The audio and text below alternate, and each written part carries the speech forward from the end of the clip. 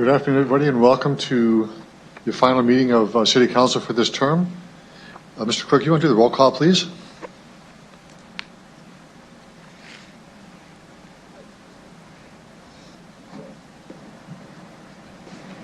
Thank you.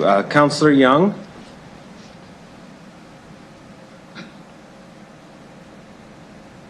Councillor Young, are you present? I'll come back. Councillor Hawkins? Councillor Stevens? Okay, do we want to check that we're having a problem?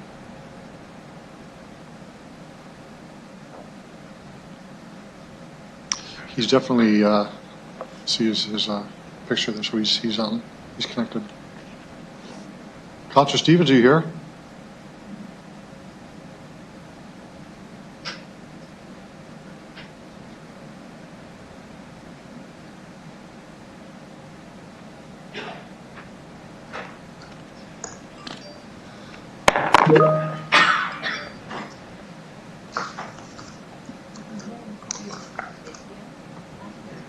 Councilor Stevens, can you speak again, please? We can't hear you in the chamber. Can you hear me now? Yes, we can. Good, thank you. Okay. Perhaps we'll start again, Mr. Clerk. Thank at the you. beginning. Councillor Young, are you on the line, please? Councillor Hawkins. Present. Councillor Bresciani. Present. Councillor Findura. Present. Councillor Murray. Present. Councillor Bryce. Present.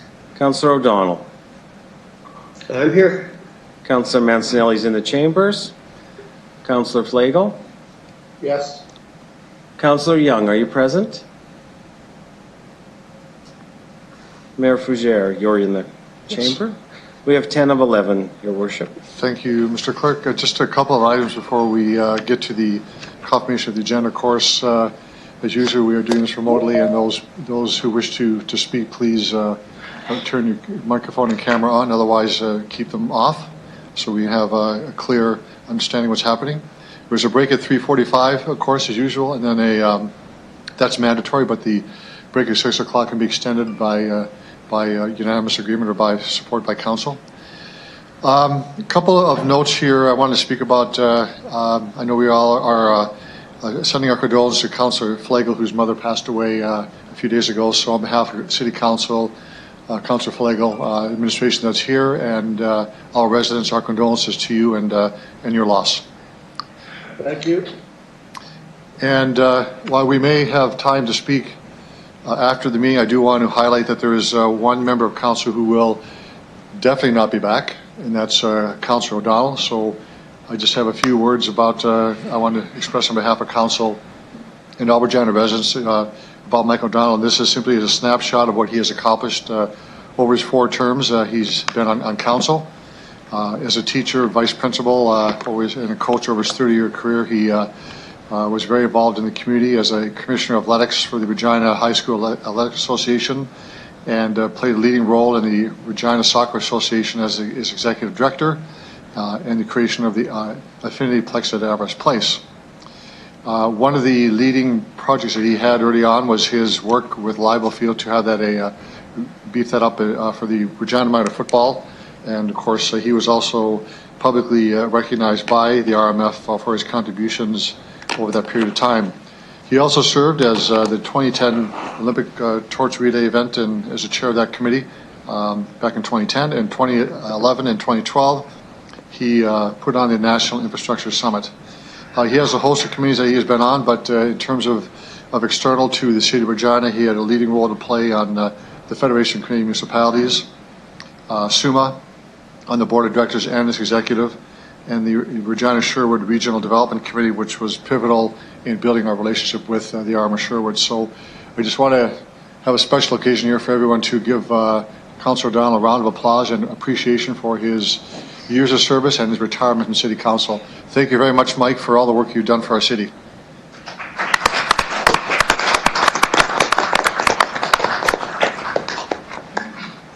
Mr. Mayor, and to everyone, thanks very much for your kind words. Thanks, Mike. So I have a motion to adopt the Mike, agenda as... a video of chamber, excuse me? or I don't, anyway. Say that again, Councillor Flagel? I have no video of chamber. Oh, Mayor Is it- Bashir, I just joined, my iPad would not bring up the meeting. okay, you have the audio but not the video. Okay. Anybody else have that issue?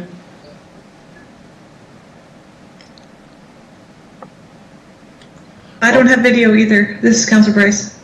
Okay, so maybe we can have some technician come and look at this as we continue the meeting. I don't know if we have any slide presentation by the administration, so that is a limitation, but we're not missing information.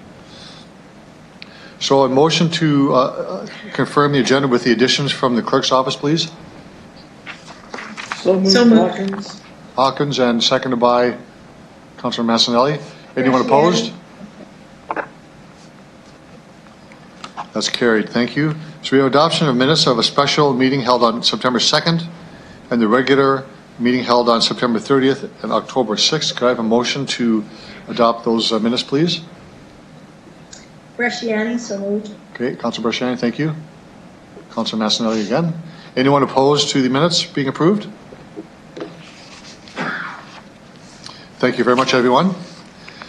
So we'll begin with delegation advertised and public notice bylaws and related reports and table reports. The first delegation is Mr. Stu Niebergall from the Regina Region Home Builders Association. Mr. Niebergall, are you there?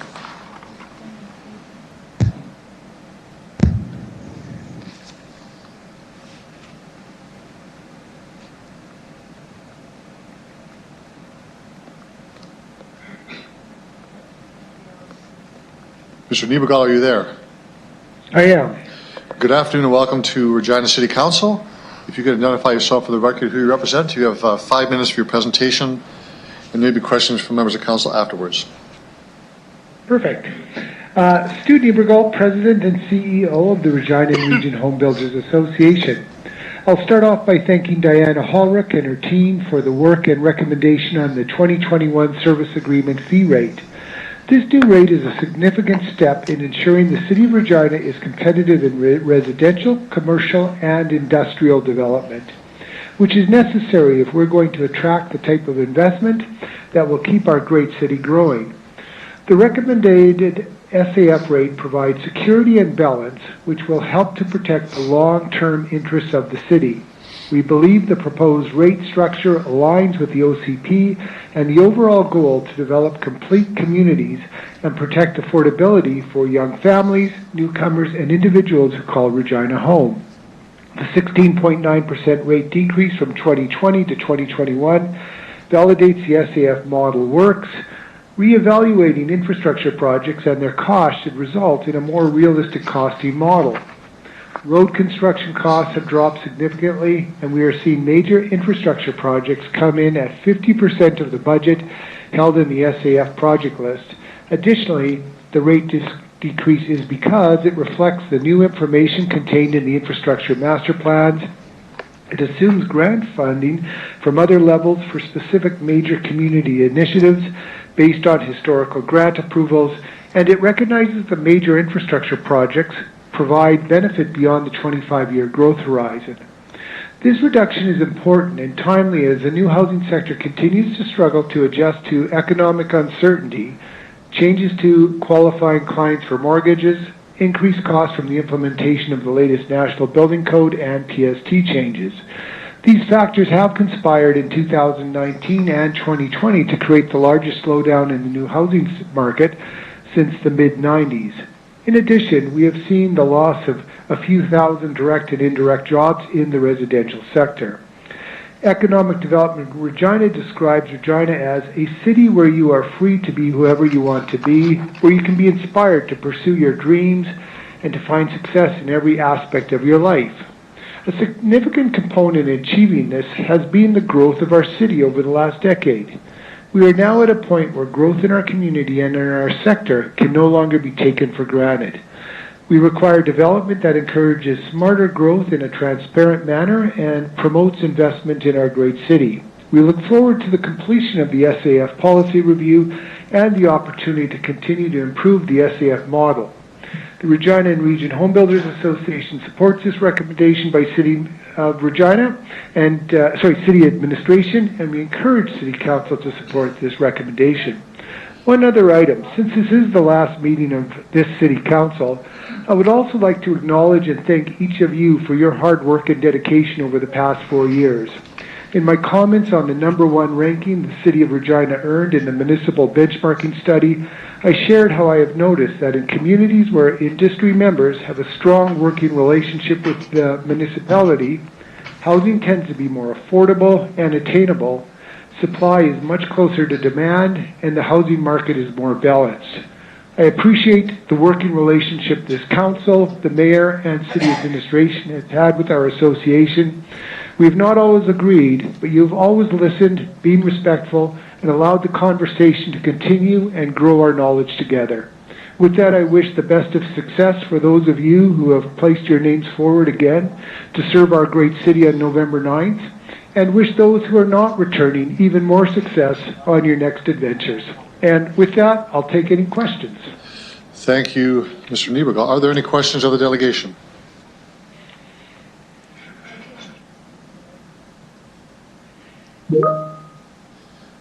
Councilor Fundura.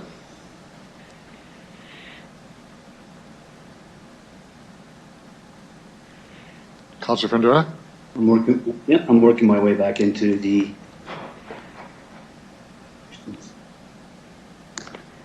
There we go. Thank you, Mr. Niebergall, for presenting. I've got a one question with the servicing agreement fees.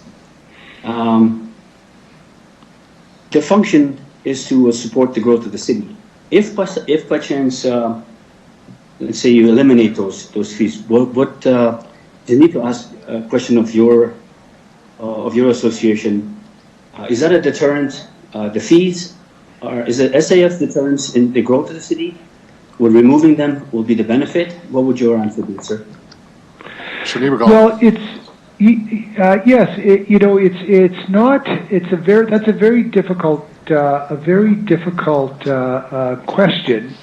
In that, if the fees were removed completely, obviously that would have a pretty positive effect, on the affordability of housing, because it would be one cost that would appear to have disappeared. The challenge becomes is how do we fund the future infrastructure that's required to grow in this example, the OCP, and in this SAF rate to a population of 300,000 people. So, I mean, the SAF model is actually an important model for the industry, because it does create a funding mechanism that does support growth. What's really important to understand about the SAF model is the city itself really is, at the end of the day, is really, through this model, really just acting as a cash flow manager for the for the industry, and we are essentially prepaying for this infrastructure in advance of being able to hook up for it. Again, as Diana Hallrick is always suggesting, and she's spot on, this is one of the most complicated policies the city has. So the key to this is making sure that the fees that are associated with this are delivering what both the municipality, the city of Regina, and the industry needs, that we're not burdening today's growth by the future growth of the city, by today's new home buyers, over top of future home buyers, and the same on the commercial and the industrial side. So it's really about getting this right balance between these two pieces. And today, with this recommendation, we are far closer to a good balance in this area. Did that answer your question? Yes, I have through you, Your Worship. Another question is, we've always talked about growth pays for growth. What would your comment on that be? Still the same? Mr. Niebergall? Yeah, I mean, yes, I mean, growth pays for growth, again, is, an important aspect that every municipality in North America has to balance that out. One of the challenges in a purely growth pays for growth environment is, at the end of the day, it does create a level of inequity, because it means, in this example, I mean, it's through the whole economy, but using the example of the new home buyer, in a growth pays for growth, because they are, the initial buyer of that lot, that initial buyer of that home, they are having to pay up front for that infrastructure that will be used by a much broader section of community that will actually go on for generations, right? So what we have done is through the growth pays for growth models, we've put that cost all up front. And, as a taxpayer, obviously we want our taxes to be as efficient as low as possible. But even people who are not buying a new home this year do benefit from the growth of our community, and through the SAF model really does not have to make a significant investment in the capital infrastructure, that's required from that growth. So again, our perspective would be is that growth pays for growth needs to be balanced, over top of the, with the whole community, because the whole community benefits from growth at some level. Councillor Verdura. Thank you, Mr. Nicolau. Yeah, thank you. I'm good. Thank you. Councillor Bresciani.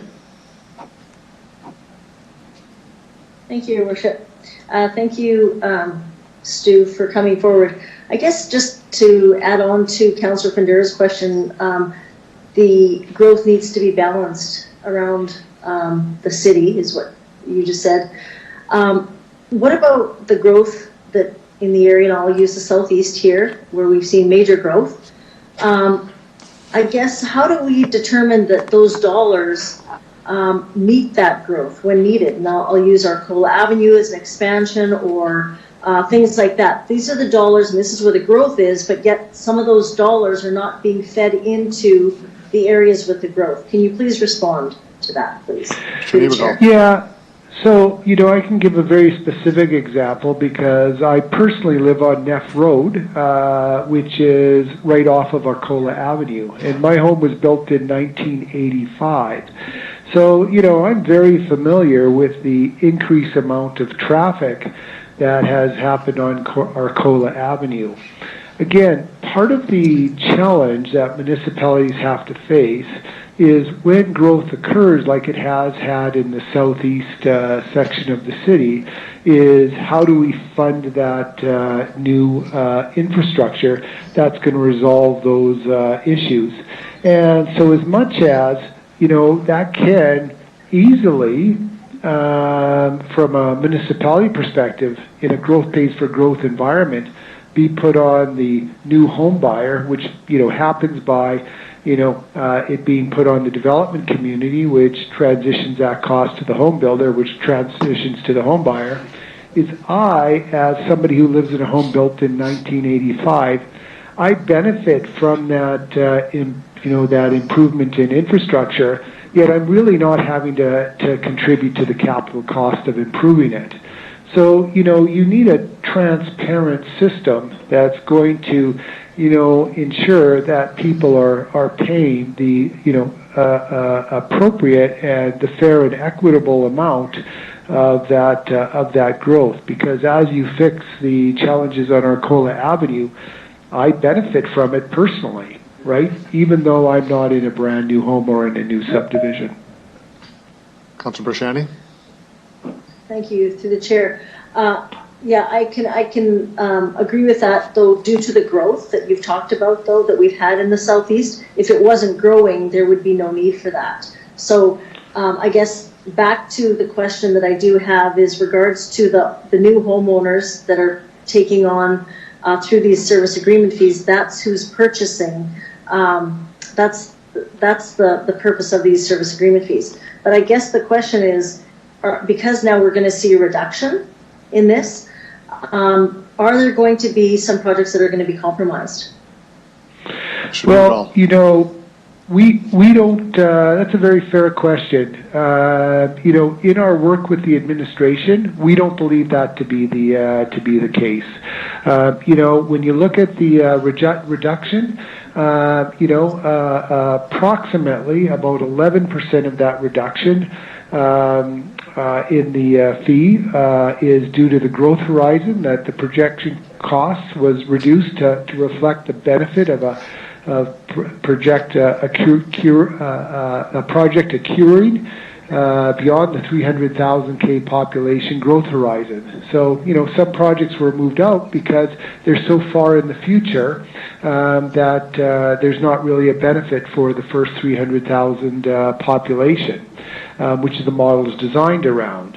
approximately not quite 10% was due to, changes in construction cost estimates. We were, quite frankly, overestimating many of those projects. Almost about 7% of that was due to this external funding, such as senior level government grants and regional services. About 2% was due to new projects. Not quite 2% was due to changes in staffing as a part of this, and not quite I think it's 0.7% is the note I have here, was actually due to the removal of projects. So it's very, very minimal on that. And then there's a percentage that is related to changes in the inflation rate as the borrowing costs temporarily, who knows how long we'll be in a low interest environment, but it's for the perceivable future. So these are the pieces that have all come together. Okay, thank you. And the last question I have is in regards to the lowering of the service agreement fees. How is this? This should then interest rates are going down. This should get the economy going, getting some building going. Hopefully, how are we going to be monitoring that? Say a house now may be reduced because it's not going to cost as much, and will this be monitored by your organization in some way to see that? We do some following of prices. Most of that is actually done through Stats Canada through their new housing price index, and CMHC does do some minimal level of that.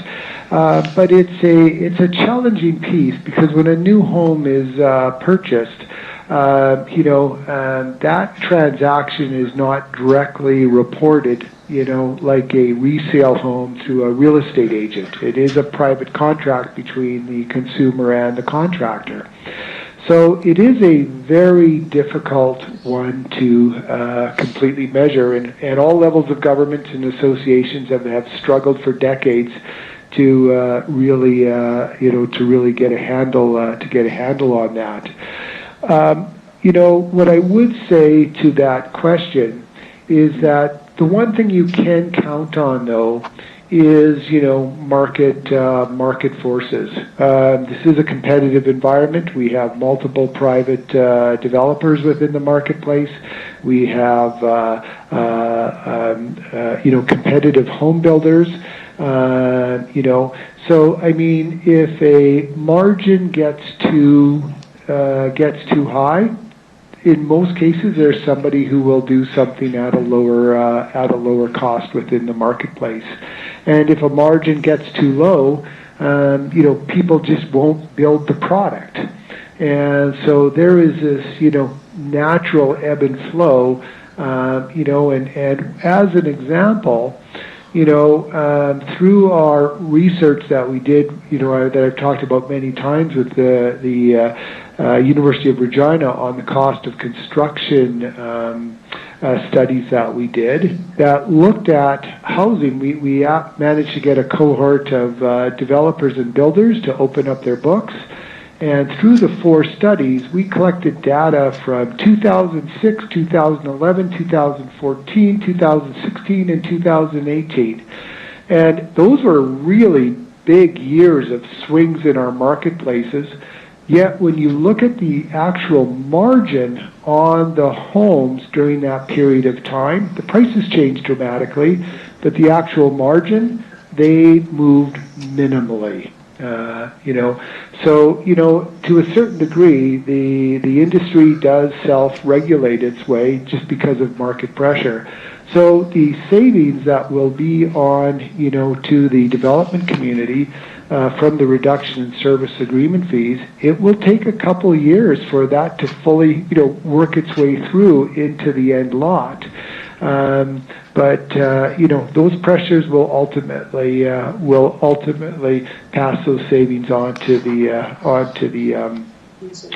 home buyer. And at the same time as that is going on, there are upward pressures on prices. As I have mentioned earlier, and it's been reported in the news since June, the price of lumber has gone up by 80%. And so if you take a look at that, we've calculated that out, what that means on an 1,800 square foot home. That adds about $8,000 to $10,000 on the cost of that home here in Regina.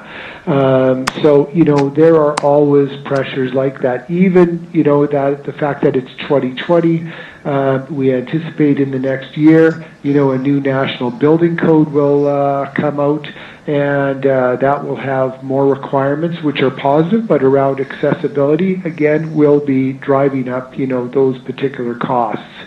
So there are a lot of factors that don't necessarily that are working against each other in terms of bringing these costs down. But anytime a price reduction happens on a component of a house, ultimately it will at some level work its way into the price of the home. Again, very long answer to a simple question, but it's a complicated piece. Absolutely. Thank you for the work you do. That's all I have. Thank you, Councillor Garciani. Other questions?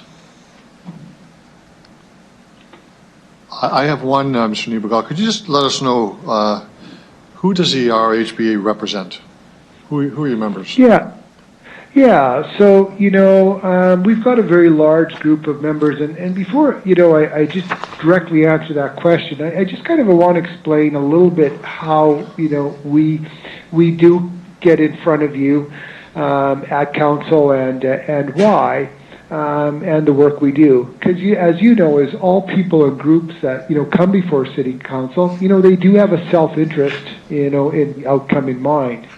So what we do at the RHBA is work through our community developer individual viewpoints to find consistency in perspective and often compromise as we do in as a collaborative manner as possible. And this is a great service to the City of Regina and the administration, as you do not need to go through all the work of, meeting with all the individual stakeholders on each item. So as an example of who our community developers consist of, it's Dream, Forrester Harvard, Carina Developments, City of Regina Land Development Branch, which by the way also holds a current seat on our board of directors, Terra Developments, Northridge Developments, Jaeger Developments, Geiger Developments, Evan Developments, Link Developments, Heidemann Developments, North Prairie Developments, Ferrantes, the Town of White City, Habitat for Regina, plus all the major consulting engineers to do the work for the City of Regina and the residential construction sector, like Stantec, Associated Engineers, and AECOM. So what we ultimately do, we bring the majority of these community developers together to bring insight to public policy decision makers on matters that affect our industry and new home buyers, all through that lens as a partner with the City of Regina. And that's why we are often in front of this City Council, working very diligently with the City administration, all in an effort to build a better Regina, and again, asking you to support this recommendation. Thank you, Mr. Niebergall. There are no more questions. You can retire now. Thank you very much. And thank you. I'd ask for a motion to accept communication 20-44 from Jason Carlson from Dream. Motion to accept So, that. Councilor Bryce. Councilor Price, and second by Councilor Massanelli. Anyone opposed to that? Thank you very much. So we'll move on to our main report, which is from Executive Committee, City of Regina Servicing Agreement Fee, Development Levy, Intensification Levy, Annual Rate Review. Councilor Massanelli, do you want to introduce that, please?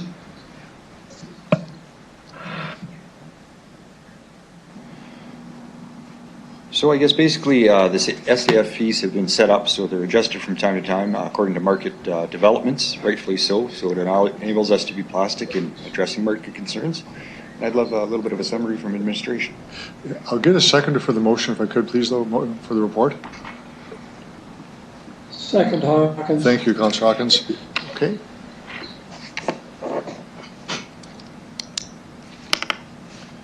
Ms. Howard, do you want to give us an overview, please? Sure, through you, Mr. Chairman. So the city is governed by the Province's Planning and Development Act, which dictates what kind of costs can be charged to the servicing agreement fees. The policy was approved by Council in 2015, and we conduct an annual rate review. So just a quick reminder, with the policy projects that only directly benefit a single area are required to be paid by developers of that area directly and not by SAFs. SAFs are collected to fund the major infrastructure investments that are required due to growth that serve more than one development area. So for example, the widening of Victoria Avenue or Sass Drive expansions, wastewater treatment plant, etc. So these investments are required to support a 300,000 population growth horizon. And so those capital costs are allocated appropriately between the greenfield development, existing areas, so existing taxpayers, and then the intensification area. So each year we review the detailed project information that feeds into the model, and it's updated. As Mr. Niebergel said, there's many factors that we look at, and that's why we look at the model every year to look at different factors that are coming into the projects and new information that can come in from new studies, etc. And then as Mr. Niebergel indicated, we did take into consideration some things like timing, grant funding, and things like that. So those all came into play when we reviewed the model. The model is funded and nets out at zero at the end of the growth horizon. So that's how the model is put together. And then the model's the model, and then the projects that make up the model make up our capital program.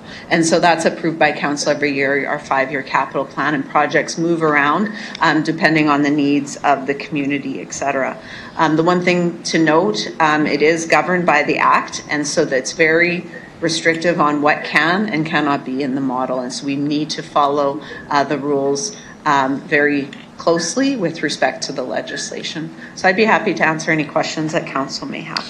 Councilor Mesnil, you have a few minutes left on your time. Go ahead. Thank you. I would like a little bit of clarification around the financial impacts on page 2 of 6 of the report. It talks about the SAF reserve going into a deficit position for some time, and about debt solutions in there as well. I'm just wondering if there's any comment. Charlotte? Through you, Mr. Chairman. So it does go into a deficit. As I said, the model, it'll come into positives where we'll be have surpluses, and then it'll go into deficits. When the policy was approved, council did approve that the deficit could go down to 50 million because it is the life of the model, but at the end of the model, everything will zero out. So we collect the fees over the lifetime of the growth horizon, and we get those fees and they feed into the model. So you will see ebbs and flows within the model where it will go into surpluses and deficits. Okay. I guess follow up on that. I thought that the municipal government could run a deficit. So in these deficit situations, what actually happens? Charlotte? Through you, Mr. Chairman. So it's when we say a deficit, we mean within the model it's showing, but we do borrowing and other things to balance it. So I'm not sure if Mr. Lacey wants to go into more details with respect to that, but in the end, it is the model. It's not a deficit like our budgeting. It's different. Mr. Lacey, do you want to add to that?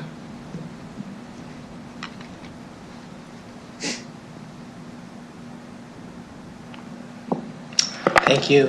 Through you, Your Worship. The only add I would have is maybe just to add to Ms. Harlott's remarks is that it'd be very much like when we take on debt for a capital project. These are essentially capital projects that are funded through the SAF model. So the models or the reserves in a deficit position, it would be very similar to taking on debt for a capital project, which will be repaid over a period of time through future SAF fees collected. So I guess in our current position in the city, does that mean that we're going to debt situations through debt financing instead of the SAF fees to manage our capital projects? Mr. Lacey? Through you, Your Worship, certainly as the SAF reserve moves more into a deficit position as kind of planned in the initial part of that model, we as administration will have to look at whether we can cover that through the city's overall cash flow ability, or if necessary, debt would potentially be an option that we'd have to come back to council and get approval on, but we haven't moved that far down the road yet to make a determination about how we'll fund that reserve when it gets into a significant deficit position. Okay. With these funds in this plan, how does that affect things like missing pathways and sidewalk connectors that I see within my portion of the city, my ward?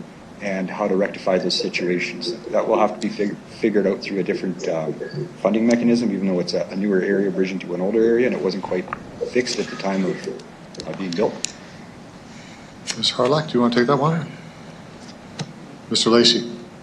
Thank you, through you, Your Worship. So maybe I'll start, and if Ms. Harlock has any additions. So maybe just a couple of clarification comments. I think it's an excellent question.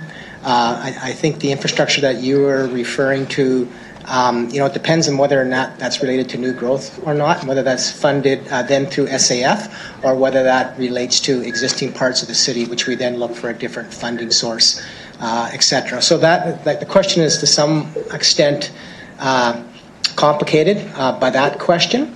But I would just, again, remind Council at the end of the day that whenever we talk about going into a deficit position on a capital project or anything that we do, we as a city only have a certain amount of cash available to us. We only have a certain amount of debt room available to us. And I think before I've talked to Council about my long list of $100 million projects that I know are somewhere in the future, that are all projects that I know would be a benefit for the city here, but at the end of the day it requires a discussion at Council around prioritization. And if we do need to go into debt, or we do need to draw upon cash reserves that we have, what are the priorities? Because the needs certainly outweigh what's available to us. And this is just a piece of that conversation. Ms. Harlock, anything to add?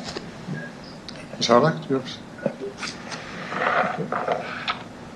Through you, Your Worship. The only other thing I would add is, as Mr. Lacey said, the one thing is within the model, if we do borrow, the rate accounts for that. So when we borrow, that borrowing cost is in the model, and the growth pays for that borrowing cost. So that's one thing too, just to keep in mind when we do that. But as Mr. Lacey said, it's a broader conversation about trade-offs, and those conversations. And in 2015, the decision of Council was that $50 million mark. And so we are doing a policy review right now that will be coming to Council in the new year. It's our 5-year review, and all of the financial pieces will be taken into consideration when we bring the policy forward to Council.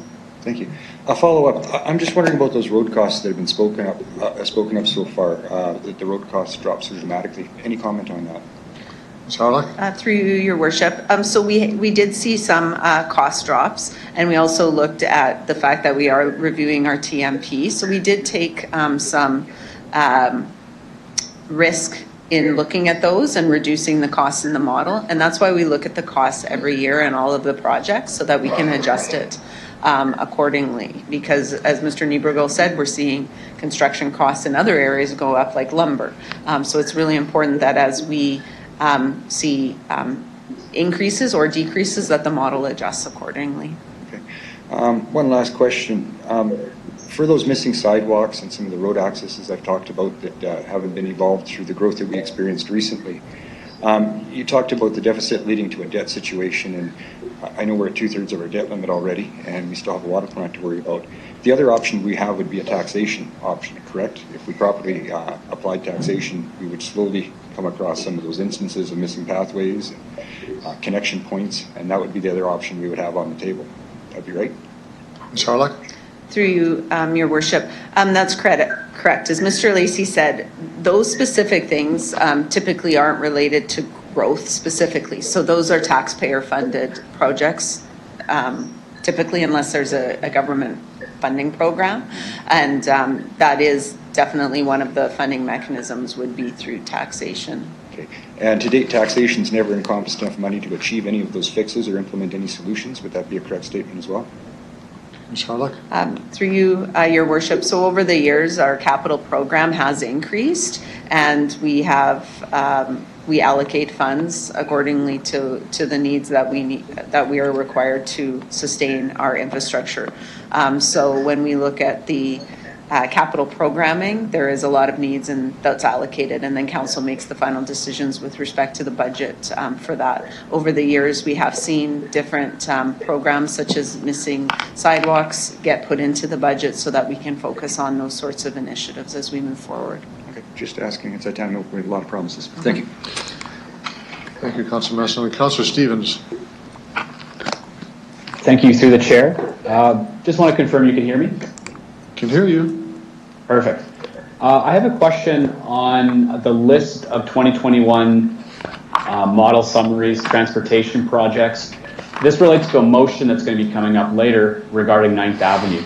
Do any of these projects listed in the SAF itinerary here, would they address the concerns that Councilor Mancinelli and residents of Ward 9 are concerned about? Through you, Your Worship.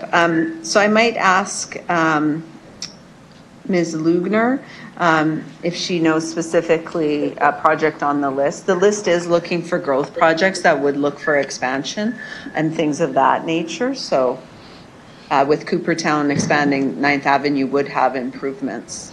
Ms. Lugner?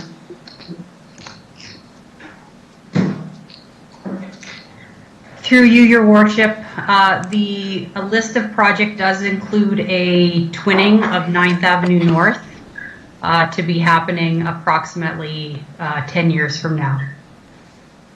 Thank you, through the chair. If we were to decide to fast track a project like that, could we incorporate a premium on changing the time frame? So in other words, right now we see, example 7.7 million. If we fast tracked it, would the price go up? Ms. Harlock?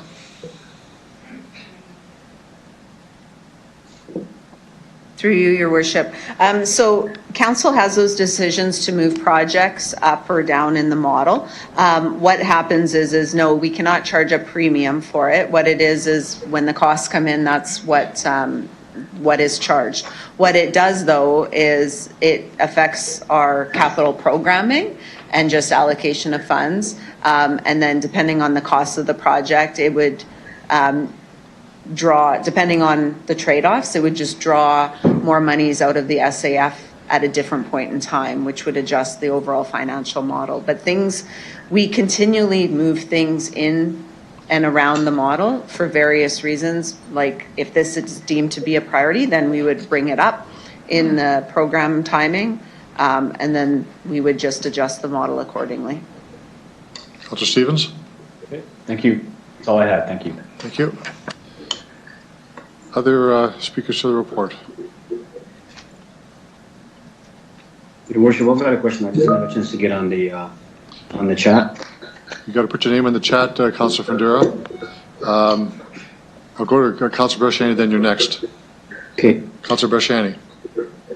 Thank you, Your Worship.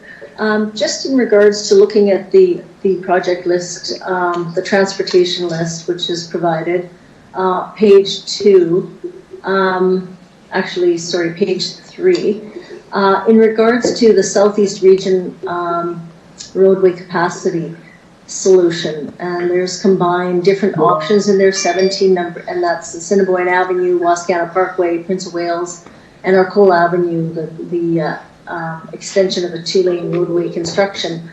That says, 2020, but there hasn't been anything there as of 2020. So what's the plan? We've got it in there for 2020, but can you just elaborate on that, where that is on the list? Ms. Harlock? Through you, Your Worship. So that 2020 is the cost estimate. So it's the dollar value in 2020. That's what you're reading in that column. So the timing of the projects, we don't have the timing within this. For those projects specifically, we are, as you know, there was a council motion and work that administration was instructed once the bypass is open that we would do our study of Arcola and all that and then bring recommendations back to council. So that work is being done next year. We're also reviewing the transportation master plan. That's one of the big components in the SAF model is transportation projects, and we are reviewing the TMP, and so we do anticipate that based on that review, we will see changes to the transportation projects as they come forward. Councilor Brashani? Thank you. Through the chair, I just want to be clear, though. I understood, though, there was to be some changes to Arcola Avenue within this 4 years, not after we weren't waiting for for that whole study. It was looking at options of widening, or is that incorrect, through the chair? Like there was we knew University Park Drive, they had a big study there that was, we've had many accidents there. So what you're saying is none of that has been done, and we're waiting for the study for 2021. And when is that study supposed to be started? Ms. Harlock.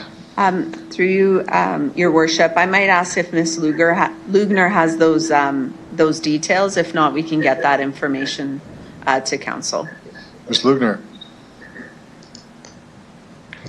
Through you, Your Worship, the plan is to conduct the Arcola Avenue study during the 2021 calendar year. So we anticipate starting it very early in 2021 and having a report on our findings in Q4 of 2021. Councilor Barshani. Thank you, through the chair. And then just if I can ask, if the findings are, how does it get on the list though if there needs to be done? How long does it take then to get things moving forward, through the chair? What's the timing after that? Ms. Harlock. Through you, Your Worship. So we take all of this information and then we have to do a needs assessment across the city. So we take all of those things into consideration and then we put it into the timing and into the 5-year capital program. So we look at all of that information, look at our budgets, and then we put together our plan. So once we have that information will come forward and then we'll make recommendations for timing. Thank you, through the chair. And one of those would be growth. The main factor would be growth. Would that be accurate, through the chair? Ms. Harlock.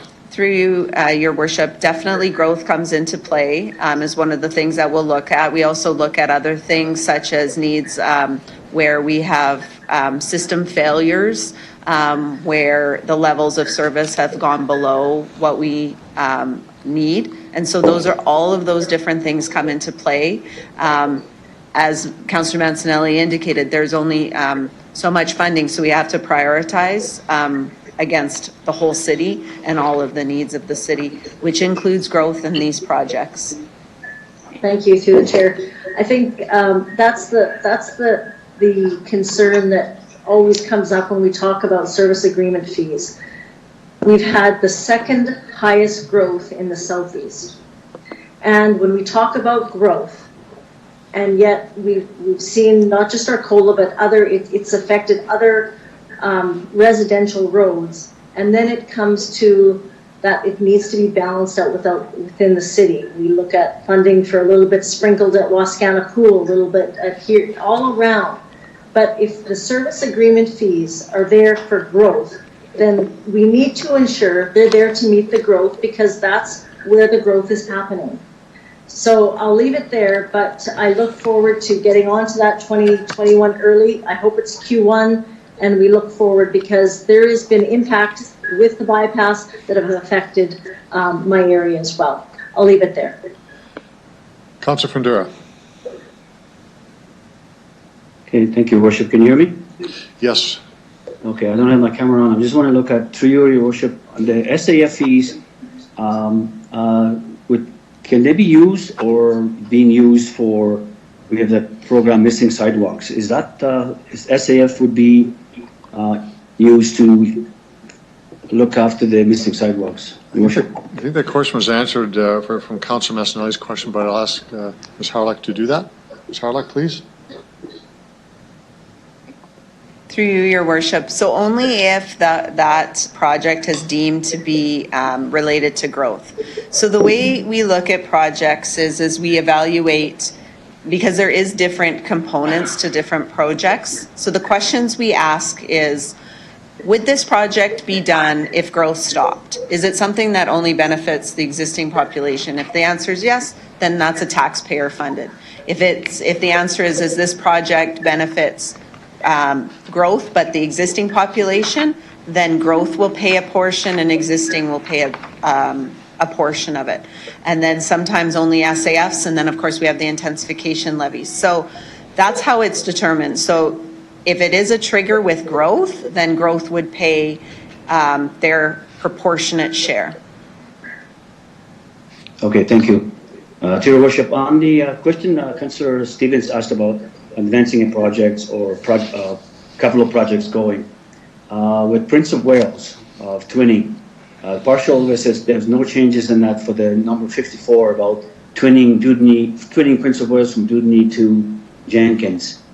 No changes. What does that mean? What's the projected timing for that?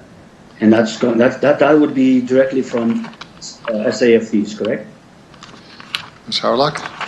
Through you, Your Worship. I might ask Ms. Lugner to go through the details of that. When we look at timing of projects, as I indicated, we have to look at the overall of all of the projects, and the timing comes into play. So I might ask Ms. Lugner to go into specifics about that project. Ms. Lugner.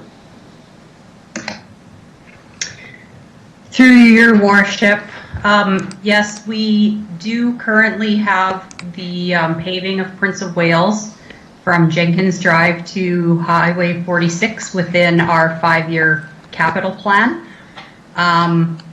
Just to point out that, like moving projects forward, put existing projects that are in the plan at risk potentially. So just so that you're aware, if the conversation comes up, there are trade-offs, but we do have Prince of Wales in our 5-year plan right now. If there's a comment that says no change, it just means there was no change to how the project was entered into the model. Councilor Findura. Thank you. I'm good with that. Thank you. Thank you.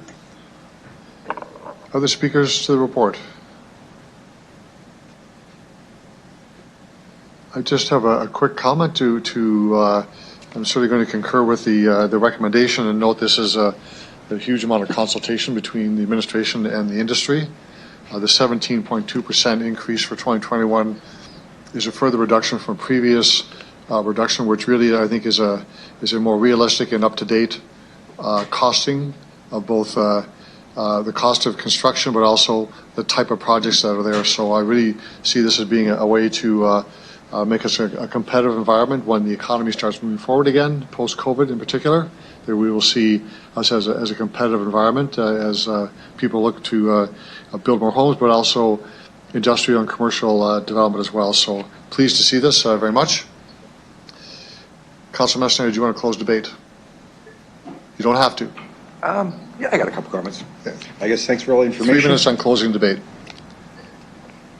Thanks for all the information. It was a good report. It's glad to see that things are being adjusted to make it agreeable to grow in our city again, and also to make it evident that if we want to fix things, SAF fees aren't necessarily the answer, and we have to take them responsibly and properly. So thanks for the information. Thank you, Councilor Massinelli. Mr. Clerk?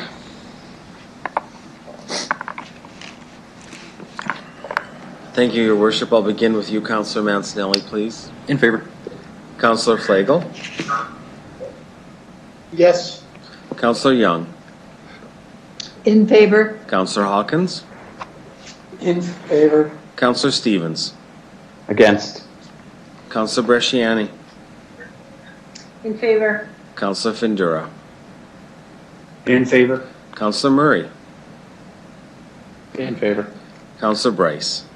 In favor. Councilor O'Donnell. In favor. Mayor Fougere. I vote yes. Carries 10-1, Your Worship. Thank you very much. So we'll go on to our next delegation. This is concerning rental short-term accommodation. Sean Fay.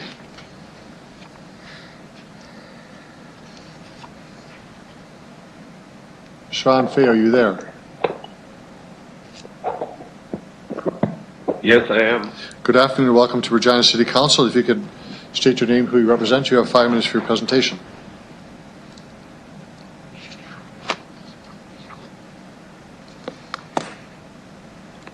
Go ahead.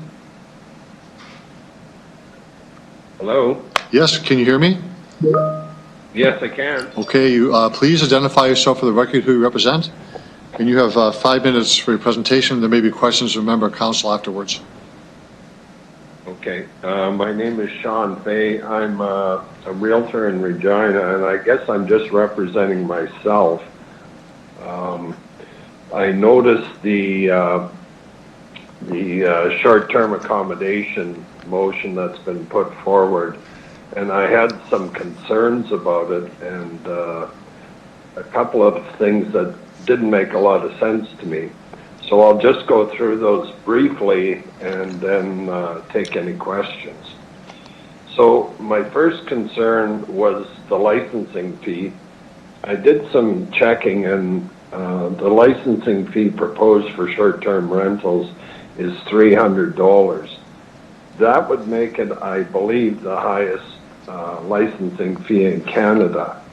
And for example, the licensing fee in Saskatoon is only $85. So my question on it is that cost recovery, or is that for profit, the licensing fee? By the way, I do agree with licensing short-term rentals, so I don't have a problem with the license itself. The second, probably bigger concern, and I'm not sure of the reason why, is the amendment that was put in regarding the 35% occupancy of a suite that is not in an occupied, or not in a property occupied by the owner. So for example, if you had a basement suite, now this is my understanding of it, you have a basement suite in a house and you want to rent it out, you can only rent it out 35% of it. Well, in the first place, I don't know how you're ever going to sort of police that, and I don't know what that means. How are you going to rent out 35% of a suite? I do believe that this amendment to the motion was brought in to stem a problem that we had in Regina, and the problem was with some properties, they had been divided up into a series of many, many bedrooms, and they were rented out individually. Now this caused some concerns in the neighborhood because all of a sudden you had 10 different people not from the same family living in a house, and therefore the traffic was increased, et cetera, et cetera. I don't want that to happen. It happened in my neighborhood. I saw the properties it happened to, and it wasn't very enhancing of the neighborhood, let's say. And I think this 35% thing was maybe a way to stem that, but it has some unintended consequences, and it makes some of these properties, I don't want to say unsaleable, but it certainly affects the value of them if you can only rent out 35% of them. So I think a better way to stem that problem is to say any accommodation must have certain things. The certain things being a separate kitchen with an operating sink, a bathroom, and a separate or shared entry with one other unit. So, for example, you can come in the back entry and go downstairs to one suite and upstairs to the other. Other than that, that's probably my presentation. Okay, thank you very much, Mr. Fay. I'll see if there are questions. Thank you for your presentation. Sure.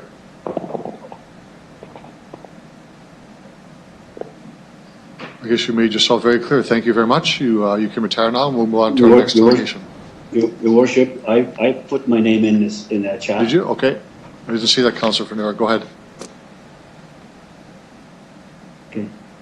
Go ahead, Councillor Fernera. Thank you. Yeah, thank you, Your Worship. Mr. Fay, I just have one question. You mentioned about the fees. That's self-explanatory, that you feel that the fees are high. But I've got a question on the 35%. You were talking about how you're going to rationalize and how you're going to police the 35%.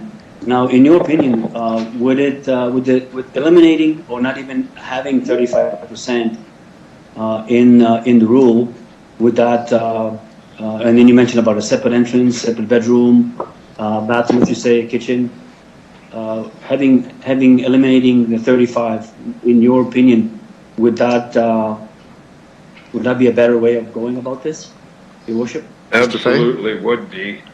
It absolutely would be.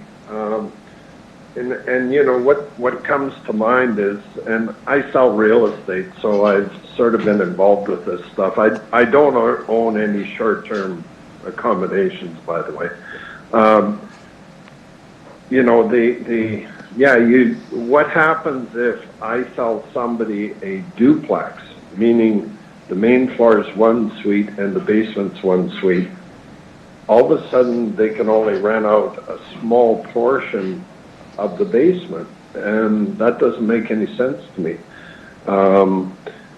And honestly, under short-term accommodations, one other thing I did want to mention with short-term accommodation is the majority of them, and I mean by far the majority of them, or at least every one that I've seen, has been very well maintained. And I'll tell you why they're very well maintained is because they're reviewed by every person that stays there.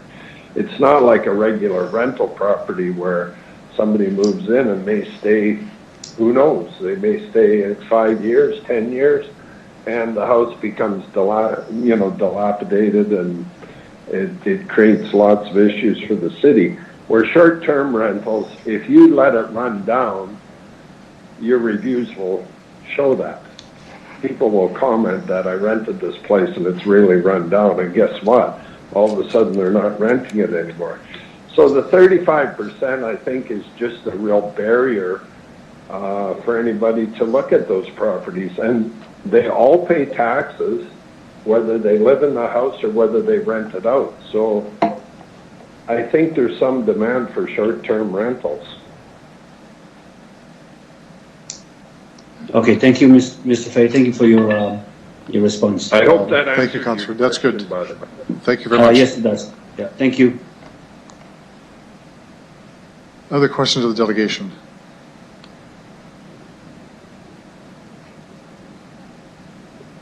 Thank you, Mr. Fay. You can retire now. Thank you very much for your presentation and answering questions. Our next delegation is Tracy Fallman. Good afternoon, Your Worship. Good afternoon. If you could identify yourself for the record, who you represent, and you as well have 5 minutes for your presentation. Thank you, Your Worship, and good afternoon, members of City Council. My name is Tracy Fallman. I'm the President and CEO of the Regina Hotel Association, and I'm here today representing our hotel members to support administration's proposed regulatory and licensing regime for residential short-term accommodations. And secondly, to respectfully request City Council to approve these regulations with an implementation date of January 1st, 2021. Today, the hotel industry is facing a truly uncertain future. We've enclosed with our submission a brief on our COVID-19 impact report and the state of Regina's hotel industry at September 30th for your information purposes. Hotel owners have suffered devastating revenue losses since March, and they're now dealing with overwhelming fixed costs. On average, a full-service hotel has fixed costs of more than $500,000 per month, and that includes commercial property taxes. Now, more than ever, we need a competitive fairness within the short-term accommodation industry. And while hotels, we welcome competition, it must be on a level playing field, and this is where regulatory changes to the residential sector of our industry will make a remarkable difference. To be clear, the RHA has never been opposed to true home sharing, where a homeowner rents out a room occasionally in their principal residence to generate some extra income. We believe that city administration has proposed a fair and reasonable licensing regime for this segment. However, what started as true home sharing has shifted to entire homes operating as commercial accommodation businesses in our neighborhoods. Our data today shows that 72% of the 257 active listings in Regina on popular online platforms like Airbnb are entire home rentals, and only a handful have been permitted by the city. So that's almost 200 accommodation businesses that have completely disregarded the current discretionary use process and are operating illegally today. The short-term residential accommodation sector should not be exempt from the rules and regulations designed to build strong local economies, and successful communities. And as such, we support the regulations being proposed by administration, also especially on the commercial operations side. And this is defined in the report as secondary properties. It's a welcome first step to creating fairness within the industry. We fully support administration's recommendation to also require online platforms to comply with city regulations and the amendments that were presented most recently by Executive Committee. The regulations and implications of the growing short-term residential rental sector it's relatively new to every city across Canada. And we expect that once this licensing is in place, the city will have the data it needs to better assess impact and risk in our community. And as such, we really appreciated Executive Committee's recent support to our request for a 12-month review from implementation. And at this review, we ask that additional regulatory mechanisms are considered, and most specifically on secondary properties.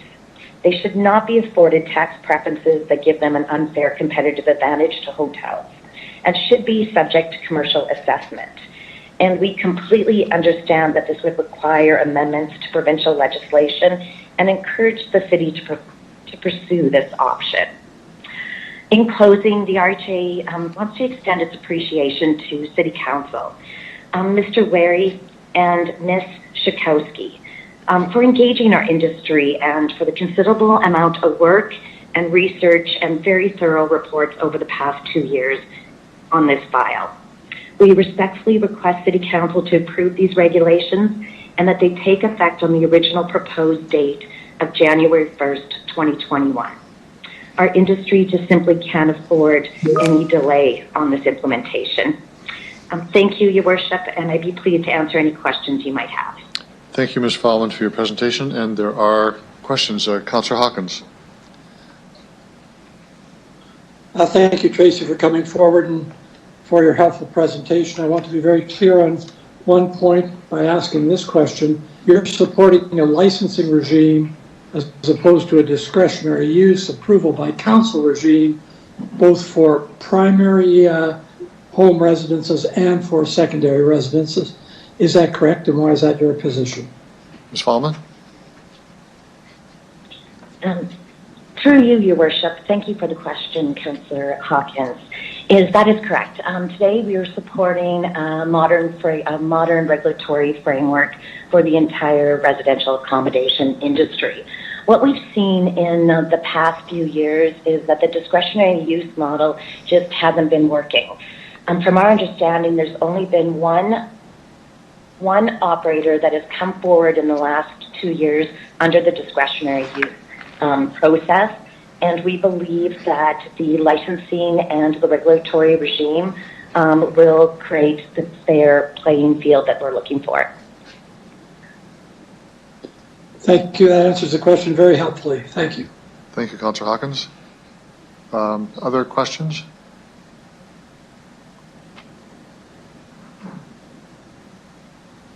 Ms. Fallman, I have a question for you then. Just related to the effective date.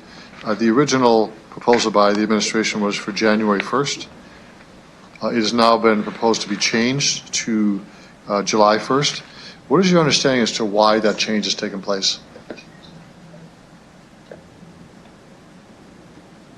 Thank you, Your Worship.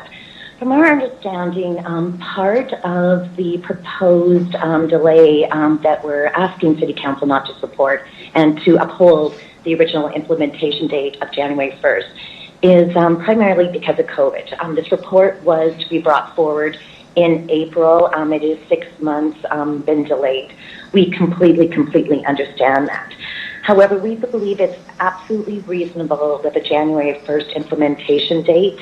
To be clear, we've never been opposed to individuals using their home sharing platform to rent out a room in their homes to make ends meet. But what we've been against is the continued allowance of almost 200 commercial operators that are acting like hotels without the same responsibilities to laws and regulations. And these should be this should really be upheld by anyone running a commercial operation. It's our understanding there's only been 1 in 2 years that is currently operating legally, and they should be provided with preferential treatment through this transition. So that's one applicant that we know of that should receive this preferential treatment. And as for other ones, they're operating illegally right now and should not be provided with the luxury to continue operating as ghost hotels in our neighborhoods. Okay, thank you very much for that, Ms. Fallman. There are no other questions from members of council, so thank you very much for your presentation and answering questions, and we'll now move on to the report. Thank you very much. Thank you very much. Okay. So if I could have a motion on report 26, please. This is a supplemental report on the short-term accommodation.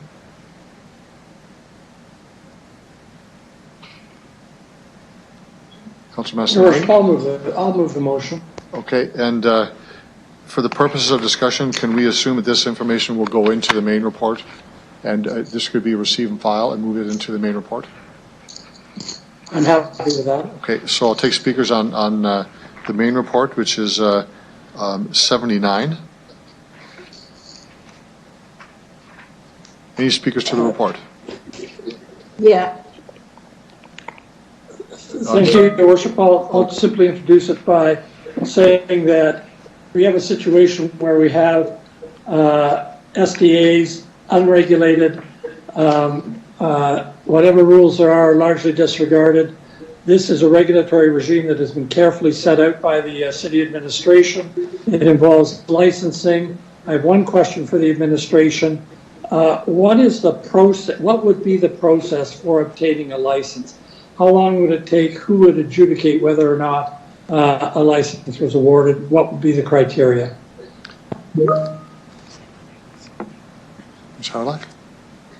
Oh, Mr. Weary, okay. Mr. Weary, please. Kowski go through the proposed process for that. Mr. Kowski, please.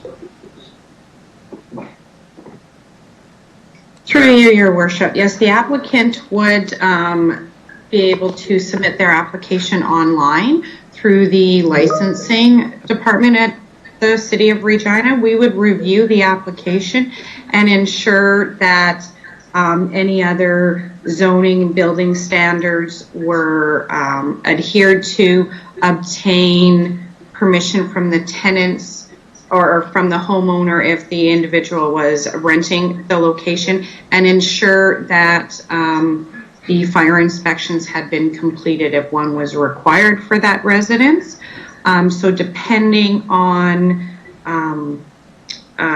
what additional requirements there were, if there was tenant or landlord approval required or the fire inspection, that length of time could be extended. However, I would think that the application process would run rather smoothly, and probably generally our licenses usually take anywhere between 2 to 4 weeks, and I would expect that this would fall within that same range. Thank you, and still through your worship, Mr. Fay and his delegation asked a question about the fee being set at $300. My question to you is that a cost recovery fee? Mr. Kowski? Through your worship, yes, that is a cost recovery fee. Thank you. One more comment, Your Worship.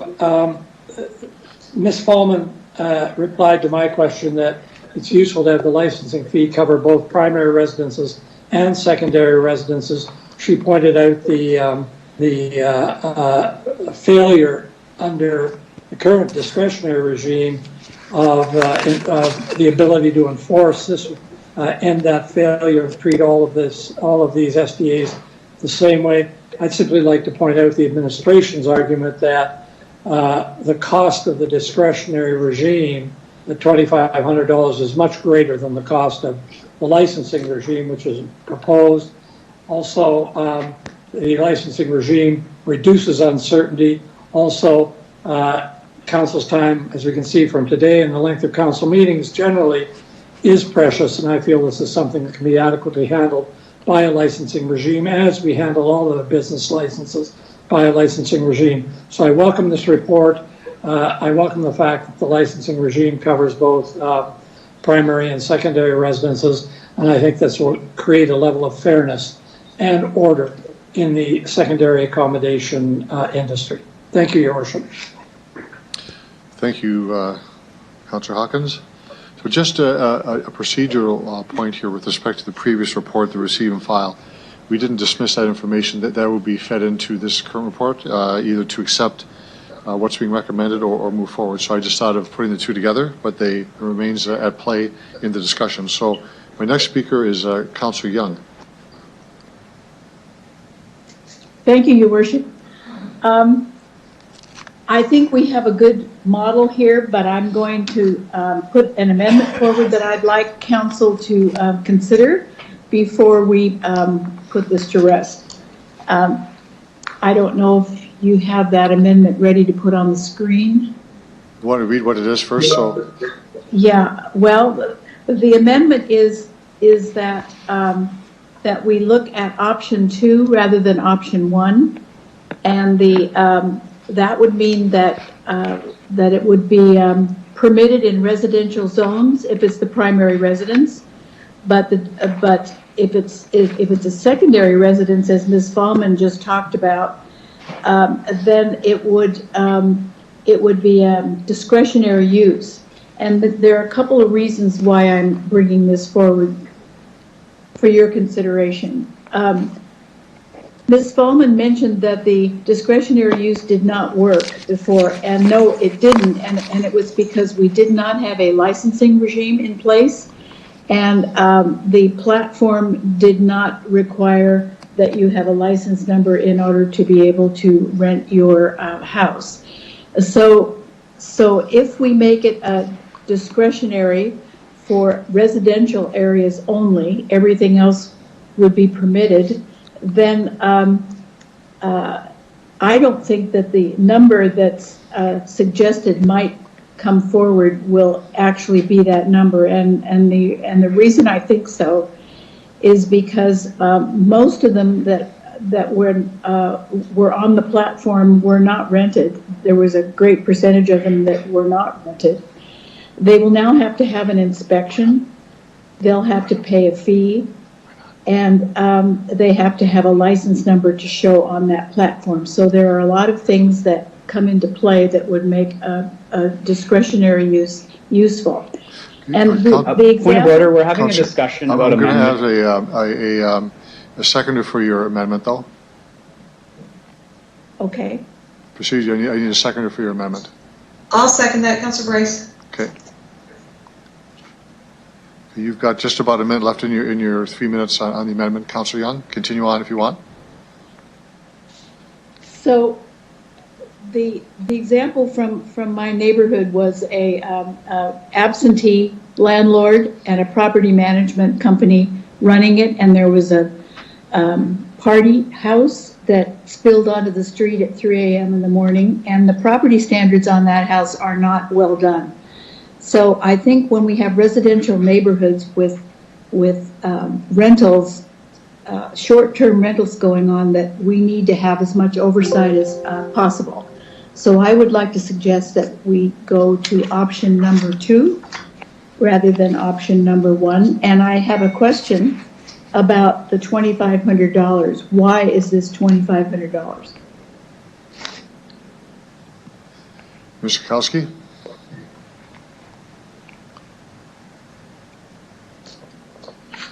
I emailed it to you. I emailed the amendment to you. Why can't we have them school? Through your worship, if we could have possibly Diana Howerlock answer that question. I think it's related to more the discretionary use application than anything else. Ms. Howerlock?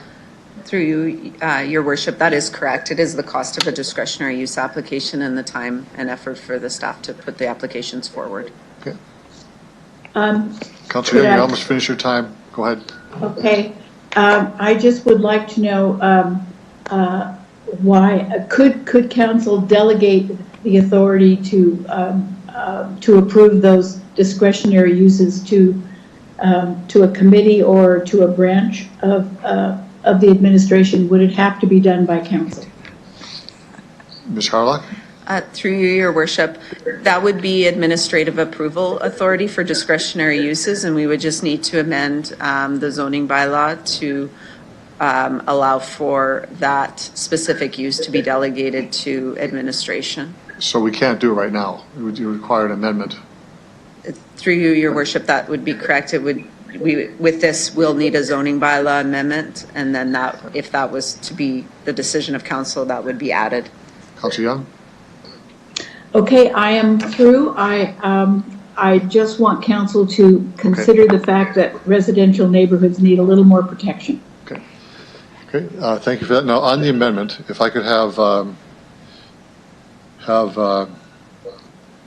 you come in on the amendment only. Any speakers to the amendment?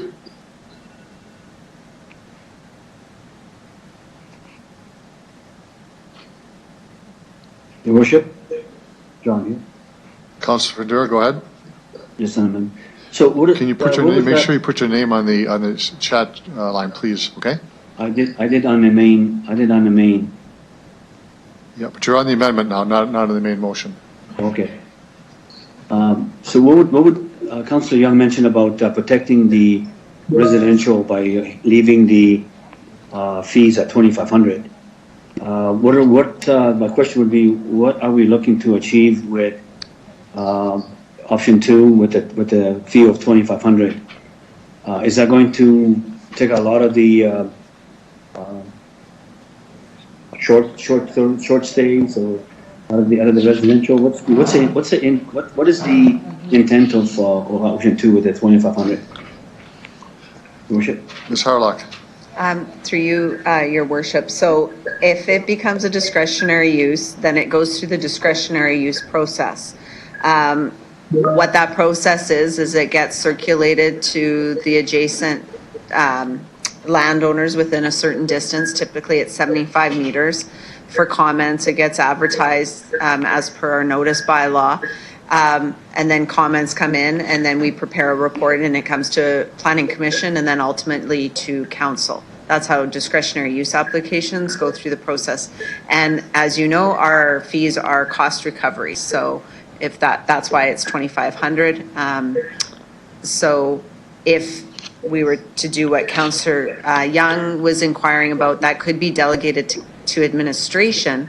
However, as we've talked to Council before, if there is a lot of opposition, then we would want to most likely bring the applications forward to RPC and Council if there's a lot of concerns. Councillor Fedora, go ahead. Okay, so I'm just trying to picture the comments or the motion comments made by Councillor Young about protecting the neighborhood. Would this kind of because when we looked at this first to say to allow residents of their little extra income and all that, would this interfere with that? Or is it something different? Maybe I'm not understanding. Can I get a little bit of clearing on that? Who would take that one, Mr. Kowski? Or Mr. Weir, either one?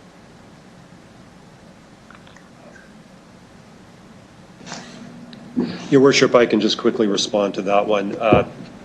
The authority to charge for discretionary use is coming out of the Planning and Development Act. The licensing authority is coming out of the Cities Act. So two separate regimes, and I think it's perhaps obvious that the higher the cost of applying for the discretionary use, which is a one-time cost for the property owner, so it is different from the licensing, which would be an annual fee. So that there's a significant difference between the two of them. But as Ms. Harlock has indicated, these are both designed to be cost recovery process fees that are set. So. Okay. Councillor Fedora. Okay. I mean, it's I understand the intent, Your Worship, but I'm still having difficulties because we do want to encourage that there are some homestays happen. So my question is, would this fee stand in the way of residents? I understand that we need to protect the neighborhoods and all that, but would this fee would it stand in the way of someone that's willing to put up a home for short stay? Is that going to prevent them from applying or going or using it, or That's my question, Your Worship. Ms. Howlock? Through you, Your Worship, the fee may deter some people. It is the process, though, where we would circulate it and would go, as you saw, we had the application on Albert Street. It would notify all of the neighborhoods, and they would have that opportunity to put in their concerns. And then if it were to remain a discretionary use under our current process, it would come to RPC and council. So at the end of the day, the fee may deter, but it does take it down a different process path. Okay, that's clear. Thank you. Okay. Next speaker on the amendment is Councillor Bresciani. 3 minutes on the amendment, everyone. Councillor Bresciani. Thank you, Your Worship. So just, can I ask administration, I researched a little bit what Saskatoon was doing, and would use, I think it says in there that they've used this discretionary use for the short-term rental properties in low and medium density neighborhoods. Is this what Councillor Young is saying, the same thing to the chair? I'll direct that maybe to Councillor Young for her intent. Sure. Councillor Young, you want to answer that? Yeah, it's just for residences in residential areas and not ones that are owned by the owner where the owner is renting out their house. This is for people who own the house but are putting it up full-time for rentals in the neighborhood. If you own a house and you want someone to stay with you, or you want to go away for a month and have someone stay there, that would not be part of the discretionary use.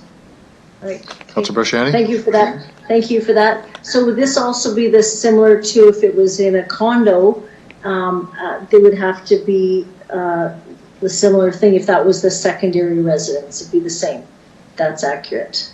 I think I've answered that question. I just want to ask administration, is that how they read Saskatoon's as well? Hi. Mr. Wurry? I think Crystal's on. Okay. Thank you, Your Worship. Yes, we're aware of Saskatoon's approach. We've reviewed that, and I'll ask Ms. Atchison to comment on the differences. Please. Thank you. Yes, through you, Your Worship. Saskatoon, just prior to our meeting on this, I believe last month, approved using a discretionary use approval in certain zones when it's not the primary residence. We did address that in our initial report, and this option was not recommended.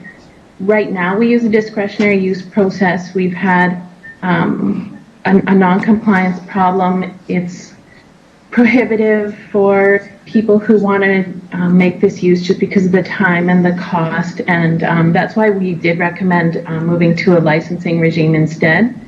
In our research, Saskatoon is the only place pursuing this option.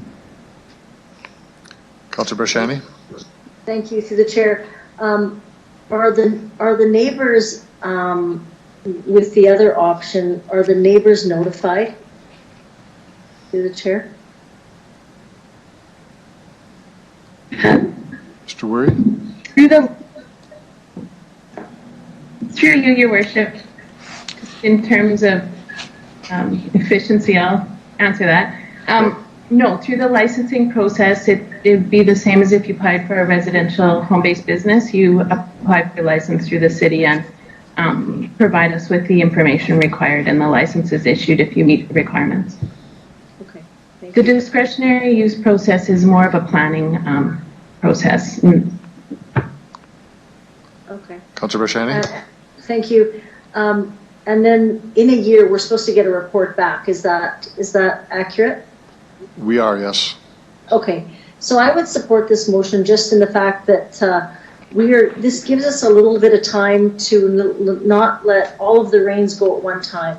I think a big piece of this is that people want to know what's in their neighborhood, and to notify the neighbors just out of respect is something that we need to move forward. And I would rather us tread slowly rather than just opening up all the doors. So I would support this. I'll leave it there. Thank you. Thank you very much. Move to Councillor Massanelli on the amendment. Through the chair. What's the timeline on receiving a discretionary permit right now? What's the timeline on approval for a discretionary permit right now through the chair? Ms. Harlock? Through you, Your Worship, it depends on the complexity of the application, but typically 4 to 6 months. 4 to 6 months, and the permit process is 2 to 4 weeks? Pardon me? And the permit process would be 2 to 4 weeks, correct? Ms. Harlock? Through you, Your Worship, do you mean one time. Yeah. So the permit that you guys recommended is a 2 to 4 week The process, licensing. and discretionary permit is 4 to 6 months. Is that correct? Ms. Harlock? Through you, Your Worship, so the discretionary, if it was a discretionary use process, could take upwards of 4 to 6 months, depending on the complexity, and then the licensing permit, I would defer to Mr. Weary on that timeline. Mr. Weary? Yes, Your Worship. I think Ms. Schakowsky already commented on the timeline for permits. I think it would be 2 to 4 weeks. Again, this is still depending on the volume, and also just that it is a new process for us. So, but that's what we are estimating as the proposed timeline. But we do, at least with the initial license, we do remind council that there are other agencies that potentially are involved. So there would be the potential for a fire inspection of any of these units. And so that is, we would be somewhat at the mercy of the timeline for those being completed. So, sorry, just to clarify, for secondary properties only. Thank you. Councillor Massanelli.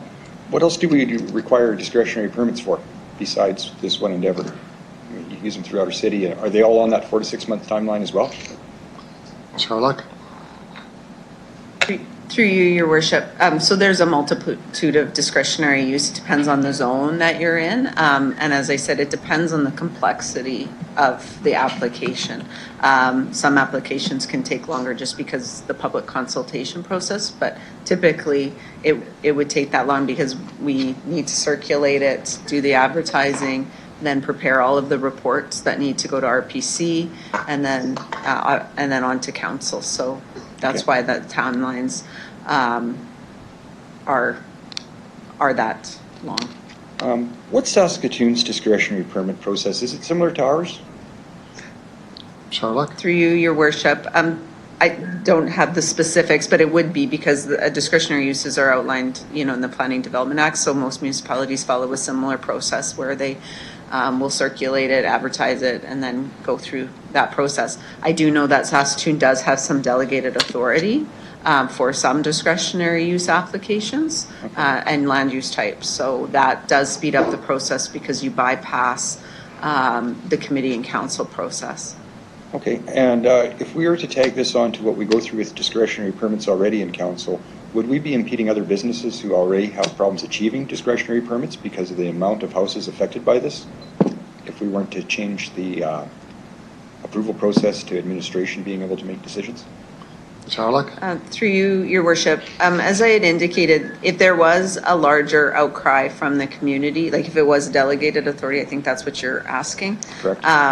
What we've recommended to council, we still owe council a report on that about that issue, but our recommendation was that if it was controversial and we got a lot of pushback from the community about that use, we would put it through the full process, which would be RPC and council. Okay. Do you track your track record for recommendations with discretionary permits and council's adoption of those recommendations? Do you have any idea of how often we agree or disagree, or if they kind of follow a status quo? We are straying away from the issue here, which is discretionary use on this application, Councilman Massanelli. We've had that information shared with us before. Yeah. So I just want to just narrow it down, please, back to the issue what we have before us, please. Just a clarification question. If we agree to the amendment, do we not also have to follow through the discretionary permit avenue of it for the implications it might have? I think we follow the regular discretionary use process unless we delegate it to the administration, which means we have to amend another act to do that. Okay, so my worry is if with the amount of applications, if we don't modify what's going on, we're going to have unwanted effects happen to discretionary permits, and businesses kind of depend on those. So I'm just making sure that we're not adjusting our timelines or moving in a way that might catch us by surprise. Okay. Ms. Harlech, do you want to comment on that? Yes, through you, Your Worship. So when we did zone forward, there was about a 98% agreeance rate. But what it does is if it does go that, it increases the time and agenda items. But we are, as I indicated, bringing a report back to council in the new year about this very thing about delegated authority. And I guess just more to my point, to clear up, I don't mind the amendment as put forward, but I'm very tepid about the effects on discretionary permits, the timelines to do business in our city, and the cost of the discretionary permits. So without one adjustment for the other, we would only forego longer timelines for people trying to do business on other projects. So I guess I don't want to go any further. I got my thoughts out. Thank you. Thank you for that. Councillor Hawkins, on the amendment. Thank you, through your worship. I have a question for the administration. Under the licensing regime, are the licenses renewed annually, and if a house proved problematic, would that be taken into consideration on the renewal of the license? Mr. Wurry? Yes, thank you, Your Worship. I can start, and then I'll ask Ms. Atchison to elaborate further. By problematic, I will take Councillor Hawkins to mean not following rules, regulations, laws of the city, and that would be a consideration in terms of whether a license would be renewed. But I will ask Ms. Atchison, who has drafted the proposed bylaw, to comment further. Ms. Atchison. Through you, Your Worship, there's a number of reasons. First of all, yes, they would be renewed annually, and on reapplication, they'd be reviewed, and we've listed reasons that it could be denied, and one of them is if the unit isn't in violation of any city bylaws, or persons in the unit have violated a city bylaw. So it wouldn't be automatic if there was one bylaw infraction. You know, it would depend on the situation, but I mean, if there was a problem property like you're talking about, it would definitely qualify to not receive its license or even revoke its license. Councillor Hawkins? That's the point. Thank you. That's the point at which I think the neighborhood protection, which is important, should kick in. I want to ask one other question. How are neighborhoods generally protected through the bylaws? Parking, noise, those kinds of things. Do our bylaws adequately protect neighborhoods in that regard? Mr. Wurry? Thank you, Your Worship. We don't propose any changes to those bylaws. Noise complaints would be covered under the existing bylaw, and so those would be reported. I mean, one of the most common ones that we receive that are often investigated by police are noisy parties. So we do have complaints of that nature, that where the charges are laid and they are prosecuted in our bylaw court. Parking regulations would continue as normal in terms of whatever the street parking requirements would be for residential neighborhoods, and as we know, most of them have a 24-hour parking limit in most residential zones, so that would be what would be planned there. And of course, we would rely on the neighbors to file complaints if there are problems with the property. And again, if they're not following the rules and regulations of the city, we would investigate them in the normal course. Councillor Hawkins? Thank you, Your Worship. The last question. My understanding is that the public was surveyed when these regulations were developed, and that the public's reaction was that a licensing regime was to be preferred, both in the case of primary residence and in the case of secondary residence use as SDAs. Is that correct? And does the administration have the numbers readily at hand indicating the public's favor of the licensing regime? Mr. Wurry? Your Worship, I'll ask Ms. Schakowsky to comment on the public consultation that we did in relation to this report. Ms. Schakowsky. Through you, Your Worship, yes, we did survey the public and had responses where 77% of the respondents agreed with licensing short-term residential properties. Thank you, Your Worship. I'll just say that I am not in favor of the amendment. I am in favor of the intent behind the amendment, which is to protect neighborhoods. Strongly in favor of that. But I believe the licensing regime can accommodate that, and the enforcement regime for our bylaws can accommodate that more effectively than setting up a very costly and time-consuming discretionary use regime, which is what we're trying to get away from with the licensing regime. Thank you, Your Worship. Okay, thank you for that. Councillor Stevens on the amendment. Thank you. I understand the spirit behind this. I won't be supporting it. I think it runs counter to the very principles that we advanced when we asked administration to put together a set of recommendations. This is going to make licensing less likely. So we're really defying the entire principle of this approach and of our strategy. And I worry we'll just be back where we started. My other concern is this really is driven by a few complaints of party houses. I'm not sure that's sufficient to merit a radical change to what we've already asked administration to accomplish. So I think the first option that was established is the best in terms of encouraging licensing through an inexpensive, seamless process. So I won't be supporting this. Okay, thank you for that. Councillor Don, I believe you're next. Thanks very much. In addition to the comments for the last two speakers, I am not going to support the amendment either. I believe that the initial report satisfied everything I was looking for and what the public was looking for. But I also am concerned about time.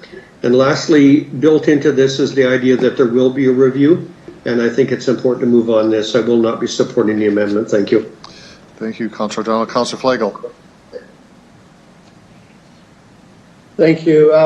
Yeah, I agree with, I won't support this. The reason I won't is because when you listen to Ms. Hallman, she's very happy with the first part, and that was a big concern when we went back a year ago, that they weren't engaged, they weren't part of it. And if her and her membership have agreed that the original option was going to satisfy what they were looking for, then I was for it. And to go to the discretionary part, I don't agree with that either, because we're looking at an expensive cost. It's going to be prohibitive for a lot of people, and we don't need that. And I mean, we've bogged down administration enough with other reports and all that other kind of stuff. So I'd rather not see us throw another piece of stuff into the mix for them. So I get it, I see it, but I mean, even in option one, or no option at all, there's party houses all over the city. We've got them up in my area of town too, and unfortunately, we need to maybe do a better job of bylaws and all that other kind of stuff, that maybe we can deter a lot of this party housing stuff. But hey, parties are parties, and we don't know where they're going to be, and until they've happened or happened. So thanks. Okay, Councillor Murray, do you want to speak on this? Thanks. Yeah, just briefly, I also won't be supporting the amendment. It just is going to slow down the process, in my opinion. It's going to be costly, as was already stated. We also have that review in 1 year, so I'm comfortable with the first choice. Thanks. Okay, thank you very much. Any other speakers to the amendment? Councillor Young, do you want to close debate? Thank you, Your Worship. I would just have one comment. If this were to go forward, if not now, perhaps in the future, if we think we need it, I think that we could add that we would delegate authority to approve discretionary use on secondary properties to the administration. It would cut down the time, it would cut down the cost as well. That's all, Your Worship. Okay, thank you very much for that. Mr. Clerk, on the amendment, please.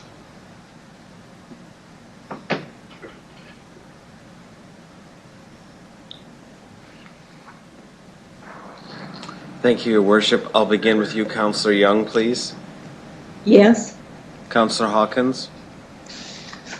Opposed. Councillor Stevens. Opposed. Councillor Bresciani. In support. Councillor Findura. Opposed. Councillor Murray. Opposed. Councillor Bryce. In favor. Councillor O'Donnell. Opposed, thank you. Councillor Mancinelli. Opposed. Councillor Flagel. No. Mayor Fougere. Oh, yes. The amendment's defeated 7-4, Your Worship. Okay. We'll go back to the main motion. And I have the following list, Councillor Stevens and Councillor Bresciani. So if others could chime in as they want to speak. Thank you, Your Worship. To administration, I know there is a significant cost difference between two cities. Saskatoon is cost recovery at 85. Ours is cost recovery at 100, 300. Can you help explain why that might be? Mr. Wurry?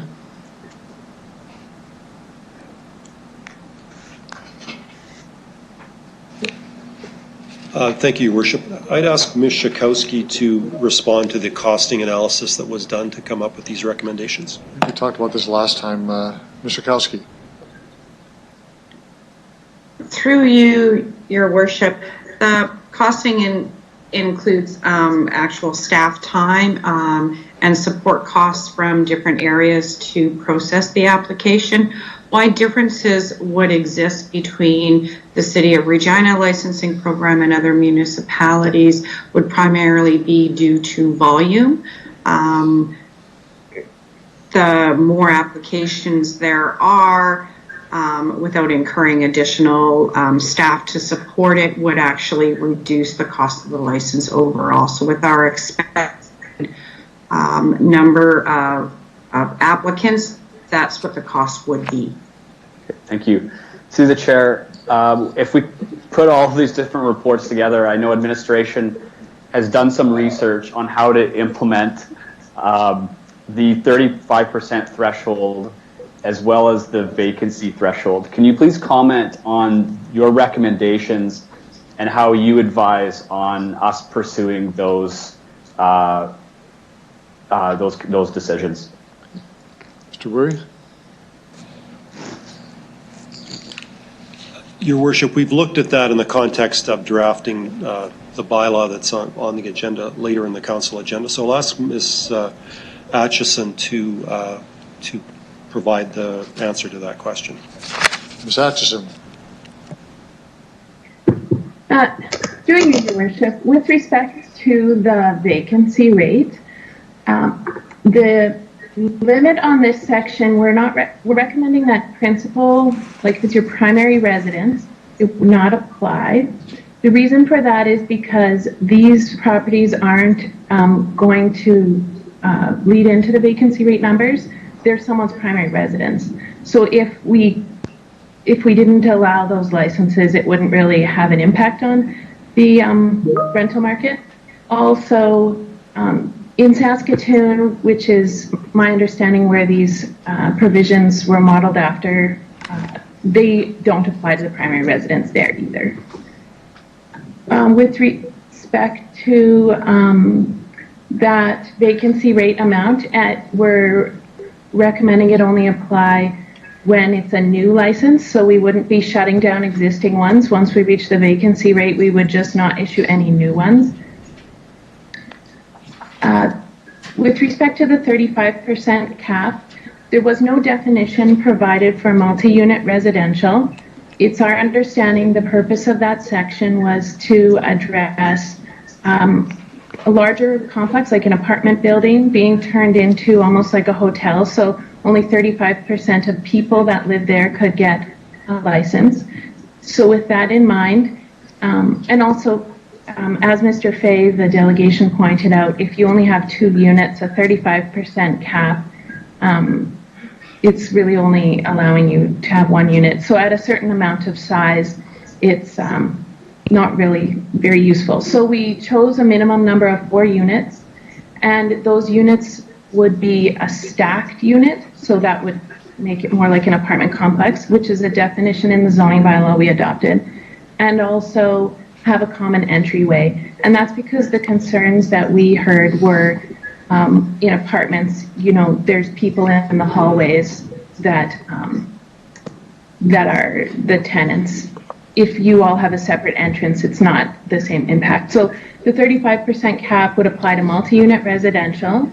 It would not apply if it was your primary residence. And so once that unit got 35% of the units were being used as rentals, there would be no more licenses issued. Okay, thank you. Through the chair, the reports speak to our inability to properly track multi-unit dwellings. It compares us to Saskatoon that has a more sophisticated electronic database. Can you comment a little bit more on what that means in terms of enforcing these revisions to how we license? Through you, Your Worship, what we would do is I think we would require the applicant to indicate if they live in a multi-unit residential dwelling and the total number of units in that dwelling. Of course, we could double check or whatever, but just by giving the address, I don't think we would have available to us the number of units right there. We'd have to do a bit of verification. I believe Ms. Schakowsky might have collected some additional information on how we could implement this in our efforts kind of leading up to this meeting, so she can share that information. Ms. Schakowsky.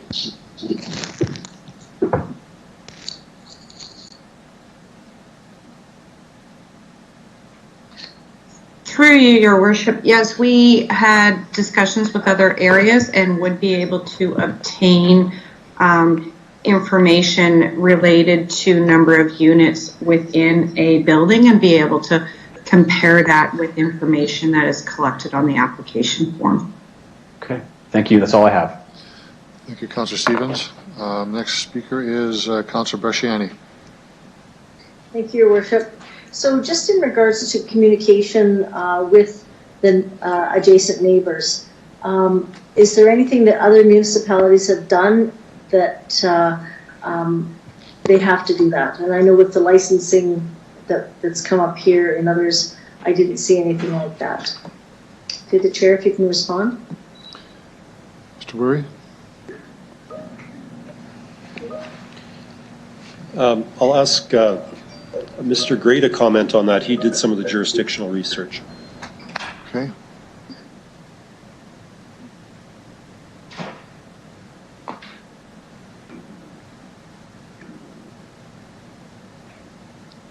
Thank you. Through the chair, no, in the research we weren't able to find anything or nothing suggested that notifications were given. Councillor Bresciani? Thank you. So can I ask the process? So if we issue a license and it's good for 1 year, would that be then, if there's in 3 months we have calls to the city and to, of course, we become the enforcer, how will that be dealt with? Through the chair, if their license is still good for another 9 months. Through the chair. Ms. Atchison? Through your worship, I believe actually Ms. Schakowsky is going to answer that. I was a little quick on the video there. Okay. Ms. Schakowsky. Through you, Your Worship, we do have the ability to revoke a license during the year, and we would review for what the complaints were, whether they were violations of other bylaws, and determine whether or not a penalty or other enforcement or revocation would apply based on the magnitude of the infractions or complaints that we receive. Through the chair, it sounds like it can be very subjective. Are we going to have something in kind of black and white that gives us the proper, I guess, measures to go in and actually close them down if they are causing havoc in the community, if there's multiple parties, bed bugs? Like, if you research, there's some things that have gone on that have not been, and many residents said they really wish they would have been notified in their area just to have a heads up. I want to ensure, and I want to hear from our staff to know that if we're not going to use discretionary use, which I've heard, council say, no, we that's going to come out after 1 year, but if it's happening within this year in 3 months, administration, we can go in and close them up through the chair? I think that was just answered already, Councilor Barshani. You're looking for what the objective analysis, but we will shut them down. That's what was said. Mr. Kowski, do you have anything else you want to say on that? Sorry, Mayor Fougere, I just want to ask, who is that, the city or is that police, or how does that work through the chair? Mr. Kowski. Through your worship, the licenses would be revoked through the city. If there were any other criminal charges, those would be enforced through Regina Police Service, but revoking a license would be done through city administration. Okay, through the chair. So revoking a license, meaning they get a letter, what's the turnaround time? Mr. Kowski. Like, is there an appeal process? Like, how does it work? Through your worship, yes, it would be through the city. We need to communicate with registered mail, and there is an appeal process through the Regina Appeals Board should the applicant want to contest the revocation. Okay. I guess I'm just wondering the time. Is it going to be immediate? Is it going to be? So if I'm the neighbor and I'm making a call, said it had multiple parties, is it going to be a 3-month window, a 4-month window, or can it be handled quite quickly? Is what I'm trying to ask. Mr. Kowski. Through your worship, again, that would depend on the magnitude. We'll have to ensure that we are paying attention to procedural fairness and ensure that we investigate all complaints substantially to ensure that we are acting accordingly. Okay.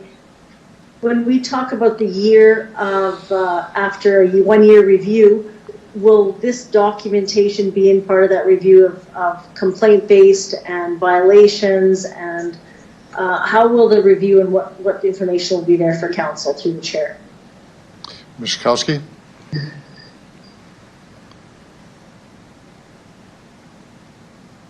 Through your worship, we could definitely ensure that type of information is brought forward in the 1-year review.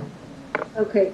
And through the chair, the last question I have is there an offense if they advertise without a license? And if there is, what is that through the chair? Mr. Kowski.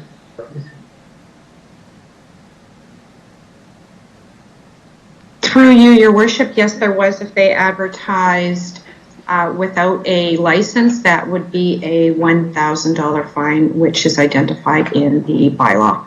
Awesome. Okay, thank you. That's all I have. Councilor Fundura.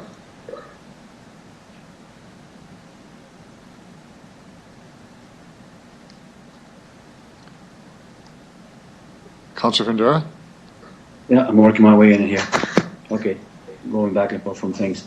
Your worship, to you, to the administration, Ms. Atchison commented about Mr. Fay presenting, and comments were made about the 35% will apply to stack units of 4, and I didn't quite understand the comment about the multi-unit dwelling up and down building bungalow, which are two up and down. With the 35, is that 35%? As I think the comment was made that makes quite the puts quite a bit of hindrance on the 2 up and down bungalow being able to use the homestay. At 35% will probably put him out of business or take him out of the business. What am I understanding here? Is the 35% part of the 2, or just part of the 4, and 2 are exempt? Your worship? Ms. Atchison? Through you, your worship, I think Mr. Fay is concerned, and he is concerned that his property counts as a multi-unit residential, and from what he described in his submission, it doesn't.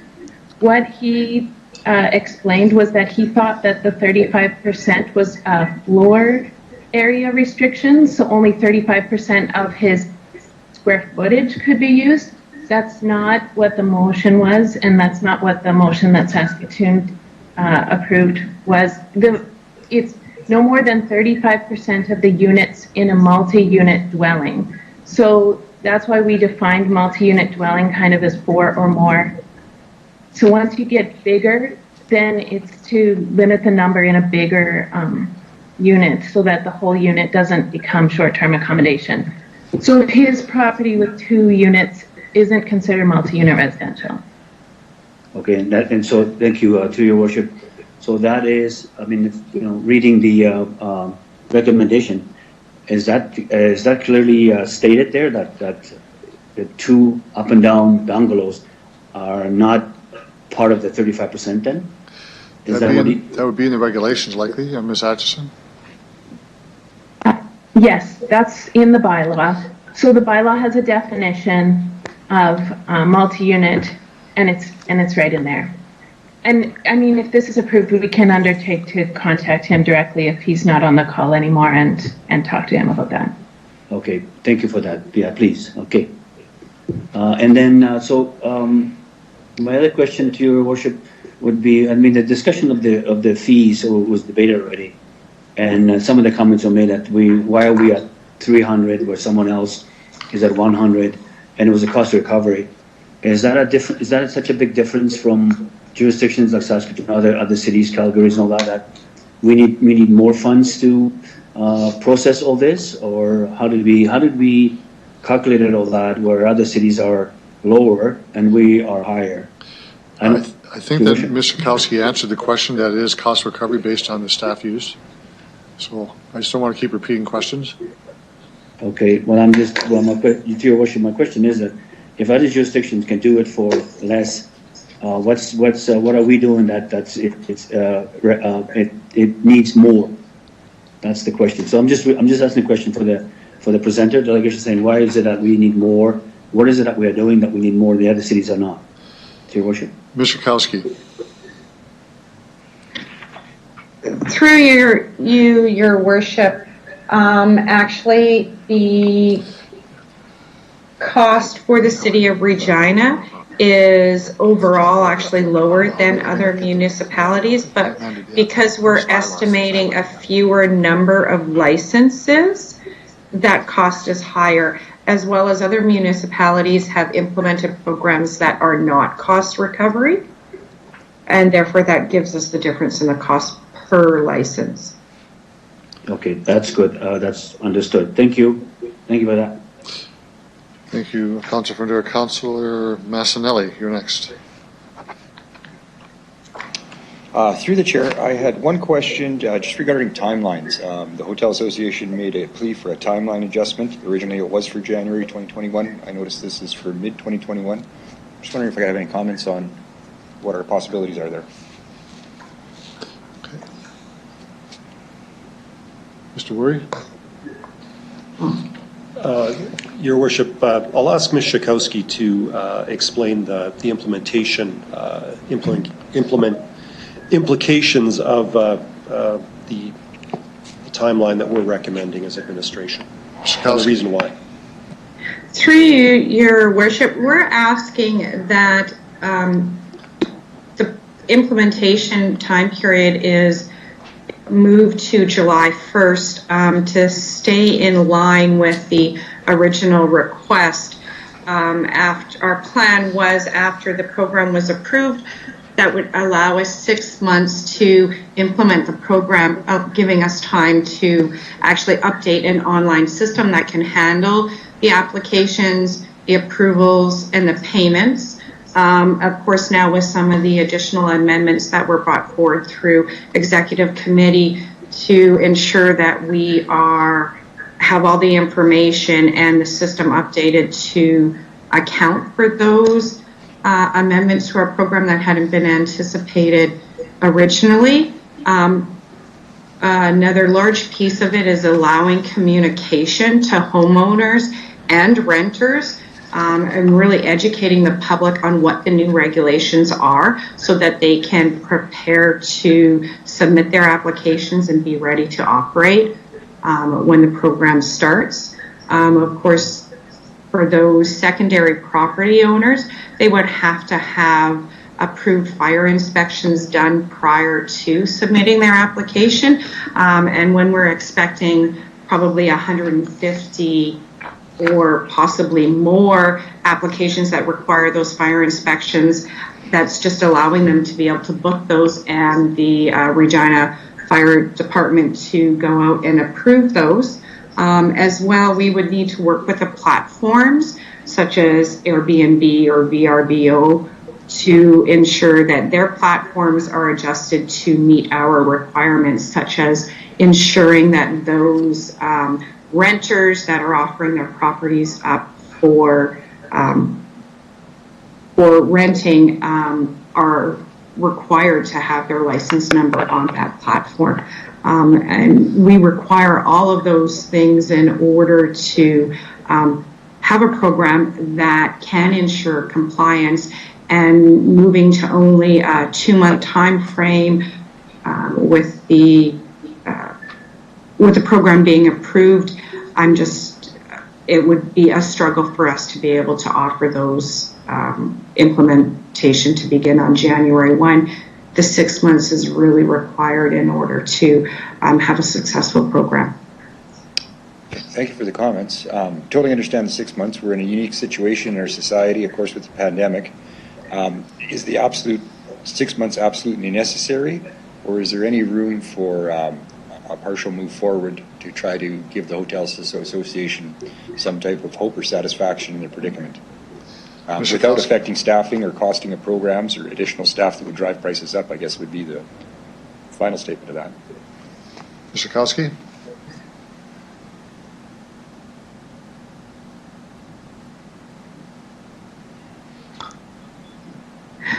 Through you, Your Worship, are you asking for a different time period? I'm just hoping to push it forward as much as I possibly can without incurring extra costs for additional staffing and a rise in costs because of, I guess, expediency, meaning more staff. I'm wondering if there's a middle ground that's maybe a couple months ahead that we can maybe shoot for an achievement point. Mr. Kowski? Through you, Your Worship, I believe, probably May 1st would probably be a better alternative then. Would give us enough time to probably get the required systems in place. Okay. I'd like to move an amendment for the date to be May 1st then. If I could have a seconder. May 1st as an amendment. Do I have a seconder? I'll second that, Councillor Young. Okay. Okay, so let me just get things set up here for the amendment. And really, I think it's... Just one moment, 1 second, as I get the timer working here. Okay, 3 minutes on the amendment. Thanks. I think it's evident of why I'm asking for it. We've talked about this already, and I know administration has a lot of work to do. I appreciate that I'm putting a bit of extra pressure on, but because of the uniqueness of the situation we're in as a city right now, I think it's really important to help protect the sector of the hotels. So that's all I have to say. Okay. Speakers to the amendment.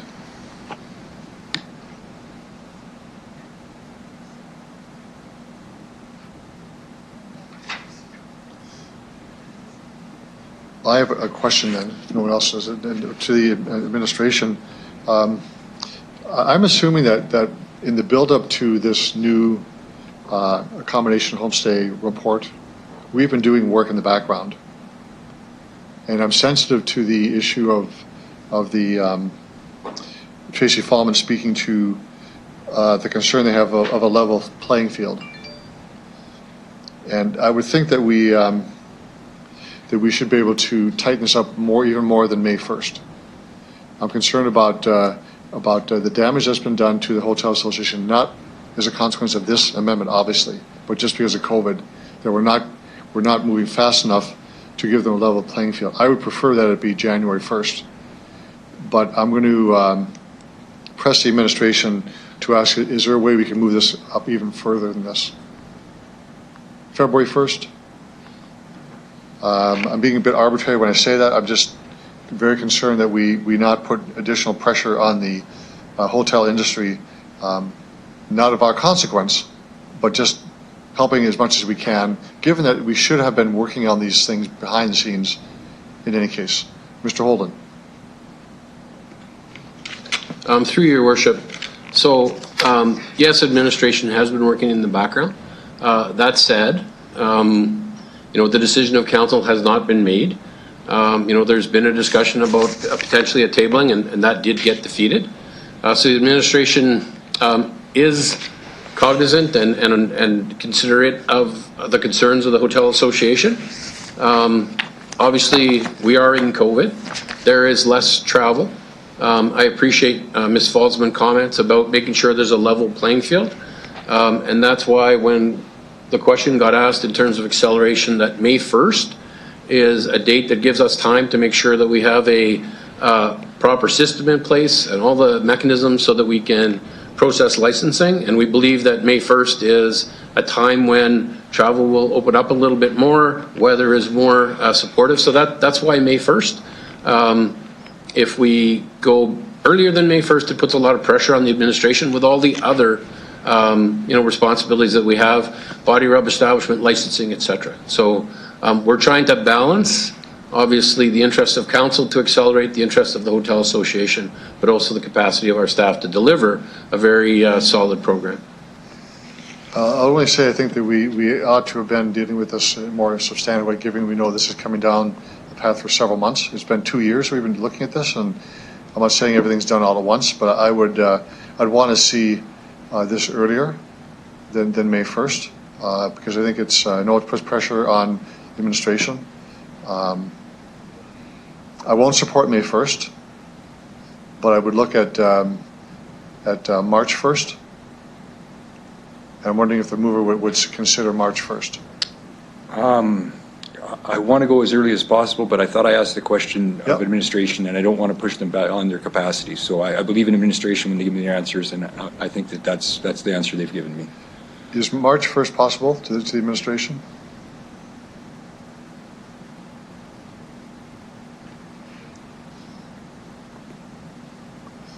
Through your worship, I will defer that question to Mr. Weary. It's his team that is doing all of the work to make sure that we can meet whatever date council directs us to. Mr. Weary. Your worship, it's awkward to answer that. Our recommendation was put forward to, in our view, provide for a successful implementation of this program, if approved by council, as recommended. If council wishes to move the date back, it will potentially risk a successful launch of this. The May 1st date, I think we're confident we can do it. Any further back, I think council just needs to be aware that there's a risk that the launch may not go as smoothly. It takes time to get this thing up and running, and as Mr. Holden has said, we can do some advanced planning, but until we get a decision from council as to go, no go, there's only so much advanced planning that we can do. So if council wishes to set a different date, my advice is that it does jeopardize a successful launch if you push it too far. Thank you. Thank you. Other speakers to the amendment? No, I can't see the screen. If I could just have the screen back for speakers on the amendment. I think it's pretty straightforward. Okay, I'm going to have the question called by the clerk on the amendment.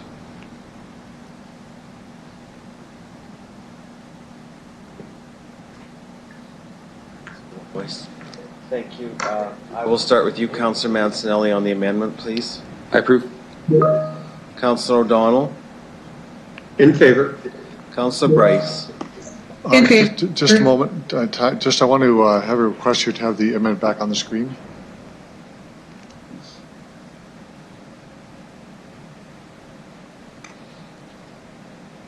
Sorry, Mr. Clerk, I just want to make sure we get that up there.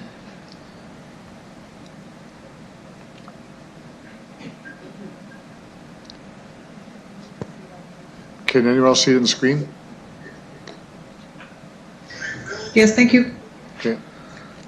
I had Councillor Mancinelli and Councillor O'Donnell. Councillor Bryce? In favor. Councillor Murray? In favor. Councillor Findura? Opposed. Councillor Bresciani? In favor. Councillor Stevens? Opposed. Councillor Hawkins? Opposed. Councillor Young? In favor. Councillor Flagel? Opposed. Mayor Fougere? Vote in favor. Passes 7-4, Your Worship. Thank you. Any other speakers on the main motion as amended? Your Worship, I didn't have a chance to jump into the chat room. I'm going to try to. But you've spoken on the main motion already. So we're on the main motion. We're back on the main motion again. On the main motion, I just want to have a clarifying question. Go ahead, Councilor Findura. You give me the floor? You have the floor, but it's not to debate. You've already debated. Are you asking just a procedural question? Yeah, just a question on because we have not asked any questions on how the like a 40-unit condominium will be handling this homestay stuff if it happens. So, okay. I can't give you the floor to speak on that, Councilor. You had your time to speak. Okay. So we're going to need a break. We have gone past our mandatory break at 3:45. So I'm going to call the mandatory break now and come back at 5 after the hour.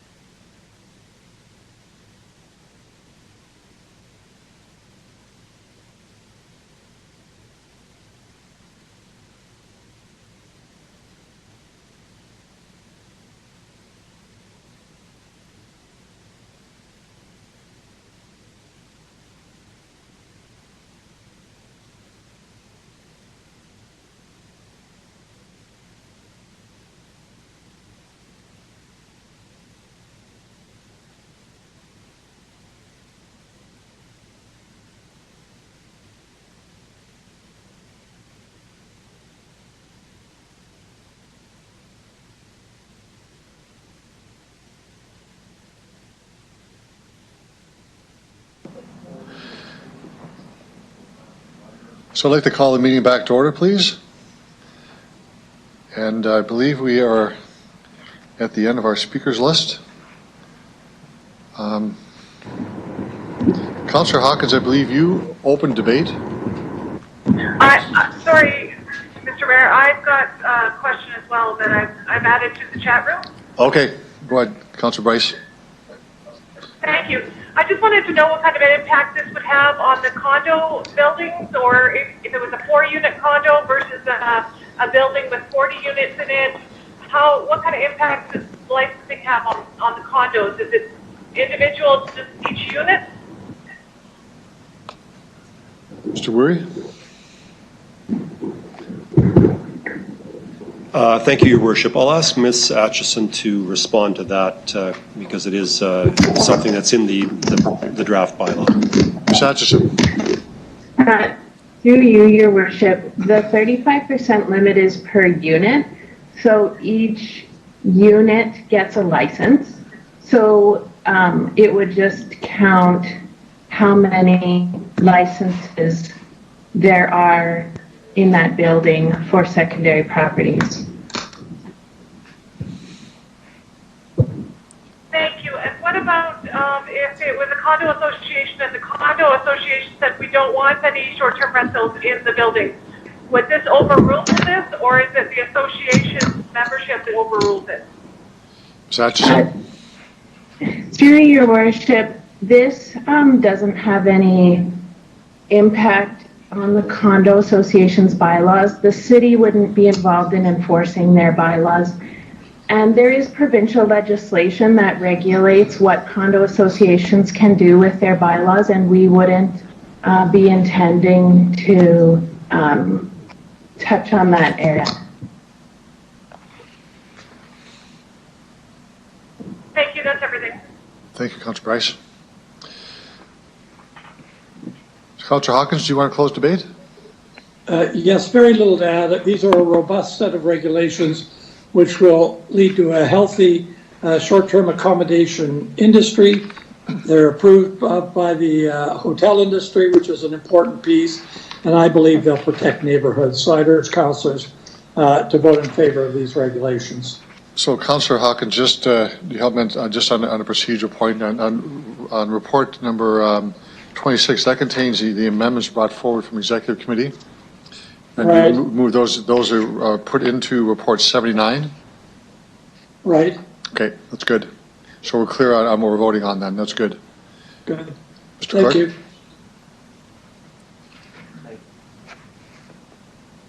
Thank you, Your Worship. I'll begin with you, Councillor Hawkins, please. In favor. Councillor Stevens. In favor. Councillor Bresciani, In favor. Councillor Findura, In favor. Councillor Murray, In favor. Councillor Bryce, In favor. Councillor O'Donnell, In favor. Councillor Mancinelli, In favor. Councillor Flagel, Yes. Councillor Young, In favor? Mayor Fougere. Oh, yes. Passes unanimously, Your Worship. Thank you. Now we'll move on to our next delegation related to Water Road. Evan Hunchak.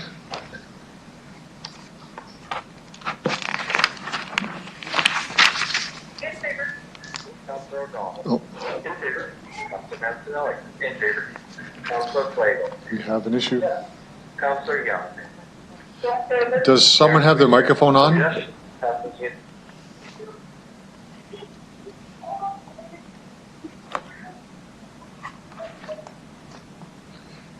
Hello, can you hear me? Yes, Mr. Hunchak, how are you? Welcome good, thank you. to City Council. If you could identify yourself for the record, who you represent. You have 5 minutes for your presentation. Yes, thank you for allowing me the opportunity to present today at City Council. To introduce myself, my name is Evan Hunchak. I'm the general manager at Dream, and I represent the developer of the Harbor Lining community, and as well, we are the landowner of 5600 Waterer Road.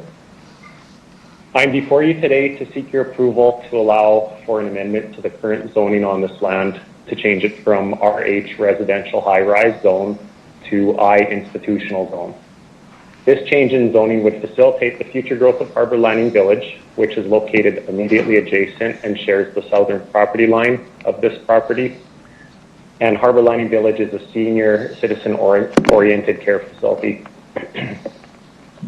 Harbor Lining Village, as well as the immediate residential neighbors, have concerns with the on-street parking congestion immediately around their facility.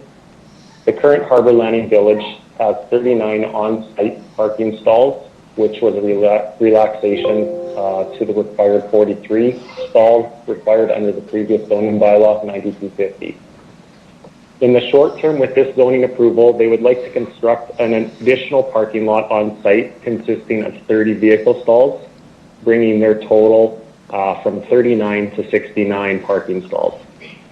To accomplish this, they required the zoning of 5600 Waterer Road to match the zoning of the current facility, which is I institutional. As well, a portion of 5600 Waterer Road, 0.31 acres roughly, or 19% of this parcel, will need to be subdivided and amalgamated with their existing parcel to facilitate the parking lot, as a standalone parking lot would not be permitted under the current zoning bylaw. In the future, Harbor Lining Village would intend to construct on the remainder of this parcel, the roughly 1.32 acres remaining, where they would have a second facility comparable to their current facility, so that they may provide additional care for elderly citizens in our community. Just as a note of clarification, though, at this time, there is no application being brought forward for this future facility.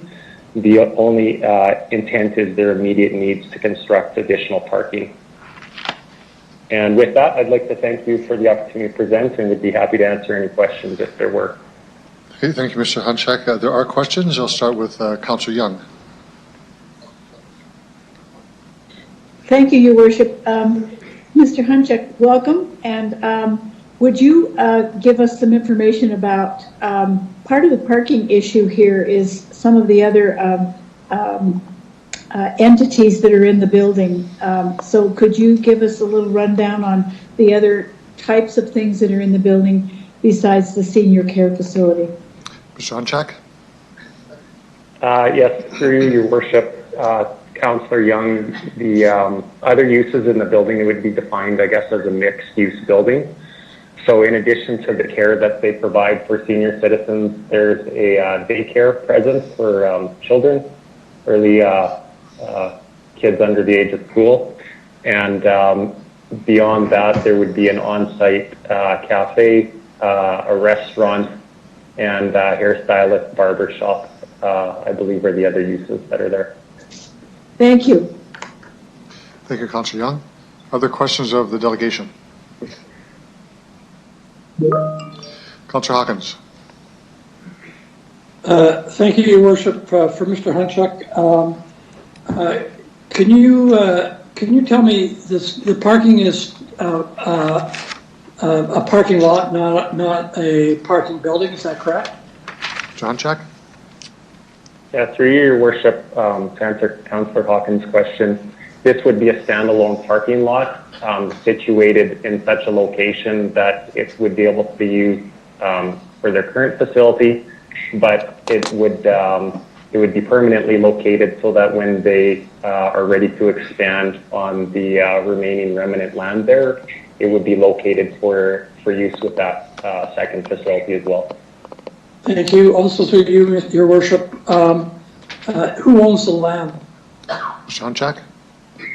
Yeah, through your worship, Dream Development owns the land presently, but we have a purchase agreement in place with the owner-operators of Harbour Landing Village, and subject to the zoning being approved, they would proceed to purchase this land here before the end of the year.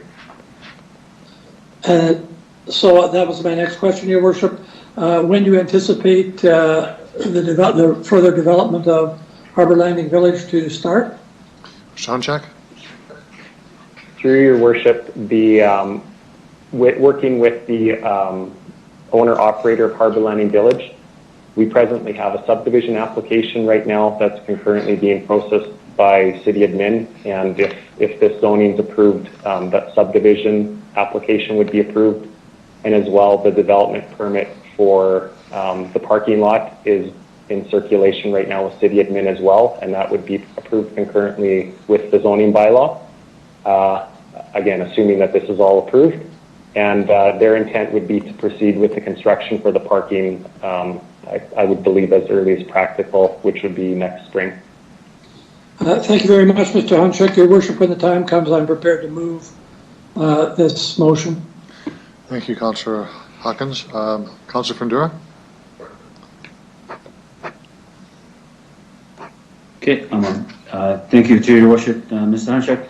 One comment on the in the comment sent to City about looking at not having entrance or entrance into the parking lot from Water Road, or how would the exits and entrance into the parking lot? What are the plans? Which are you coming off of James Hill? I think it is, or from Water? Which one are you going to be proposing? Mr. Hunchak? Your Worship. Yeah, through your worship, Councillor Fundura, the access for this second parking lot would be off of Water Road. And in the future, when the applicant would be looking to develop the remainder of the site, they may look to try to have an access off of Tudor or James Hill Road as well. But as of present, the development application and with city administration would have the access off Water. Okay, thank you for that explanation. Thank you. Thank you, Councillor Fundura. Just to add, that would be consistent with your current parking is off of Water as well. That's good. Thank you. There appears to be no other questions. Mr. Hunchak, thank you very much for answering questions and presenting on the report. Thank you very much. You can retire now. Thank you. And Councillor Young? Planning Yes, Commission Your report? Worship. I'm bringing forward 2087 for 5600 Water Road, and I need a seconder, please. Seconder, please. I'll second that, Your Worship. Councillor Hawkins, thank you. Thank you, Councillor Hawkins. I think this has been well supported by Mr. Hunchak's letter and by his answers to questions. But just to review, this would be changing the zoning bylaw, and by changing it, two other things would be able to happen. There would be able to be a parking lot behind the current Harbour Landing Village, and the rest of the property would be available to build other senior citizen facilities. So Planning Commission asks for concurrence. Thank you, Councillor Young. Further discussion on the report?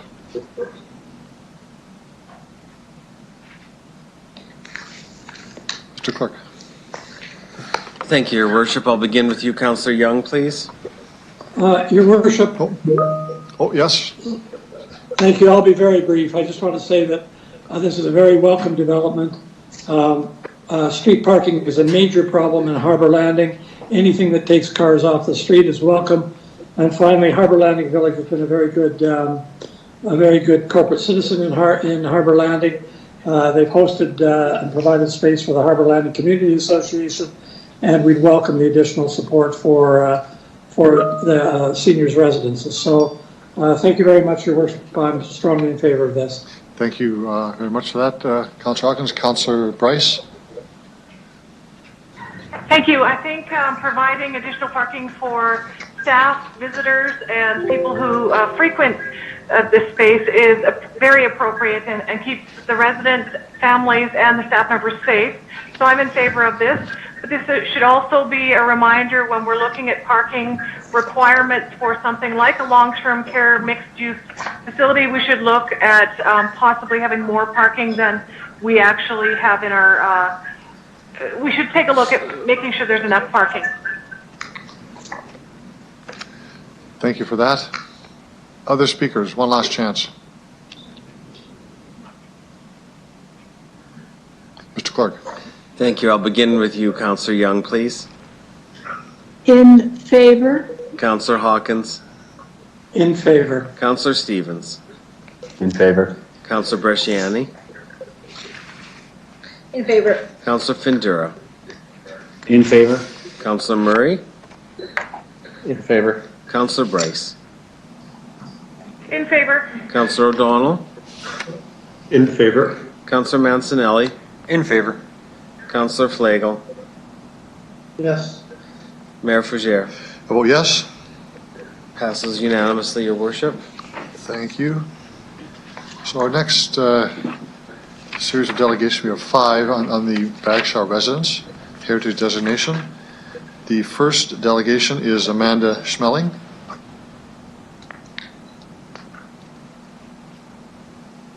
Are you there? Hello. Hi, Amanda. I am.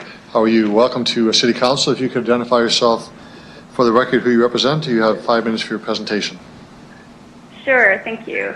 My name's Amanda Schmeling, and I'm representing myself, one of the neighbors to 56 Angus Crescent, as well as some of the fellow Lavender Lane neighbors. So I just want to take this opportunity to provide you with my perspective as a neighbor on why the proposed demolition of 56 Angus Crescent should be approved, and then allow you to ask any questions you have of me. So, as I outlined in my submission, we live in a really close-knit community. We have annual back alley barbecues, we often talk, and we look out for one another. And I'm sure you've recently driven by or walked by the house in question, just in preparation for this decision, I guess. But while you were here, I hope you noticed just how beautiful, tidy, and well-kept our neighborhood is, in particular Lavender Lane, which is the shared back alley that we have. I know, after just reading the submissions, I know that the Cathedral Area Community Association mentioned in their in that submission that 56 Angus Crescent enhances this community. However, from our perspective, the house currently does the opposite. So, as you would have noticed, like there are some superficial issues, like the torn screens and hanging eaves, and then there's more significant ones like the sagging roof and apparent structural issues. So I'm just talking from my perspective. I'm not an expert, but in addition, I just wanted to note that there's graffiti along the back fence, and I've also witnessed like trespassers on the property and some apparent potential squatters at the residence. And so its deterioration isn't recent. So those things I mentioned just aren't in the last few months or the last couple of years, but it's been years in the making. So I guess I'm here to help you gain some perspective from a neighbor and some fellow neighbors, and hope that you can understand why we feel that adding a new home won't take away from our neighborhood's existing character, but hopefully will enhance our community. And a big concern that we have is that if the building is not demolished, that it's going to remain vacant and further deteriorate. And I should mention, sorry, that the letter I submitted was approved by some of the neighbors, so I'm speaking on their behalf as well. But I'd also like to mention to council that anecdotally, there have been lots of support for demolition from community members, and that's because of its dilapidated state, and that it appears to be beyond repair. I'd also like to note that we appreciate the heritage homes. I live in a almost 100-year-old home, and I acknowledge the careful consideration needed in designating and preserving the heritage homes. But as a neighbor, and as neighbors, we'd like to submit that the circumstances in this particular case sufficiently support demolition. And that's really, I just wanted to provide my perspective. So if you have any questions from this neighbor, please let me know. Thank you, Ms. Miller. There may be questions from members of council. Just a moment. Sure. Any questions of the delegation?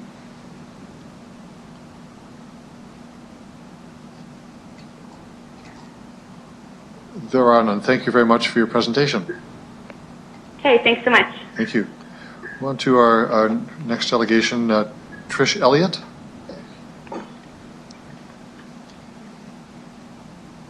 Miss Elliott, Hello? are you there? Hi, Miss Elliott, how are you? I'm fine. You can hear me? Yes, I can. Welcome to City Council. If you can identify yourself, who you represent, you have 5 minutes for your presentation, and maybe questions of council afterwards. Sure. I'm Patricia Elliott with the Planning Advisory Committee for the Cathedral Area Community Association. And I'd like to thank your worship and members of City Council. The Cathedral Area Community Association notes that this council voted unanimously against a demolition permit because the residents, the Bagshaw residents, met the bar of heritage significance. And we do agree this 107-year-old historic home is a cultural asset that has potential to preserve and enhance our neighborhood's historic character. You have a copy of our submission in hand, and we do stand by our words that the residence fulfills the standards for preservation as described in your bylaw. However, I want to note that our letter was submitted before there was an objection registered. So very briefly, rather than reading the full letter, I just want to say that now that the objection has been registered, it's our understanding that the Heritage Property Act Section 13(3) is triggered, allowing this body to move forward to the Provincial Review Committee to more deeply examine the information brought forward by the property owner and to hopefully make arrangements for an independent structural assessment.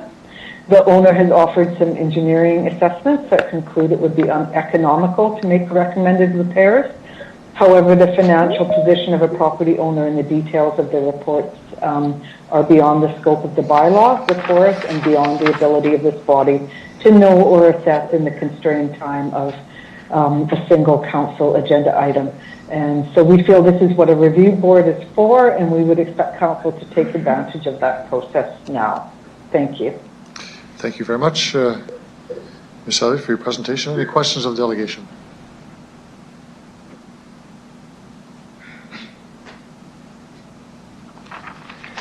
No, there are. Thank you very much. You can retire now. We'll go to our next delegation. Thank you. Jackie Schmidt.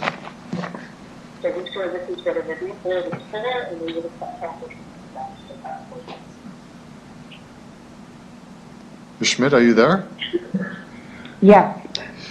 Good afternoon and welcome to Regina City Council. If you could identify yourself for the record, who you represent, you have 5 minutes for your presentation. My name is Jackie Schmidt. I'm the president of Heritage Regina. Your worship and members of City Council, by now you have read our letter of support for the designation of the Bagshaw residence. The content of this letter is based on the information about the property that was available to us.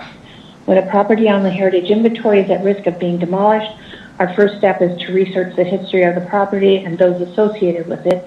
We have done that with the Bagshaw residence. Some of the information about the property is not available for us. For that, we have to rely on the city's assessed statement of significance for the property. For the Bagshaw residence, the statement of integrity section of the statement of significance notes the following. Overall, the Bagshaw residence is in fair condition with its form, scale, and massing largely intact. The house also retains a high degree of integrity as its original materials. However, some degree of deterioration due to the lack of maintenance is evident. Information about the condition of the property is also made available on the property assessment pages of the city's website.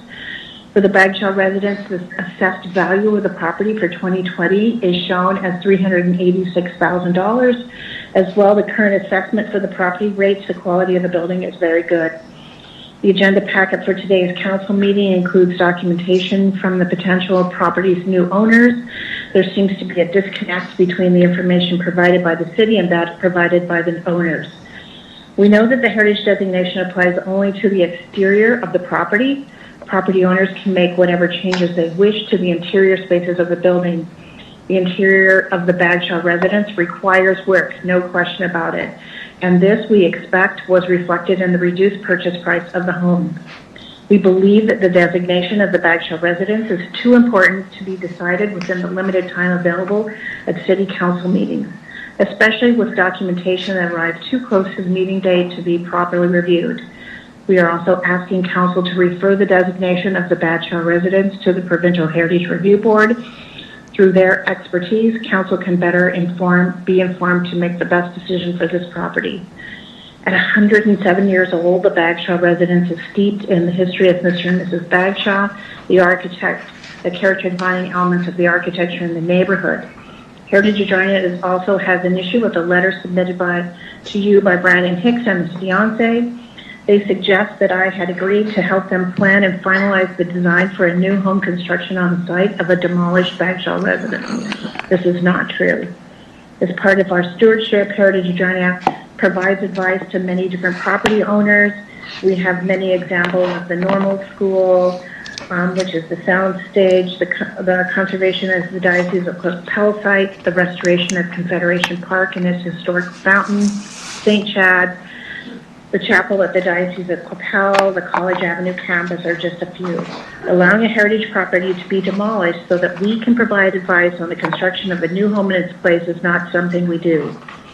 While citizen input and participation in decisions affecting a neighborhood is an important part of our society, opinions about the viability of a property and its heritage value to the community need to be balanced by the knowledge and skill of those charged with the duty of designing neighborhoods, assessing heritage significance, and those with the engineering and architectural skills to assess viability. People know what they like and dislike, but they may not be aware of how many things like shading, massing, lot placement, coverage might impact on the overall aesthetics, appeal, and functioning of the neighborhood. Trained neighborhood planners help create the types of neighborhoods that citizens enjoy living in. A property might appear as nothing special, but it is found to have heritage consideration. Ms. Schmidt, you have just about a minute to go in your time. Thank you. That the story of the property and its past owners can be acknowledged, shared, and preserved. The assessment and opinions of the professionals must be considered in priority over individual opinions of taste and likability. The development of the neighborhood is complex, and it is identification and preservation of historical assets. On behalf of the Heritage Regina Board of Directors, we ask that this historical significant property be given the time and attention to properly evaluate a recognized heritage property. Good. Thank you very much for your presentation, Ms. Schmidt. I'll see if there's any questions. Yes, sir. Councillor Young. Thank you, Your Worship. Ms. Schmidt, thank you for coming today and giving us the information. I just want to make sure you've said everything that you think is important to share with us. I think I have covered that, yes. Thank you very much. Okay, you're welcome. That's all, Your Worship. Thank you, Councillor Young. Any other questions?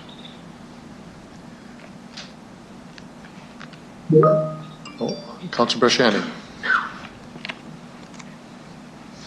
Thank you, Your Worship. Thank you, Jackie, for coming forward. Thank you. This is, since I've been on council now, this is the second or the third one that's come forward. How do we determine, how does Heritage, I guess, Regina and the board, how does the work go trying to engage residents to kind of keep up their property and have the conversations so they don't become dilapidated and vacant? Is there something that's coordinated with the city in order to look at these properties to ensure they're being kept up, or how does that work? What's Heritage Regina's role in this? Yes, through the chair. Ms. Schmidt? Through your worship. I think what happens is that there are not enough people to go around and enforce different bylaws, and it is based on a complaint-based system, which actually pits neighbors against neighbors.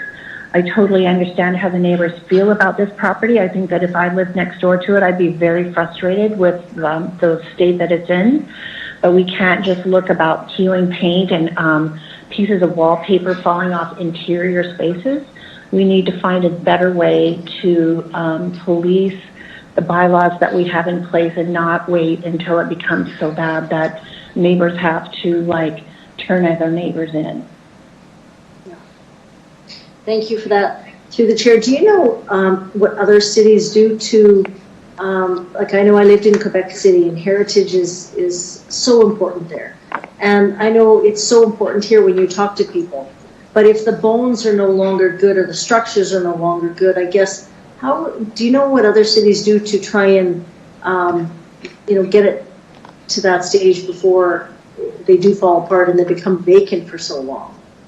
Through the chair. Ms. Schmidt? Through you, your worship.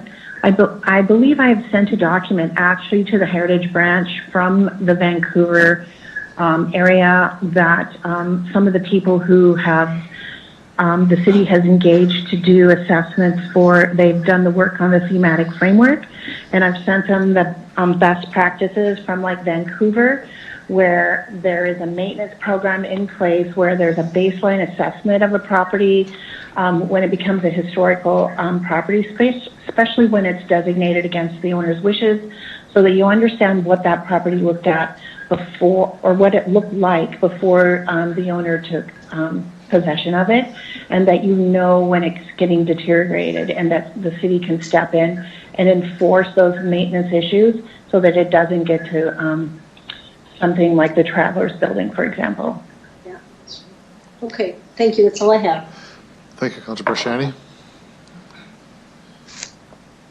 Appears to be no other questions. Thank you very much for your presentation and answering questions. Thank you. Move on to our next delegation. Brandon Hicks and Maria Zavakar.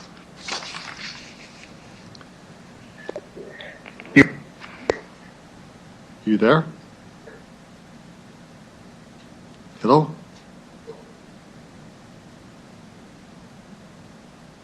Hello? Hi, is this Mr. Hicks? Yes, it is. Sorry about that. Okay. Identify yourself for the record, who you represent. You have 5 minutes for your presentation as well. Thank you. Your Worship and members of City Council, our names are Maria Zaberko and Brandon Hicks. We are the family that has been working with Crawford Homes to bring life back to 56 Angus Crescent. Since Council last considered the heritage aspects of this property, we have made significant efforts to ensure that Council has all of the relevant facts. As such, we asked Council to approach the motion before it with fresh eyes. We believe that you too will see the opportunity to bring life back to 56 Angus Crescent. We want you to know that we're not against heritage. Both of us believe in the importance of understanding and preserving our past, and that the understanding of what has transpired will help us to inform the future. It's not our intention to destroy and erase what was. It's our intention to build upon what came before us and to improve 56 Angus Crescent and the surrounding neighborhood. The story that we wish to continue is one of renewal and community. In an ideal world, the Bagshaw residents would never have arrived in its present state. It should have remained a strong landmark of the Bagshaw name and the architecture of the period. Unfortunately, through neglect and inaction, it has become a dilapidated and unsafe structure. The report and documentation of the company's Crawford Homes submission depicts a house that has been left for too long. We are providing the Council with the solution to this problem, a solution that is rooted in historical principles and a solution that will create new heritage. We intend to use the architectural principles and lessons learned post-war to bring a new heritage property to the Bagshaw lands. This is something that we want to be made very clear. Our goal for 56 Angus Crescent is to create a home which will be an anchor in the community and eventually become worthy and appropriate for designation as a municipal heritage property. We have a long-term goal of coming back to this council in 30 years and revisiting this process. We take our inspiration in this dream from the Case Study House program, which looked back to the first part of the 20th century when there was a significant housing problem in the world. Soldiers were returning from battle and the world's economy had been devastated by years of fighting. how our nations would provide shelter and meet the community needs for additional post-war housing is an unanswered problem. It's worth noting that Mr. Bagshaw, as a member of the military, would likely have been acutely aware of these issues and the lack of a concrete solution. The Case Study House program sought to provide answers to this problem. The principles of the program were simple. Get the best minds in architecture to design replicable, cost-effective houses. There were supposed to be no showpieces. The solutions were to be practical. We believe that it is important to convey our commitment that the heritage aspects of the property need not be entirely lost. We would like to determine an appropriate way to honor the legacy of the Bagshaw name. Of course, it would be improper for us to do this alone. Meeting with key people, whether it be the family or interested local historians, will be part of this project. To that end, we are pleased to advise Council that we have met with Heritage Regina and discussed our proposal for 56 Angus Crescent with Jackie Schmidt. From that meeting, we were able to secure a commitment from Heritage Regina to act in an advisory or consulting role for planning and finalizing the design for new construction. It's our understanding that this is a first for Heritage Regina. We are pleased to have their agreement to be part of this project. The last thing we want to address is community. Many evenings and weekends over the past 18 months, we have walked through the Crescent neighborhood. We love and appreciate the homes, the people, and the character. Both of us were excited and humbled to see a letter of support from our direct Lavender Lane neighbors. Knowing that these people who clearly take so much pride in their alley are in favor of including us in their neighborhood is an amazing testament to the community. It shows that our neighbors are understanding of the state of the property and the need for redevelopment. It also shows that the Cathedral Area Community Association does not necessarily speak for all of its residents. In conclusion, what we ask of Council is an opportunity to bring renewed life and joy to 56 Angus Crescent. In doing so, we commit to being respectful of what was and what could have been. The legacy of the Bagshaw family can continue to be honored by an appropriate use of the Bagshaw property. This will be an excelling case study in the ability to honor the legacy of what should have been but could not be preserved. And with that, Council, I welcome your questions if you have any. Thank you very much for your presentation, and there are questions. Councillor Barshani. Thank you, Your Worship. Thank you for coming forward. So you've indicated that you want to bring back the life to the Bagshaw property and leave a legacy there. And you've been in conversation with Heritage Regina. So are you looking at building what was similarly there, or what? If you can please elaborate on that through the chair. Through you, Your Worship, and thank you, Councillor, for the question. This is obviously an ongoing process, but you will have noted from the delegation in the papers that were submitted by Crawford Homes that we are working through a rendering of the property, and our proposed home that will be there will be a bungalow with a similar roof line to what is in existence, likely. And in terms of engaging with Heritage Regina, this is an ongoing project.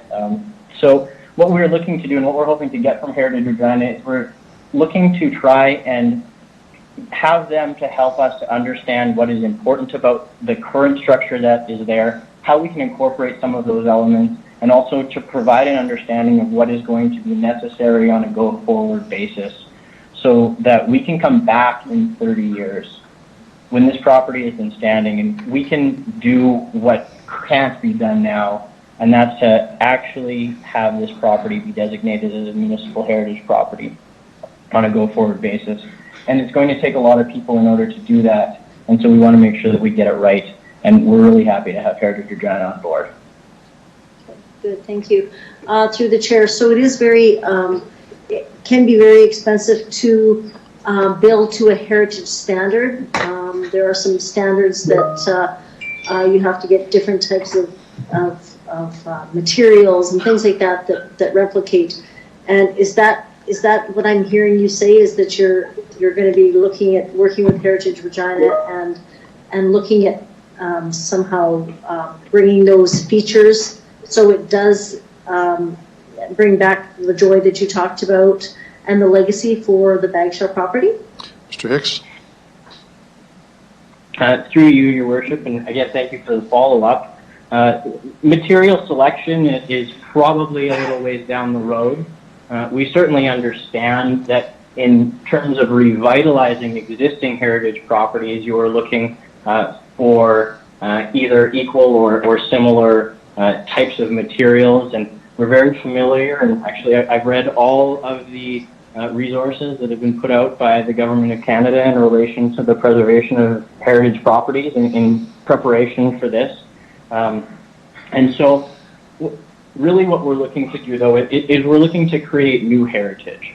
And the idea of new heritage is similar to what you could say about planting a forest. At some point in time, some of the trees have to get knocked down, and those are used and turned into other things, paper and whatnot, but new things grow up in their place. And so what we're looking to do is we're looking to plant a new tree, and we're looking for that tree to be there for the long run. Thank you. Councillor Shani? Okay. Councillor Stevens? Thank you, through the chair. Brandon and Maria, you've mentioned working with Heritage Regina. I'm a bit concerned about that statement. They deny agreeing to work with you on this project. They've acknowledged that they spoke with you, but I'm hearing a very different story, and Jackie actually just referenced that. Can you please clarify what Heritage Regina has actually agreed to, please? Mr. Hicks? Through you, Your Worship, and again, thank you for the question. This is the first that I'm hearing about this change. So Heritage Jackie Schmidt sat down with Maria and I, and of course, we would not be able to have her change have Heritage Regina change their initial position that they would be interested first in preservation. Our discussion, or what I believed our discussion was that in the event that the heritage designation was not put on, that Ms. Schmidt and Heritage Regina would be willing to act in an advisory or consulting role so that we can continue to research what's important about this house, what's important about the community, effectively so they would act as a resource so that we can understand the appropriate nature and how to approach this new development appropriately and how to appropriately create new heritage. If she's not willing to do that anymore, that is certainly her position, but we, of course, are always going to welcome people who have expertise in the area to make sure that we get this project right. Okay, thank you. My last question, just to be clear, when you're talking about respecting the heritage, ultimately what you mean is demolishing the existing structure and rebuilding a new one in such a way that it aligns with the architectural standards and traditions of the Crescents, correct? Mr. Hicks? Through you, Your Worship. And again, thank you for the follow-up. And you do have that correct. We've been through the home. We've seen what is going on, and you have the reports. In our view, and the views of the professionals that are looking at this house isn't salvageable anymore. It's not a matter of putting a fresh coat of paint or fixing some wallpaper. The support timbers, the exterior walls are falling apart, and there's black mold. So yes, it is a situation where it would be a new development, 100%. But that decision wasn't made outside of the context of the state of the current property. Perfect. Thank you so much. That's it. Thank you. Councillor Flegel. Thanks. Through you to the delegation, I'm just wondering, you made a couple of comments. Are you planning on living in the house? Mr. Hicks? Through you, Your Worship. Thank you, Councillor. Yes, we certainly are planning on living in the house. I'm planning on living in that house with Maria for a very, very, very long time.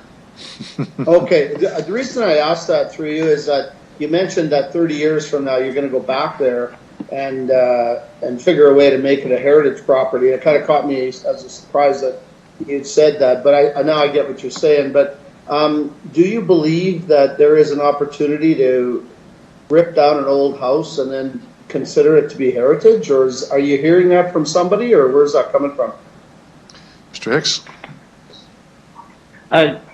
Through you, Your Worship, and thank you for the follow-up, Councillor Flegel.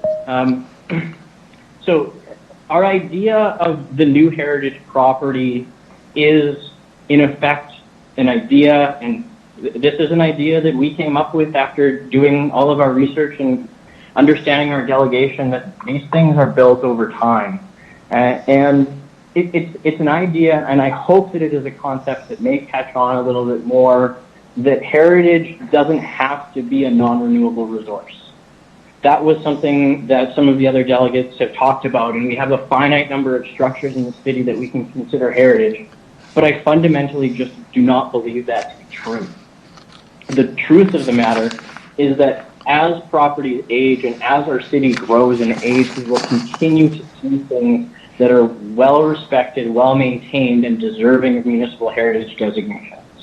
In 1913, when this house was constructed, people probably weren't thinking about that. They were probably just looking to build a house. We're looking to take a 50 or 100-year look at what this property can be and to say we want something there that is going to become heritage. Okay, gotcha. Great, thanks. Thank you, Councillor Flegel. Councillor Hawkins. Thank you, through your worship. Two questions from Mr. Hicks. The first is, can you tell me what your estimate is on the plans that you've shown us for your new building? Mr. Hicks. Through you, your worship, I do not have that information at this present time. Do you have a ballpark? No, I do not. All right, thank you. The second question is this. No one on City Council is an architect or an engineer, or for that matter, a heritage expert, but the Provincial Heritage Board does have that expertise or access to that expertise.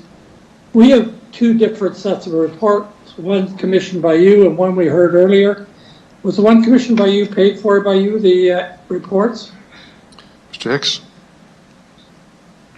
Through you, your worship, I would hate to do this, but I just wish that I could get a bit of clarification from the councillor. I'm not aware of us submitting any reports except for the letter that we had submitted. I see. I'm referring, through your worship, I'm referring to the engineering or the professional information that Crawford provided the councillors. Should I wait till they make their presentation, ask them this question? The question is, who paid for it? Mr. Hicks. Thank you. And through you, your worship, we did not pay for those reports. Okay, thank you. And lastly, the Provincial Heritage Review Board are the experts that are available to council to sort out what is and is not heritage, to go through reports. Do you have any objection to this going to the Provincial Heritage Review Board? Mr. Hicks. Sorry, I didn't catch part of that question. Sorry, I just said the Provincial Heritage Review Board are the experts in the heritage process who can make a recommendation to council, having reviewed all available evidence and heard from all interested parties. Do you have any objection to this matter going to the Provincial Heritage Review Board? Mr. Hicks. I don't suppose so. I'm not sure what their mandate is or how that plays into the situation, but having additional understandings from subject matter experts is generally good governance. Thank you very much, Your Worship. Thank you, Mr. Hicks. Thank you, Councillor Hawkins. There are no other questions for you, Mr. Hicks. Thank you very much for your presentation and answering questions. Thank you. You can retire now. Thank you. Our last delegation is Caitlin Pachuski. Hi, sorry. Good afternoon and welcome Hi, to City Council. If you could identify yourself, who you represent, you have 5 minutes for your presentation. Yeah, my name is Caitlin Pachuski, and I'm here as a representative for Crawford Homes. Your Worship, are you ready for me? Yes. Yeah, okay, sorry. Your Worship and members of the City Council, Crawford Homes is a local, family-owned and operated company in our 42nd year of custom home building. We are also a 40-year member of the RRHBA. Our submission for council is in opposition to the proposed bylaw to designate the Bagshaw residence as a municipal heritage property. We are proposing a new heritage construction in its place. And as a heritage property owner myself, I have a keen knowledge of the commitment it takes to preserve historical architecture. 56 Angus Crescent has not been maintained for decades. As evidenced by third-party reports, the structure has degraded beyond repair. The house was last occupied just over a year ago. Since Crawford Homes took possession on February 4th, 2020, it has been vacant but winterized. Our reports were commissioned from qualified architectural technologists, engineers, and home inspectors. The issues noted in their reports existed far before the purchase of this house. In the summary of the home inspection report, over 40 items are considered potentially significant findings, classified as a safety hazard, a deficiency requiring major expense to correct. The comments repeated throughout are significant damage, extensive moisture, water intrusion, visible leaking, safety issue, health issue, unsafe, suspected asbestos, suspected lead paint, wood rot, mold-like blackened organic substance, mold-like stains present, excessive corrosion, show signs of failure, and considered end of life. These are the terms used to describe the present condition of the roofing and framing structures, the walls and ceilings, the plumbing, heating, and electrical components, the floors, beams, and supports, and the slab and foundation. Gilcheck Design determined that in their report that the existing conditions make this structure unfit and unsafe for occupancy. The report details that the foundations, wood framing, and port structures are in disrepair. This report is concluded with the recommendation that the owner demolish the building and rebuild a new structure, and that a new structure would accommodate better foundation stability into the future. Lastly, we commissioned the structural engineering firm Brownlee Beaton Creek for a structural assessment, to which they concluded, we believe the existing structural and foundational systems at the subject home are in very poor condition and in a state of disrepair in several locations. It is our opinion that although repairs can potentially be made to subject 56 Angus Crescent in the short term, we believe repairs will not effectively or economically prolong the overall remaining life of the home, and as such, we recommend that removal and replacement of the superstructure and foundation systems be seriously considered in order to ensure the structural and foundational systems safely perform well into the future. It should be noted, given the current condition of the south wall between the porch and house, we believe access into the home should not be granted. In new construction, we are held to a high standard to comply with ever-evolving national building and energy codes. Our desire is to improve this lot and the neighborhood by building a beautiful home that is energy efficient and structurally sound. If you can reference the attached rendering, the single-story home will match the approximate footprint of the existing structure. Our design is based on a mid-century style with arts and crafts elements. It will feature a low-sloped roof line with a wide overhang, exposed beams, and cloistery windows. The exterior is further enhanced by the added architectural features of the wood-clad column and charcoal steel veranda. We will use natural exterior finishes, a warm cherry-colored wood siding, and light-colored stone. We have reached out to each of the councillors to provide photo and video documentation of the property, along with invitations to visit the property. And even a few of the members had a personal tour. And unfortunately, our invitation had to be revoked when we received information from BBK. Ms. Patricia, you have about an hour, 1 minute left in your time. Yep, sure, thank you. The enclosed reports provide the information to make an informed decision on this property. The discussion of heritage designation needs to occur before the integrity of the structure is compromised. To this point, through decades of neglect, 56 Angus Crescent has degraded beyond repair. We are presenting the best option for the property at this point. There's nothing left to fix but something to build. Thank you so much for your time. Thank you for your presentation. There are questions. I'll start with Councillor Hawkins. Yes. Thank you, Your Worship, through you. Ms. Bashutsky, how much does Crawford Homes own the land? Yes, we do. How much did you acquire the property for? I would not like to disclose that. I believe you disclosed to the Executive Council of this committee of this council for $165,000. Is that correct? That is not correct. How much did you pay for it? I did not pay it for it personally, but the owner of the company did, and he disclosed in the last meeting, but I prefer not to. All right, I'll take it at 165 then. That is not accurate. did you, well, if it's not, Okay. through your worship, if it's not as correct, could I get the answer? I think she doesn't want to answer the question, Councillor. If you respect her answer. Okay. Did you acquire the property, did Crawford Homes acquire the property as a knockdown property? Did you basically pay for the land itself? We investigated, yes, thank you for the question through your worship. We did investigate the property and we came to a fair price with the former owners to purchase the property. And through your worship, the question was, did you acquire it with the intention of knocking it down? We acquired it with the intention of doing an investigation on whether or not it would be a viable project. Your worship, I wish the delegation would quit fencing with me. I'll ask another question. You've shown us design renderings for a new home. Can you give us an estimate, even a ballpark estimate of what it would cost to construct that new home? That would be up to, yeah, thank you through your worship, and thank you for the question, Mr. Hawkins. That, I would not like to disclose that amount because that would be a personal, I feel that would be disrespecting the potential homeowners and their budget. Did Crawford Homes prepare the rendering of the new home? Yes, we did prepare the rendering of the new home. And did you pay for the rendering? Yes, we did. And I'll ask again, will you tell us how much you paid for it? Councillor Hawkins, I think she has answered the question the way she feels I comfortable. think she hasn't answered the question. That's the problem. Well, she's answered, with respect, she answered the way she wanted to. I think we should just move on. I'll move on.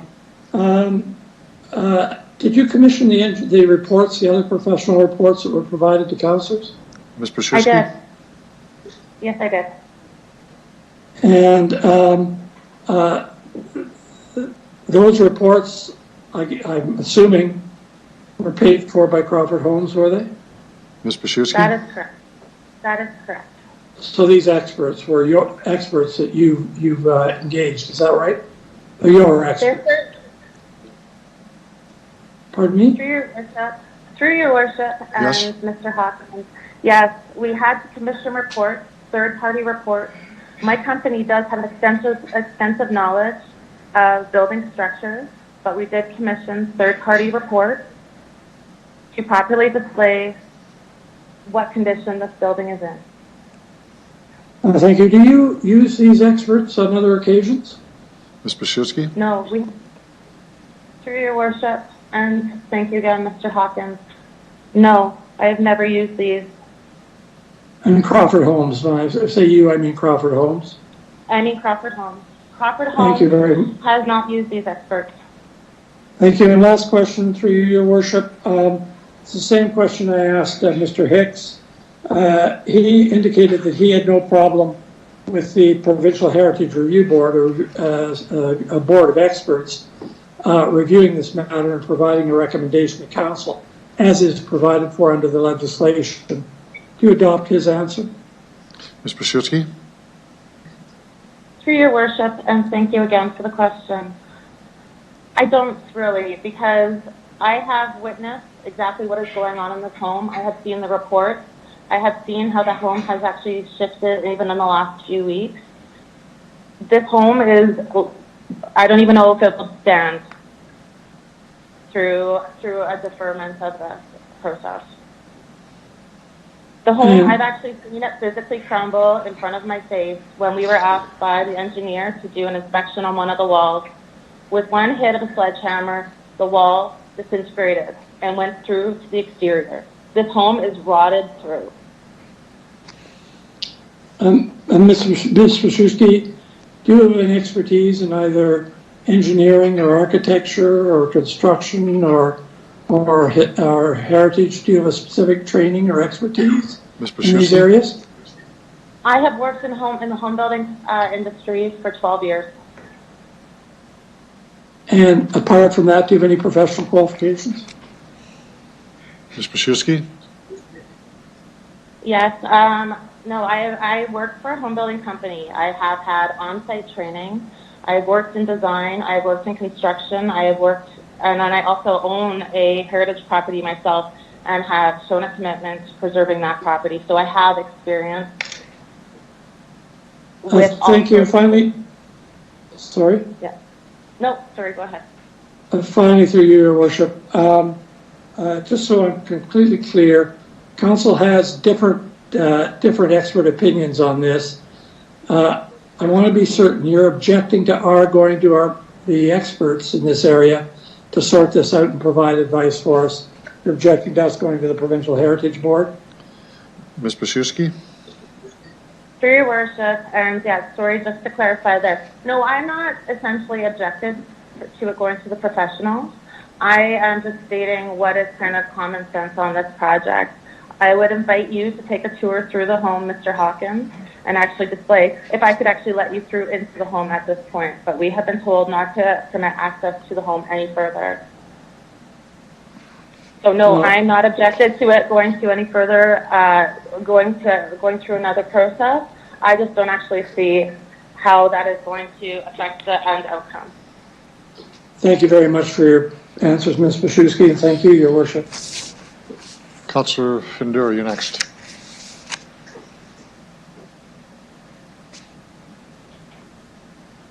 Again, I'm trying to go back into my song here. Okay.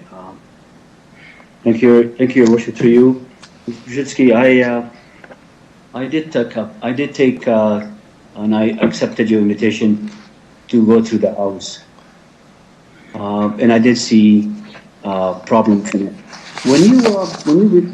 When you research through and you look at the property, the question was asked if your intent was to buy it and then to demolish it. You knew it was on heritage, and you knew that there's going to be a discussion on the heritage side of things, and you went with your decision. How difficult was that decision for you to make, knowing that you're going up against heritage and all that? Ms. Basiewski? Through your worship, and thank you for the question, Mr. Findura. When we were approached about this home, we had many discussions with the family and investigated the property. You know, my company is a new home construction home builder, and we have never dealt with Heritage Regina. It was this home, we were made aware at that time that this home had no official designation and that it was only listed as having potential significance. When we purchased the home and I started an investigation on the property to see whether or not it would become a viable project. I was told by the city that I then had to apply for a demo permit in order for the designation process to proceed. Councillor Findura? Okay, so what you're saying is that does the city give you any indication that this house is on the heritage list or it's on the holding list? What kind of information did you get to your worship from the city on what this property is all about? Ms. Basiewski? Your worship? Through your worship, in my dealings with the city, it was indicated to me that this home was rated on a grade 2 and there would be no issue with it moving forward as a demolition. So if I'm clear on it.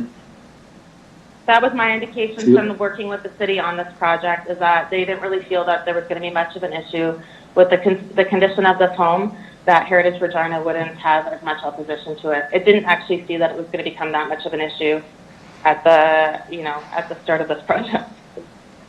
Okay. Councillor To your worship, yeah, thank you, Your Worship. To you, did you actually see the list provided by the city that this building is on a heritage designation, or is it a heritage holding list? So did you have information saying that this building is a designated heritage, period? Or was this as a someplace else? So my question is, did you know that this was heritage, or is it not heritage, or what was your communication with the city, Your Worship? Ms. Basiewski? Through your worship, no, at the time it was not on a heritage list. When we did our investigation, it wasn't actually listed on the heritage designation list. Okay. Okay, thank you. Thank you. With the to your worship, in your opinion, You're talking about putting this building into its somewhat into an original state of what's there as is going forward. What would this project look like going forward for, say, recognizing that this was a heritage? Is there some kind of designation that be put on, like a plaque or a stone or something? Is there anything in plans if this happens to go forward, Your Worship? Ms. Paszewski?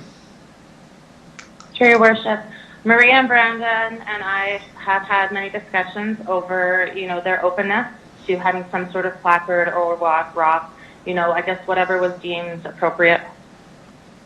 We would like to remember the heritage of this property and the Bagshaw residents, but we just don't believe that the structure is meant to be kept. Okay, and one more question, Your Worship, and then I'll be done. In your opinion, were you surprised or were you not surprised the way this house didn't get its loving, tender care over these years that was left in that condition? Were you surprised to see that if this is a heritage, if this house is 107, it's got the heritage tend to it? Were you surprised or what was your opinion that this house was left in this repair, Your Worship? Ms. Paszewski? Sure, Your Worship. I was not surprised because I believe that there's been a very wide net cast on heritage homes in Regina, and there's not a lot of engagement with the homeowners to upkeep the properties. These homes are only brought forward to City Council and to a designation process, either by a positive trying to have the heritage status designated, or by having the home demolished because it's become in such a terrible state. So no, I was not surprised because I don't believe that the designation process is working for the city. Okay. Thank you, Your Worship. Thank you for inviting me to see the house firsthand. So I appreciate that. Thank you. Thank you, Councillor Federa. Councillor Bresciani?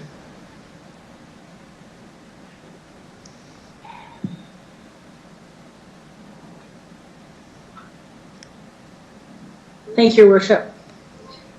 Thank you. Just in regards to knowing that this was not on the heritage, and you said that you did have conversations with city staff in regards to that this, your intention was not to was to tear it down and build something new. Was there anything that you got from the city in writing saying this, or the chair? Ms. Paszewski? Sure, Your Worship, and thank you, Councillor Bresciani. My discussions were with a senior city planner, and the path to designation or non-designation was very unclear from the get-go. My discussions with him is that he didn't see that it was going to be much of a problem, and then further to the Regina Planning Commission, it passed through there, so we didn't actually see it as an issue. There didn't seem to be much opposition to it, considering the condition of the property. So it was in my discussion that I was given this opinion. Okay, good, thank you. You guys have been in this, well, not in this business, but in the home building business for many, many years. You've got that experience. Now moving into somewhat of a heritage property and looking at utilizing some of the Bagshaw, as we heard from Mr. Hicks, some of those pieces of that heritage of the home. Is that something that you're, excited about doing, to accent it in that way through the chair? Ms. Paszewski? Sure, Your Worship, and thank you again, Councillor Bresciani. Yes, our passion is home building, and any opportunity to create a beautiful custom home. We are very excited and pleased to be able to build a home in this neighborhood on this lot, and something that really adheres to the architectural principles of the neighborhood and kind of incorporates, the different stylings. This block in particular is quite an eclectic, full of eclectic architectural styles. It's not just arts and crafts. It's not just, there's some kind of Tudor Victorian. There's some new construction. you know, we want to build something that really meshes with the neighborhood. And yes, we are very excited to incorporate those architectural details of a beautiful home. Thank you, through the chair. Heritage architecture is, I think there's so many residents that want to keep it if it's viable to do so. But if it's not, and it can be accented in turrets or whatever that was there, that could be utilized in that same form, but in a new build to keep that heritage alive, with obviously different type of materials. But the question is that something that, again, that is more costly to build in a heritage manner? Is that, have you worked out the costs in looking at that, through the chair? Ms. Basiuski. Through your worship, and thank you again, Councillor Bresciani. No, you know, finishings are finishings. We can add, we can accent, you know, we're going to bring in the arts and crafts fields of, you know, using those natural materials. No, the finishings are not cost prohibitive. Okay. And the last question, with the community, we heard from neighbors that they want this, that are adjacent here, that they want something new because it has been dilapidated and vacant. Have you been in conversation at all with the neighbors of that community, through the chair? Ms. Basiuski. Through your worship, and thanks again, Councillor Bresciani. No, I have not been personally in contact with the neighbors. Those are the new owners, or the hopeful owners, Brandon and Maria, and which will be a great asset to the community if they're allowed in. Okay, great. And I apologize, I wanted to come in and see the tour, but of the building, but of course now that's not going to be possible. But again, thank you. I appreciate this. Thank you, Councilor Bresciani. Any other questions? I have one, Ms. Basiuski, just for my clarification. When you purchased the property, were you told, or did you realize it was on the Heritage Holding or any, not the Heritage property yet, but on the Heritage Holding bylaw? Through your worship, we were told that it had a potential heritage significance. Now, we purchased the property, you know, very quickly. It was an assistance to this family that needed to kind of let go of the property at you know, like I said, very quickly. So we purchased the property, and then, like I said, I began the investigation on it to see whether or not it would be a viable project for us. So I just began to do the investigation on what having potential significance meant once we purchased the property. Okay. Thank you for that. Councillor Flagel, do you have a question? I do, thanks. Hi, yeah, through you, I did go through the building, and it's in bad shape. I've seen a lot of old buildings, old houses, and you and I talked. Is there anything salvageable to reinstall into if this was to go to a new build? Is there anything salvageable that you would feel would go back into the new build from this one? Ms. Basiuski? Through your worship, you know, not really. The wood is rotted, the structure is rotted, the concrete is crumbled, mold has infiltrated almost, you know, every aspect of the house. You know, I've commented that maybe the rail on the stairs, maybe, but even that is not, it's not the required height to today's building standards. There's really nothing left in this house. Everything's gone, you know, all of the character elements have either been, you know, destroyed or not taken care of over the years or removed, I'm not sure. It's just gutted. You know, I guess we could see if there's anything we could preserve from the exterior, but even that, like all the wood, everything is in very bad shape. Right. I know the exterior is not salvageable either, so sometimes that's part of there's nothing on the outside though, eh? No. Ms. Basiuski? No, there's not. one of the questions that's generally asked in that area, and any type of an area, is people come forward and propose a plan, and then we're kind of left, and it maybe doesn't go work that same way. How do we know that we can get what you say we're going to get from a heritage or from a structural point of view through their organization? Ms. Wachitsky? Through your worship, we are a local, family-owned and operated company we've been here for 42 years. We have been building Regina and Regina homes, and we are members of this community. Like, it's a question of the integrity of what we stand for. You know, we stand behind homes that we build every day. We stand behind the homes that we built for 42 years. And, you know, I guess if it's a leap of faith to believe that, you know, that this company does have the integrity and that we're actually going to have the intent to build what we say we're going to, I guess I just have to ask for your faith in us. Great. Thank you for saying that. And I know that the 3 windows in the upstairs, Bill wanted those, so he might get those out of his house. So thanks for your time. Thank you so much. Thank you very much. There appears to be no other questions for you. Thank you very much for your presentation and answering all these questions. We'll move on to the consideration of the bylaw, and members of council will know there was a communication sent to us on the 22nd, which outlined 2 courses of action with the bylaw.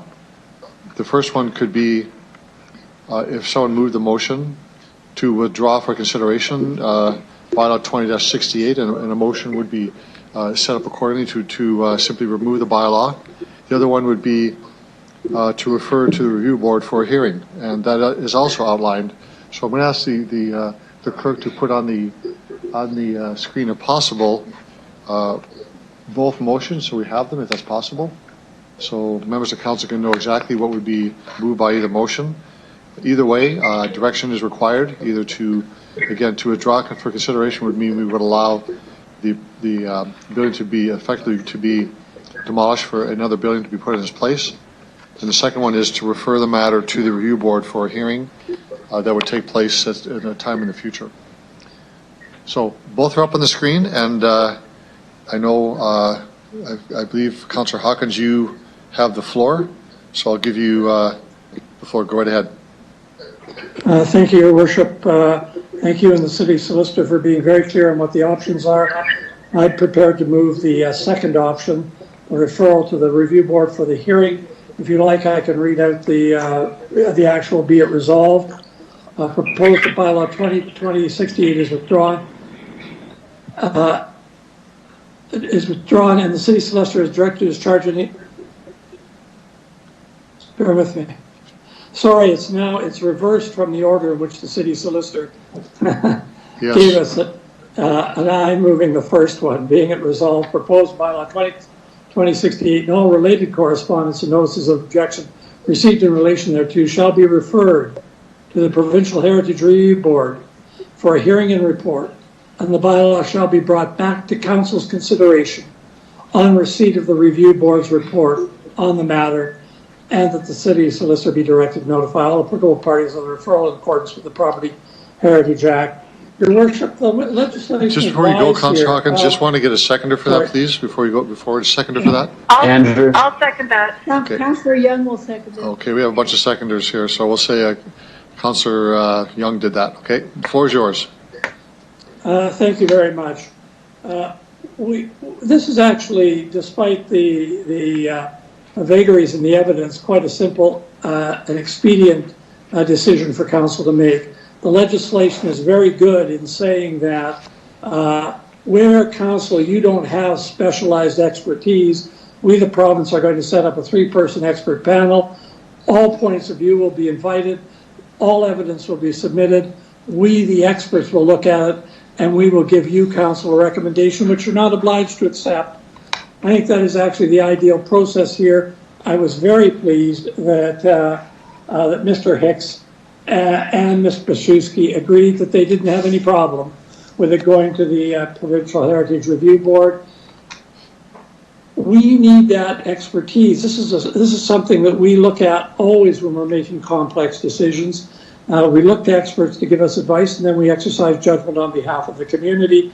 In this case, what is and is not heritage property is a matter of expert opinion, and it's an important decision because we don't have many expert properties.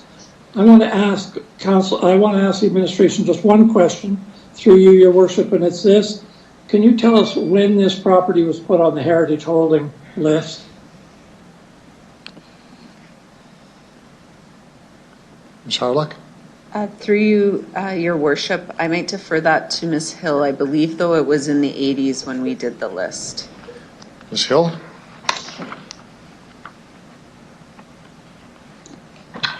Yes, that's correct. My understanding is it was one of the first properties added to the list when the heritage holding bylaw was created. And through you, Your Worship, again, as a follow-up to that, if someone consulted the city about this property, would you have advised them that it was on a heritage holding list? Jill? Through you, Your Worship, absolutely. We would have advised that it is on the heritage inventory and advised the owner of the process related to that. Thank you very much. So just to conclude this, Your Worship, the city has designated this on the heritage holding list for some time. They had some reasons to do that. Executive committee unanimously looked at evidence and said this should be designated as a heritage property. We now have the developers experts giving a different opinion, which is fair enough. All I am suggesting to council is that all of this evidence, together with any other evidence that may be produced, particularly by Heritage Regina, that it all go to the experts, to the Provincial Heritage Property Review Board, so that we can get an expert opinion, so that we don't make a mistake and demolish what may or may not be a heritage property. We need the expert opinion of the Provincial Heritage Board. I'd ask council to accept this motion. Thank you. Councillor Young, you're next.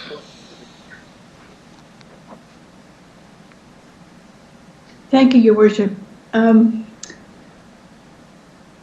going to support this because I think this is the thing that actually makes sense here, is that we get some other opinions from people who know what heritage is and know what that means. Listening to people this evening, I am not sure that we as a group on council, or that people who come forward and want to look at a property that might be on the holding list actually understand what makes a house a heritage house, and also what you can do with a house that has difficulties with it. For instance, you only need to save the facade on a house. The interior of that house could be gutted and rebuilt, and as long as we could save the facade. And that came from Heritage Regina. So I think it would be a good idea down the road if we had a conversation that explained what heritage is and how you get to be a heritage house. You don't build a house now expecting it will be heritage, because the heritage evaluation criteria talks about the people who lived in the house and their contribution to the city of Regina, and it talks about the architectural style of the house, and it talks about the architect who built the house and the background and the prominence of that person, which is quite different than just building a house that has some of the features of a heritage house. So I'll just leave it there. I am certainly going to support this motion. Thank you. Thank you, Councillor Young. Councillor Flagel. Thank you. I'm just wondering, what's the timeline on this to get back? Ms. Harlock.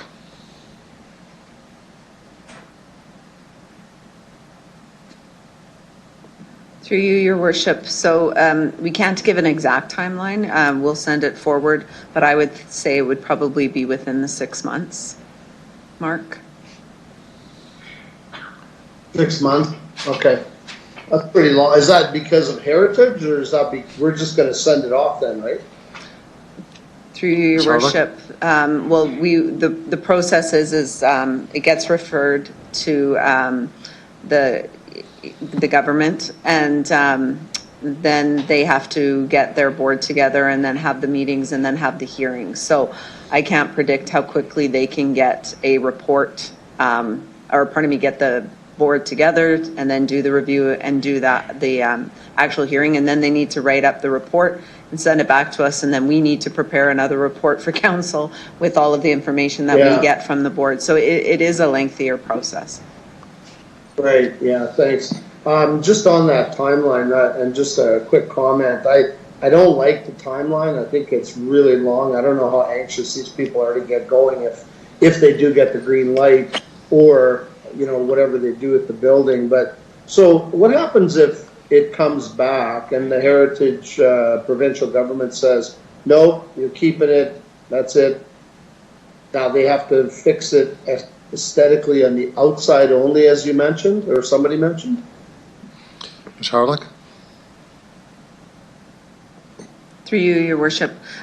So they'll make a recommendation to council.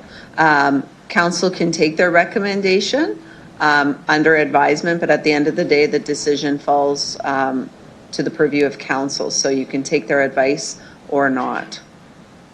But they will make. And the same. Sorry. Go ahead. I was just going to say they will make recommendations based on the hearing and their evaluation. Right. And so through you is that it would be the same way as if the provincial government said, yeah, knock her down and rebuild, and then it would still be up to council to override that, or not? Ms. Harlock? Through you, your worship, that is correct. It's a non-binding decision. Okay. That's correct. Yeah, I wanted to be clear so that the people out there knew exactly what could happen still, even if it goes one way or the other. So it ends up ultimately back in council's hands. Thank you. Thanks. Councillor Bresciani. Your Worship, I just need clarification. So this home was in 1980 sometime. It was deemed, it was put on the Heritage Holding list. But we just did, last year, we did the Heritage Inventory. Now that was, and we talked about property that we wanted to get on this inventory list. Why was this not one that would have been on this list then, through the chair? Ms. Harlock? Through you, your worship. So just to give some history, so it was 1989. I got the number, the date. So back then there was an evaluation done, and it was basically just a table talk exercise identifying properties that could have heritage significance. At that point in time, it went on to the Heritage Holding Bylaw. It was just a holding bylaw, and it didn't mean that it was designated. If there was a demolition permit, or if the person came in wanting it designated, that's when we would do the evaluation. What happened with the heritage policy was council asked administration to create a policy on how we would evaluate properties coming on and off the list. At that time, the bylaw was repealed and we created the inventory list. All those properties that were on the bylaw transferred over, including this one. So we had the approved policy, and this is the first evaluation that we've done using that tool. We used it, before it was formally approved by council for the Albert Street property. But that's kind of the history on how we've gotten here today. Okay, so, but I just want to be clear, because when Ms. Blashutsky spoke, she said that she was told, I think, that when Mayor Fougere asked, she knew it was on the Heritage Holding list, but nothing else. That we talked about this inventory, so I'm just asking if it, you said all of those were transferred over to the heritage inventory, which we did last year, but that was never mentioned. Through the chair. Ms. Howlock. Through you. So there is no heritage holding bylaw anymore. It's a heritage inventory list. The applicant, Crawford Homes, was made aware that it was on the inventory list and that the process would be that if they wished to do a demolition, that they would have to put forward a statement of significance and that we would evaluate the property. So right now, the process is there's a number of properties on that list that we haven't gone through and done the full evaluation of whether or not they should be designated as heritage properties or not. When we as administration did the evaluation, our recommendation was it came in at a number 2. And as per the policy, it was, if it came in at a 2, then it wouldn't be recommended for designation without owner's consent. Council made a different decision, and that's why we are here today. But the applicant was fully aware of our process, and we always make sure that we let the applicants know that at the end of the day, it is council's decision. We took the policy, we did the evaluation, we gave you a recommendation, and in this case, council made a different decision that differed from our recommendation. Councilor Bershani? Okay, so thank you through the chair. So just to be clear though, an evaluation of number 2, the delegation spoke that would, that's almost a demolition. Is that not accurate? The way the policy is written is the approved policy by council was written as if it comes out as a 2, then we would not proceed with designation without owner's consent. That would be the criteria that we would make a recommendation to council. But at the end of the day, that's only a recommendation. Council can make a decision that differs from that. And that's exactly what happened. Council made a decision that differed. If it came out as a class 1, the policy states that it would be deemed a heritage property and should be designated.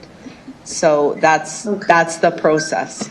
But at the end of the day, we've always told applicants, regardless of the evaluation, it still needs to come before council for that formal and final decision. Thank you. I appreciate, thank you, I appreciate that. I guess that, you know, we've given staff an evaluation process. They've said it's a number 2 and it still comes to council, and now we're still, you know, wondering if it's deemed, you know, a heritage and move forward. I guess that it's a little bit confusing. And the second piece, though, I'm really concerned about is these heritage properties. If they're on this list, it looks like there's a trend. They're always going to be, Heritage Regina is going to always want to keep them, and then it kind of goes back and forth. There's got to be something in there that says the structure is not good and it's not worth saving.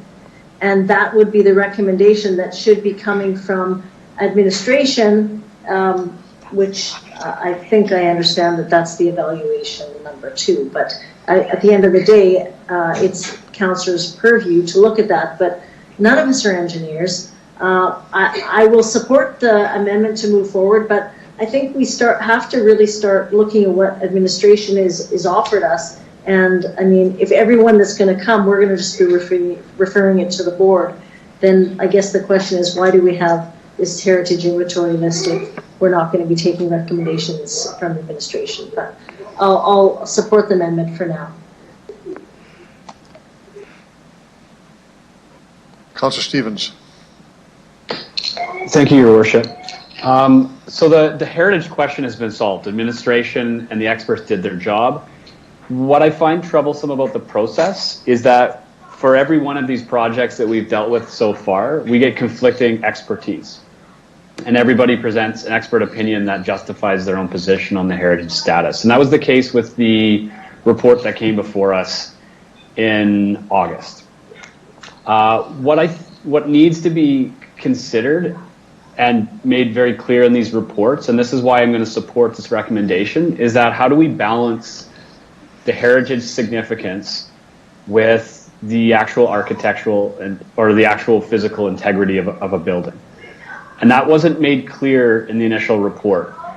The other thing I'll say is, while I understand the state of this building is quite frightening to some, I've door knocked and canvassed in neighborhoods where people are living in far worse conditions. So I'm trying to balance that reality with what I'm hearing from a developer in terms of the state of this old building. But we need some resolution to this. And perhaps, Ms. Harlech, could you clarify, and I might have missed something in the initial report, but do you evaluate the actual structural integrity and the physical structure itself when providing a recommendation?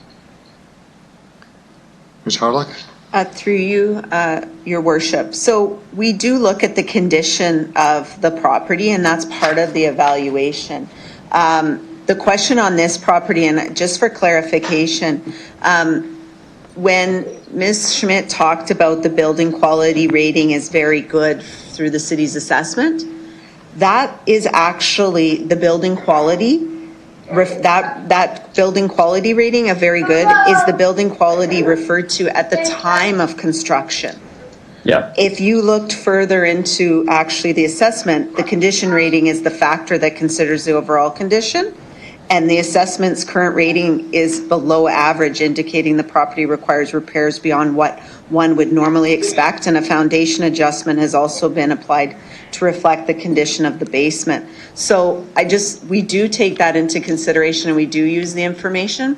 What we've realized through this process is that we do need to change some of our processes, and one of them is, as you indicated, this discrepancy between engineering reports, and we are taking that away because there's been a couple things with respect to, we'd like to maybe get to more of a evaluation panel where more than just one person reviews and does the assessment, but also that perhaps a third party engineering report that's commissioned by the city so that we don't get into these situations, because the other application that came forward last year, we had conflicting engineering reports. So administration is taking this all back, and we're actually going to be bringing forward to council in the new year recommendations on how to improve this process so that when applications come forward, you'll have all of the information. Okay. Councilor Stevens, just a point of order, Stephen, just one moment. Somebody has their microphone on and there's people talking in the background. If you just check your microphone, if you're not speaking, of course, just make sure you turn it off. Sorry, Councilor Stevens, go ahead. Yeah, that was probably me. My kids are yelling in the background. Were they yelling at you? Well, thank you. So I do want to conclude by saying administration did its job, and I'm pleased to hear that there's now a review of how that information comes before us. We shouldn't be consumed for hours watching different parties duke it out over this issue. So I think it is a matter of process. I'll be supporting this, get some clarification from the provincial board. That's all. Thank you. Councilor Massanelli. I think this was asked already, but I didn't get a real clear answer. The board will go before the province. Are they going to assess it, and will it be based on the weight of the heritage significance measured against the current state of disrepair and the effect on the surrounding neighborhood? Or will it just be based on researching the history of the building and taking physical costs and structure out of reference? Ms. Harlech. Through you, Your Worship. So the board will take into consideration all of the different factors that people bring forward, and they'll assess it all. So they'll assess it against the act and take it on in all of the parameters. At the last hearing, they had all of the information from both the proponents and others that had interest in the property. So they'll take that all into consideration. Perfect. Can you use this to kind of affect how you measured it to start with when you gave it a 2 rating or a B rating? Will it reflect anything on your initial assessment on how you let it down the process before it came to here? Through you, Your Worship. So that would be part of the submissions, I believe, that we would ensure that the board has all of the information. When we did the report and the original assessment, we did get information back from the province in the initial report that you guys were able to review. So the board will have everything. Perfect. I think this will provide information for the future projects we run into too, so I'll approve this. Councillor Massanelli. Other speakers on the motion? Your Worship, I had my name in the... I don't see it on here, but go ahead. Same as Councillor Stevens, it didn't appear in here. Go ahead. Okay, you've got me next? Go ahead. Okay. Oh, there we go. Thank you, Your Worship. I just want to make a comment. I did visit the house, and I was very sorely disappointed to see that a house of that significant, and if it was put on that list in 1989, that was allowed to be left in this kind of condition for years. So somewhere, somehow, whoever looked like it failed this house. If it was such a significance, and there was no support from Heritage Canada, Heritage Saskatchewan, Heritage Regina, City of Regina, on the financial policy to help the owners to keep the upkeep, or like Councillor Stevens mentioned, knocking on doors as the houses out the worst. That worries me, that there is no oversight and then we get to this point that we're talking about demolishing the house here. Visiting it, I was quite surprised to see the condition of it. It was scary to even go through it. I'll give another comment, Your Worship. When we were debating 13 Albert Street, the glass house, I stood on my forehead and voted to keep it on Heritage. And it didn't end up on Heritage. It ended up from council. It was demolished and a new house was put up.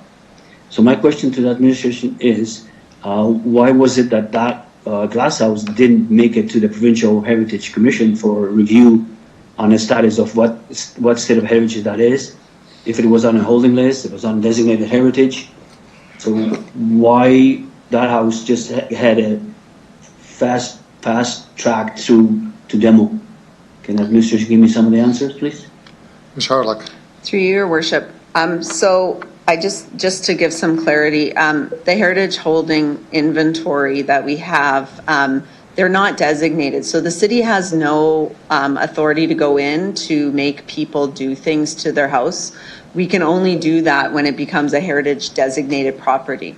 So these properties are left, they're on a bylaw, and that's how we move forward. Council approved us to go and actually do assessments and evaluate all of those properties on the inventory, and that's on our work plan to do. But in the past, they were just on a list, and they only got dealt with when there was a demolition permit, or if someone who owned one of those houses wanted to designate it on their own accord. The past practice of the city was that if we did not have owner's consent, council would not designate against the owner's will. So if they objected, in the past, council didn't designate the property. In saying that, there was 2 properties previous to that previous councils did designate.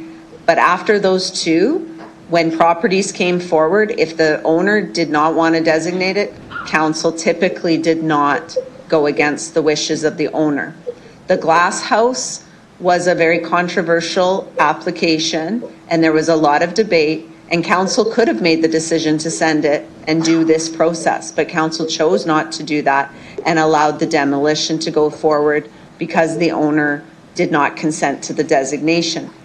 From that meeting, administration was instructed to come up with a process to determine how properties go on and off the list. So when will we allow a property to be demolished and when won't we? And that was the policy that was approved by council over a year ago. And this is, again, like I said, we did the evaluation, and if it came out as a 2 as per the property and the owner didn't want to designate it, then the policy said that it wouldn't get designated. But as I indicated when Councillor Bresciani asked the questions, it still is up to council. We just use the policy to give you our recommendations based on it, but at the end of the day, it is council's decision. Thank you. Yeah, thank you, Chair, Your Worship. So then my question, next question would be is that the owners are not in favor of designating. So what's the difference between us and you mentioned about, Ms. Harlan mentioned that council did not go against the wishes of the owner, and this one, the owner, if I understand this correctly, is not agreeing to designation. So how do we stand on this decision of this policy that the council can or cannot choose from one to the other? Can I get a little bit of clarification on that? The owner, if I understand, the owner is not agreeing to designation. Your Worship? Ms. Harlock. Through you, Your Worship, that is correct. The owner is against us, against the city designating this property as a heritage. What I was getting at was historically, other than 2 times previously, before the policy was in place, council did not, when these applications came forward, did not go down the path of designating without owner's consent. Since those previous 2 and in the last year, this is the second application where council is considering designation without owner's consent. And that's at the purview of council. As I indicated, the policy is a policy of council, but at the end of the day, you evaluate the recommendations and the information that comes from other parties, and council's made the decision to move forward at this point with the bylaw up till now. Okay, thank you, Your Worship. And again, in August report, we didn't have strong information on where we are at. So my next question would be to administration. I know it's a crystal ball question.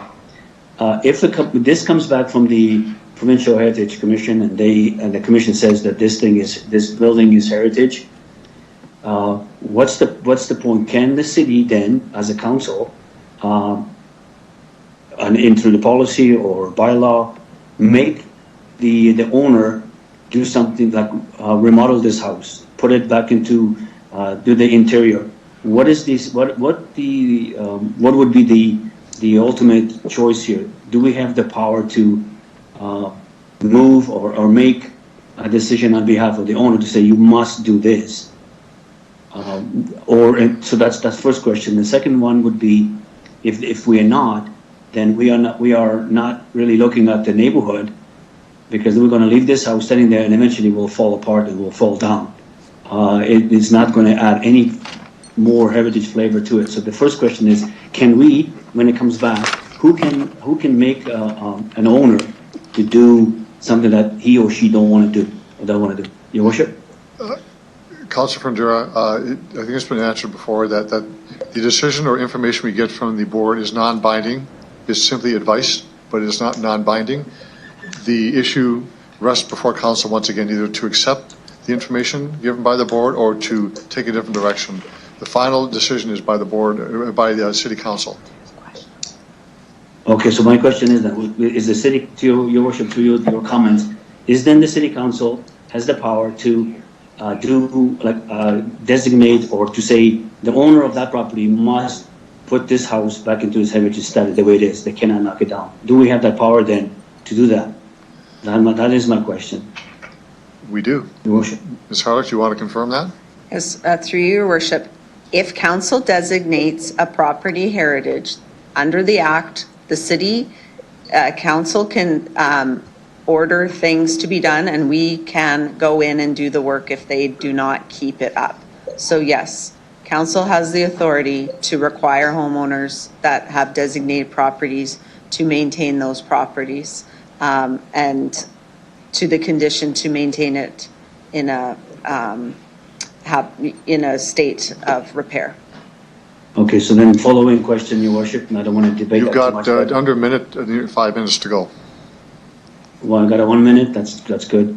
So then, so that means is then, so when the city and council orders, so that means is the repairs and the upkeep and upgrade and fixing of this house will be solely on the taxpayers' back. Your Worship. Ms. Harlock, go ahead. Through you, your worship. So that we do have programs, our Heritage Incentive Program, that they could apply to get some funding to help with the renovations. But the program typically, it wouldn't cover all of the cost. The cost would primarily be on the homeowner to fix the property. Yeah. So, to your worship, just a quick comment. I'm one of the. I've always been part of the heritage, and I've always spoke about heritage, and I spoke really strongly about the 13 Albert Street, the glass house. And this one I visited. It fell apart. I'm having difficulties for us to actually put undue stress and financial stress on the owner when the house is in this state. So, Councillor Yeah. Fernando, your time is up. Sorry. Okay, I'm that's sorry. good. Okay, thanks. I've been generous for everyone on their time allocation. Councillor Bryce.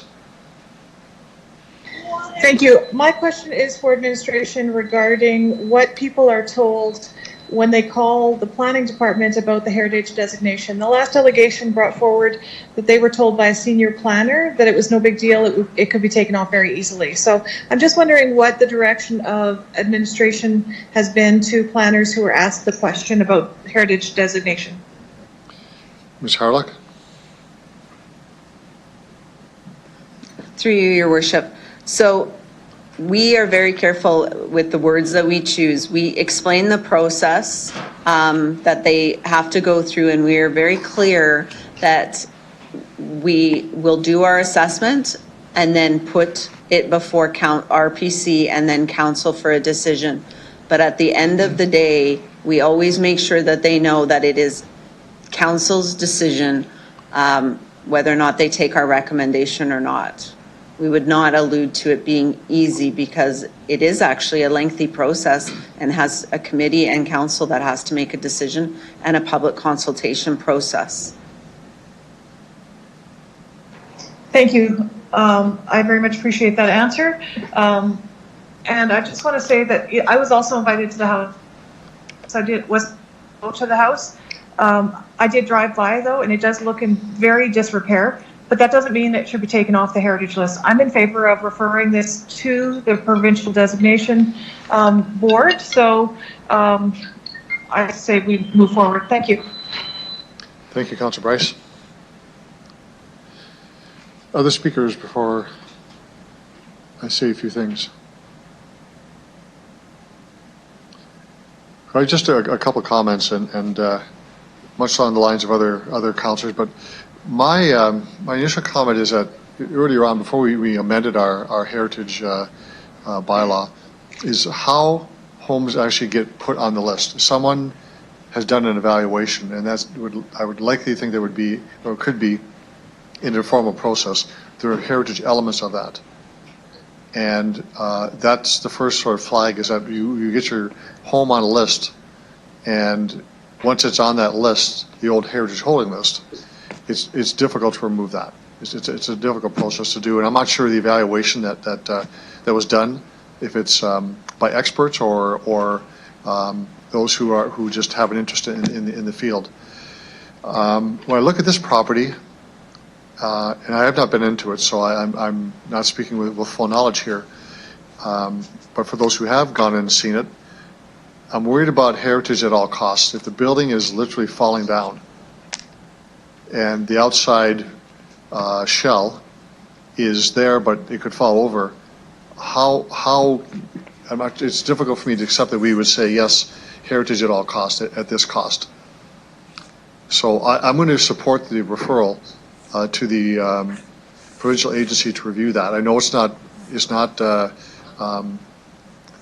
we don't have to take their advice, but the delegations, the owner of the property, the ones who want to design a new home on the property, have both agreed that having experts look at this would be helpful.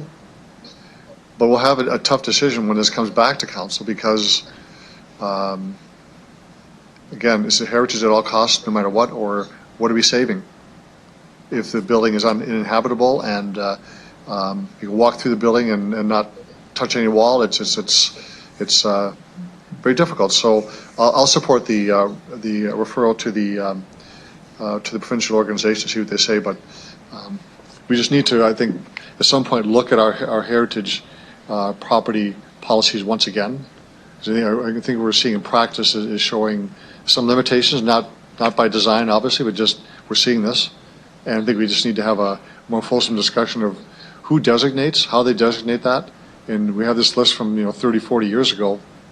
We need to look at that, what that's really feasible, practical, or still applicable even today. So I will support the referral motion. Councillor Hawkins, you have 3 minutes to close the debate if you want to. Your Worship, I think the essential points have been made, and I agree with the points you've just made. So I can leave it there and ask for the vote. Okay. Mr. Clerk. Thank you, Your Worship. Councillor Hawkins? In favor. Councillor Stevens? In favor. Councillor Young? In favor? Councillor Bresciani? In favor. Councillor Findura? In favor. Councillor Murray? In favor. Councillor Bryce? In favor. Councillor O'Donnell? In favor. Councillor Mancinelli? In favor. Councillor Flagel? Yes. Mayor Fougere? In favor. Passes unanimously, Your Worship. Thank you, Mr. Clerk. So we have come to 6 o'clock and we have to make a decision. I'm hoping that council will finish off our agenda tonight. We have 8 delegations who have been waiting for some time, and we're getting very close to the election. And I think it would do us all sense and all good stead just to plow through this agenda for tonight. So I'm looking for direction from council, a motion to Councilor Massanelli. Motion to continue. Maybe a break would be in order for people who've been trapped for a while here. I've been wondering. We can break for dinner now and then continue. Okay. Have a seconder for that, please. I'll second. Councillor Murray. Councilor Murray, okay. I'll call the question, Mr. Clerk. This is to continue the meeting, have a break, and then continue the meeting into the evening. In favor. Councillor Young? In favor. Councillor Hawkins? In favor. Councillor Stevens? Opposed. Councillor Bresciani? In favor. Councillor Findura? In favor. Councillor Murray? In favor. Councillor Bryce? Opposed. Councillor O'Donnell? In favor. Councillor Flagel? Yes. Mayor Fougere? I vote yes. Passes 9-2, Your Worship. Thank you very much. So perhaps we could come back at 6:30. Would be okay for continue the meeting? We're back at 6:30. Thanks, everyone.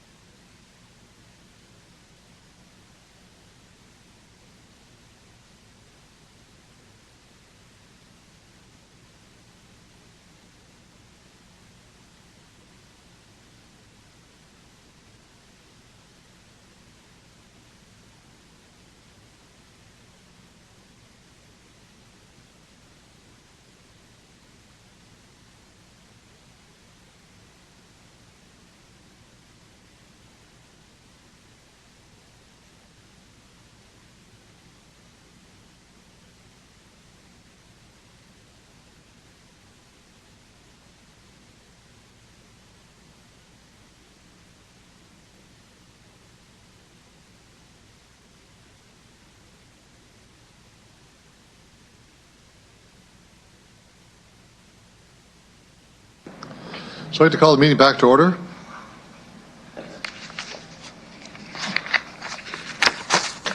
And I'd just make reference to the bylaw 2020-68.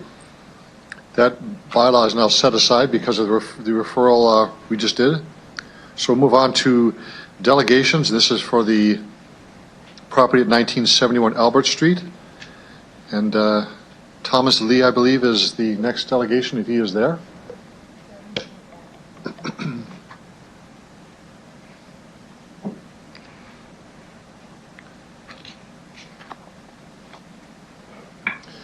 Mr. Lee, are you there? I'm here. So to call the meeting back to. Good evening and welcome to Regina City Council. If you could identify yourself, who you represent. You have 5 minutes for your presentation, and there may be questions from members of council afterwards. Sure. My name is Thomas Lee. I'm a lawyer at Butts & Company, and I'm representing RB3 Properties, Inc. and the principal owner of Guts Khaleesi's. So I guess, is this just time for me to just go straight into my submissions?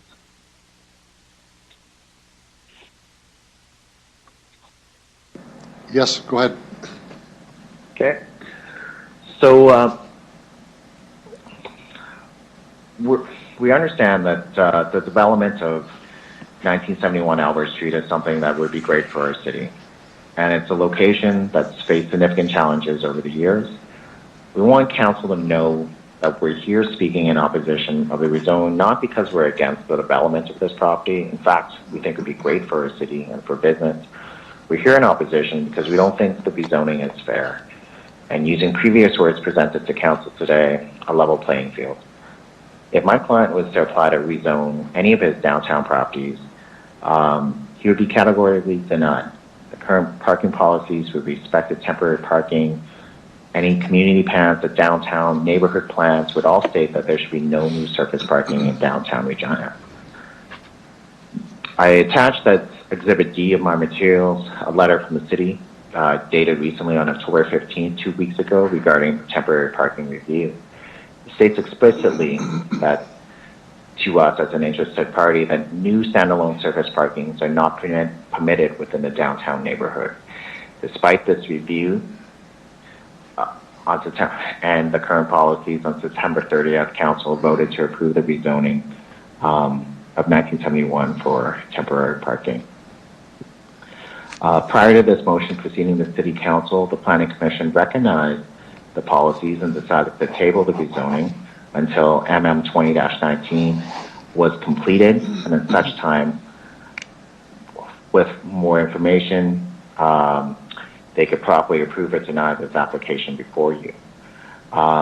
We submit that this was the fair and prudent thing that was done. As an interested party, we have to ask, in fairness, for what reason should Magnetic Capital receive an exemption and be allowed to rezone this lot for temporary parking? The reasons that's been presented is to recoup money to assist with paying property taxes while they figure out their development plan. Which upon review of their submissions, they reiterated they were seeking rezoning for 1 year. A tax search on 1971 will show that the current levy for 1 year is $45,517.53, with arrears at about $2.75 million. I question the business case for recouping costs for 1 year at about $45,000 when you consider the development costs of meeting the contract zone agreement for temporary parking regarding signage, drainage, resurfacing, barrier development, etc. It's our submission that overriding the temporary parking lot policy should not come down to a decision about property taxes or recouping this cost. If it does, we're putting the economic interests of Magnetic Capital, an Ontario company, above our own. My client pays property taxes too. RB3 alone pays about $170,000 in property taxes a year. My client's business is suffering. And yet against policy, council has decided to add another parking lot when all of them are empty to recoup $45,000. Respectively, our submissions today is for this motion to be denied and to be revisited following the findings of a temporary parking lot study. Upon review of the materials, this and the packet, agenda packet, this proceeding This is proceeding on a third reading today. And when I researched the bylaws on this, the rules are set out in Section 28 of the Procedures Bylaw. When reviewing the bylaws, it appears that generally parties are given an opportunity to speak before the second reading. I think that's what I gathered from subsection 12 of Section 28. I Mr. don't Lee, know you how have a these minute to go submissions- in your time period. Sure, I'm just wrapping. Mm-hmm. I don't know how these submissions today will be considered, or if my submissions is to form part of the second reading, but I bring this question up procedurally because I don't know how my submissions will translate to today and how this matter will be decided today. I don't want to belabor the fact that we weren't given an opportunity to address council on September 30th. This is something that we could address in questions if need be. We acknowledge that this could have been a simple omission but this is an omission that has tremendous implications on due process and procedure. I leave this issue to council, but in all circumstances, we want to reiterate our submissions today, and our request is for this reading to be voted down and for this motion to be revisited following the review of the temporary parking lot policy. Mr. Lee, your time is up. Thank you very much. Yes, thank you. Okay, and I'll see if there's any questions from members of council.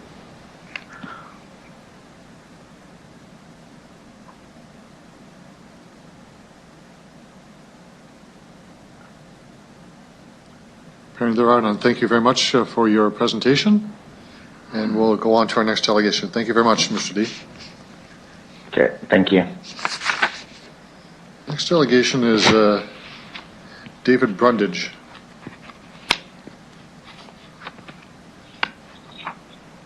Good evening, Your Brundage, Worship. you could just identify yourself, who you represent, and you have 5 minutes for your presentation as well. My name is David Brundage. I'm the lawyer for Magnetic Capital Corporation, and previously had the opportunity to address council at the September 30th meeting. We don't have a formal presentation to make today. When we were aware that there was another presentation being made, my client instructed me to make myself available to council should there be any questions that the city councilors may have of Magnetic after hearing the other presentation. So I'm here today to answer any questions, and failing none, I will shut up because you gentlemen and ladies have had a long day already today. Thank you for that, Mr. Brundage. We'll see if there's any questions.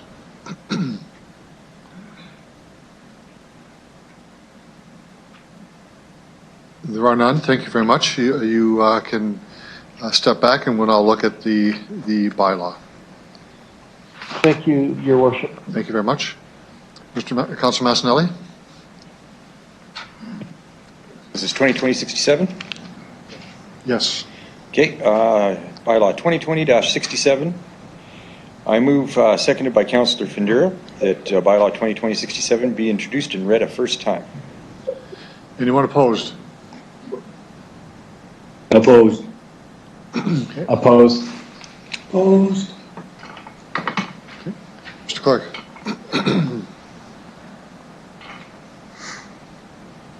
Someone say they're opposed. Thank you, Your Worship. We will do a vote on this. Yes. Bylaw 2020-67. I will start with you, Councillor Mancinelli. I'm in favor. Councillor Flagel. Yes. Councillor O'Donnell. In favor. Councillor Bryce.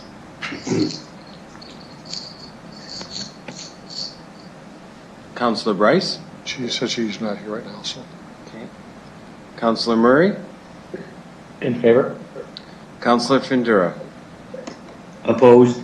Councillor Bresciani. In favor. Councillor Stevens. Opposed. Councillor Hawkins. Opposed. Councillor Young. In favor? Mayor Fougere. Oh, yes. Passes 7-3, Your Worship. Thank you. Councilor Massanelli? I move, seconded by Councillor Murray, that bylaw 2020-67 be read a second time. Mr. Clerk? Councillor Mancinelli, you vote in favor. Councillor Flagel. Yes. Councillor O'Donnell. In favor. Councillor Murray. In favor. Councillor Findura. Opposed? Councillor Bresciani. In favor. Councillor Stevens. Opposed. Councillor Hawkins. Opposed. Councillor Young. In favor? Mayor Fougere. Oh, yes. Second reading passes 7-3, Your Worship. Thank you. Councilor Massanelli? I move seconded by Councillor O'Donnell that Council hereby consents to bylaw 2020-67 going to a third reading at this meeting. Councillor Mancinelli votes in favor. Councillor Flagel. Yes. Councillor O'Donnell. In favor? Councillor Murray. In favor. Councillor Findura. Opposed? Did not receive unanimous consent, Your Worship. Thank you, Mr. Clerk. You'll proceed to the next meeting of council in November, or next, wherever that might be. Okay, move on to bylaw 62. Bylaw 2020-62. I move seconded by Councillor O'Donnell that bylaw 2020-62 be read a third time in this meeting. Anyone opposed? Opposed? Okay, we'll take the vote on that to Mr. Clerk. Councillor Mancinelli. In favor. In favor. Councillor Young. In favor? Councillor Hawkins. In favor? Councillor Stevens. Mr. Clerk, could you please provide clarification on the nature of the bylaw? This That's is the remuneration. This is the remuneration third- bylaw. Okay. This is okay. Yeah, thank you. In favor. Okay, Councillor Bresciani. In favor. Councillor Findura. Opposed? Councillor Murray. In favor. Councillor O'Donnell. In favor? Councillor Flagel. Opposed? Mayor Fougere. Opposed. Carries 7-3, Your Worship. Okay. Now we have 4 more bylaws. And with respect to bylaws 64 and 70, these relate to the accommodation licensing. We should refer to these as May 1st. May 1st is the correct And I'd date. ask that it just be included within the bylaw itself since the report has been amended as such. Okay. Councilor Massanelli. So, bylaws 2020-64, 65, 66, and 70. I move second by Councillor O'Donnell that bylaws 64, 65, 66, and 70 be introduced and read a first time. Mr. Clerk. Councillor Mancinelli's in favor. Councillor Flagel. Yes. Councillor O'Donnell. Yes. Councillor Murray. Yes. Councillor Findura. In favor. Councillor Bresciani. In favor? Councillor Stevens. In favor. Councillor Hawkins. In favor? Councillor Young. In favor? Mayor Fougere. Oh, yes. Carries 10-0, Your Worship. I move seconded by Councillor Stevens that bylaws 2020-64, 65, 66, and 70 be read a second time.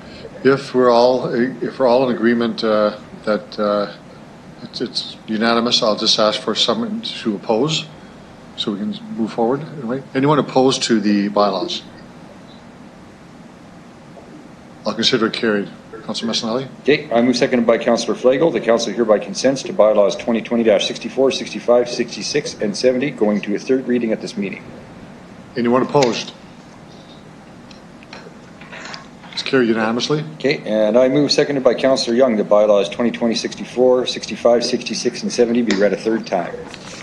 Anyone opposed? That's carried. Okay. Thank you, Councilor Massanelli.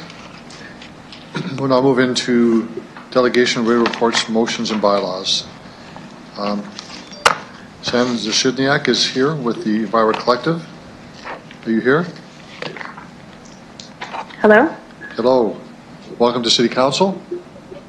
You have 5 there. minutes. If you could state your name, who you represent. You have 5 minutes for your presentation, and maybe questions afterwards.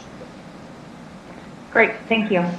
My name is Shannon Zakidniak. I'm here today on behalf of Enviro Collective. We are appreciative and supportive of this version of the Energy and Sustainability Framework update. We also greatly appreciate the commitment from City Administration to include us on the advisory committee and throughout the planning process. We need to be making plans to improve the sustainability of our entire community, and this newest plan can get us closer to the target of the city powered by renewable energy by 2050. We also appreciate that an equity focus is mentioned in the report. It is crucial that our efforts to become a more environmentally sustainable community are going to address the needs of energy workers and marginalized community members.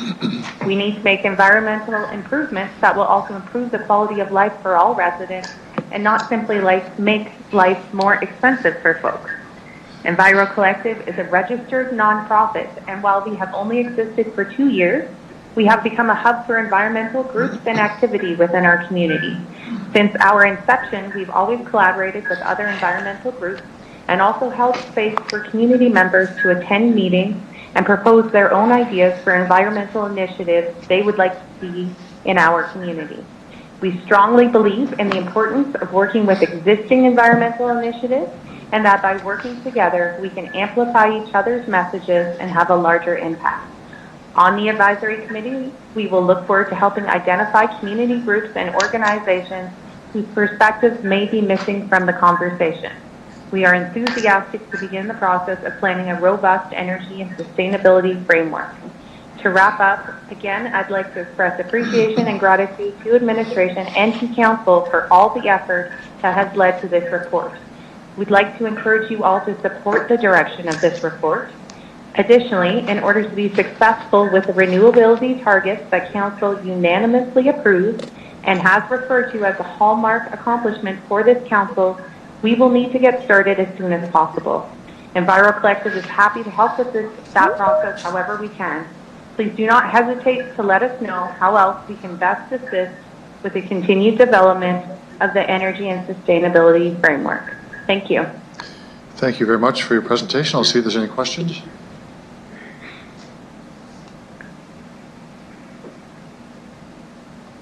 There are none. Thank you very much for your presentation. Okay, thanks. Take care. Bye.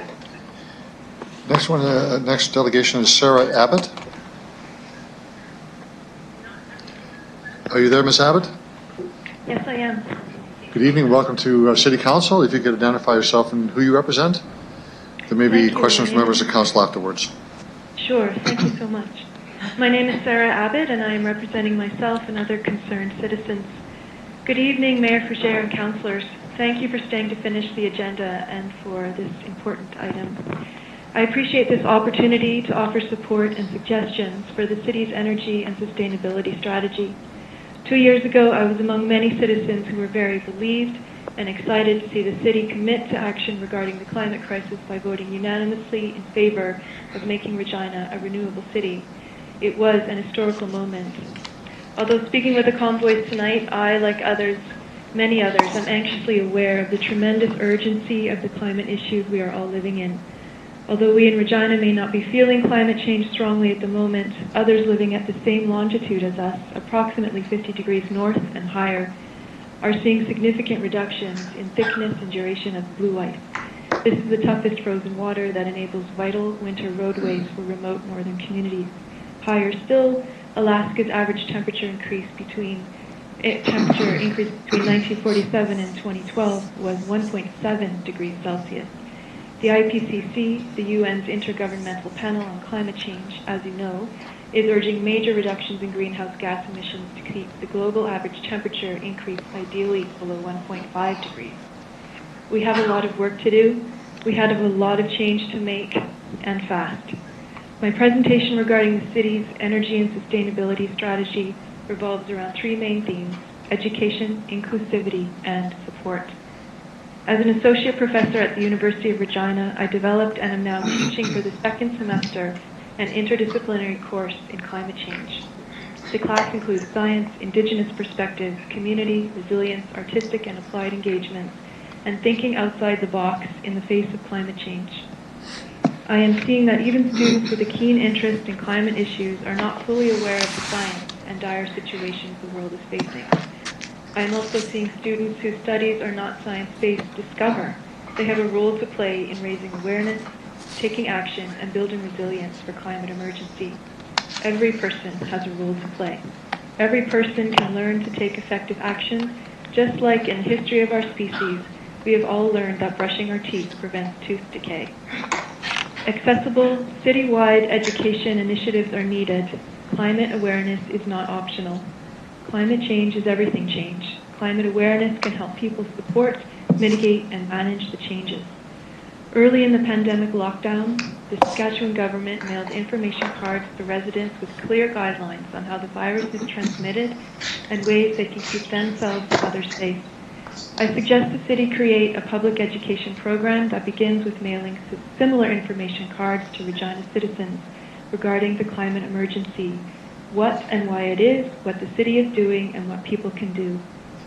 Indigenous knowledge and science that have understood natural law and respectful interrelations with nature for millennia must be incorporated into the city's energy and sustainable strategy and education materials. We would not be here discussing the climate crisis if these laws had not been repeatedly broken. Including Indigenous knowledge and people is essential to the success of the strategy. It is an action toward reconciliation. Support is necessary for people who may not be able to afford to make changes as we transition from fossil fuels, and or whose livelihood is based in the fossil fuel industry. There are others in our community who can better speak to how to do this. I raise this point to keep attention on it. We are all in this together. Community and compassion are vital as we work towards new ways of being and living in the world. In my last minute here, I recommend that the city create a citizen advisory council in addition to the planned community advisory group. Do you have a minute to go in your time? Composed of local climate experts. A citizen advisory council is comprised of representatives from all groups of people living in Regina. They would be educated on climate science and its many intertwined issues to discuss and advise councillors of the ways the City of Regina and its citizens can move forward with efficiency, innovation, flexibility, courage, and urgency to make and support rapid changes in our urban ways of life. Thank you for showing leadership on making Regina a renewable city. I urge you all to vote in favor of the energy and sustainable strategy. From a science, local, and global well-being perspective, it seems this is the only choice. Thank you so much for your time. Thank you very much for your presentation. I'll see if there are any questions of you.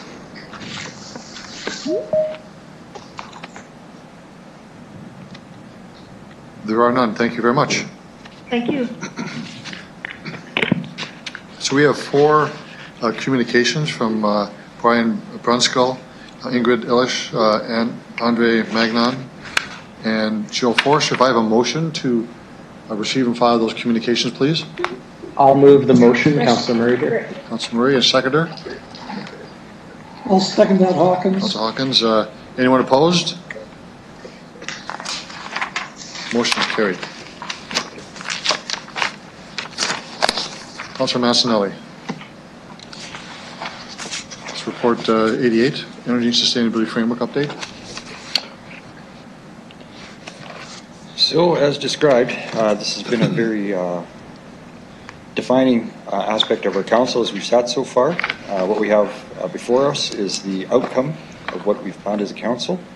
And I guess any comments you guys want to provide on the way through would be appreciated. Ms. Folk, can you give a 2-minute elevator sketch on this? Absolutely. Thank you. Good evening, Mayor and members of Council. First of all, I'd like to thank all of the delegations, organizations, and municipalities across Canada that have shared information with us over the last 18 months. At the September Priorities and Planning Committee considered the report in front of you, which recommends administration proceed with developing a community-wide framework and action plan based on a widely accepted energy and sustainability process, which is described in the report. The recommended framework and action plan are projected to be delivered in December of 2021 with an investment of up to $250,000 in 2021 for third-party specialized consulting services.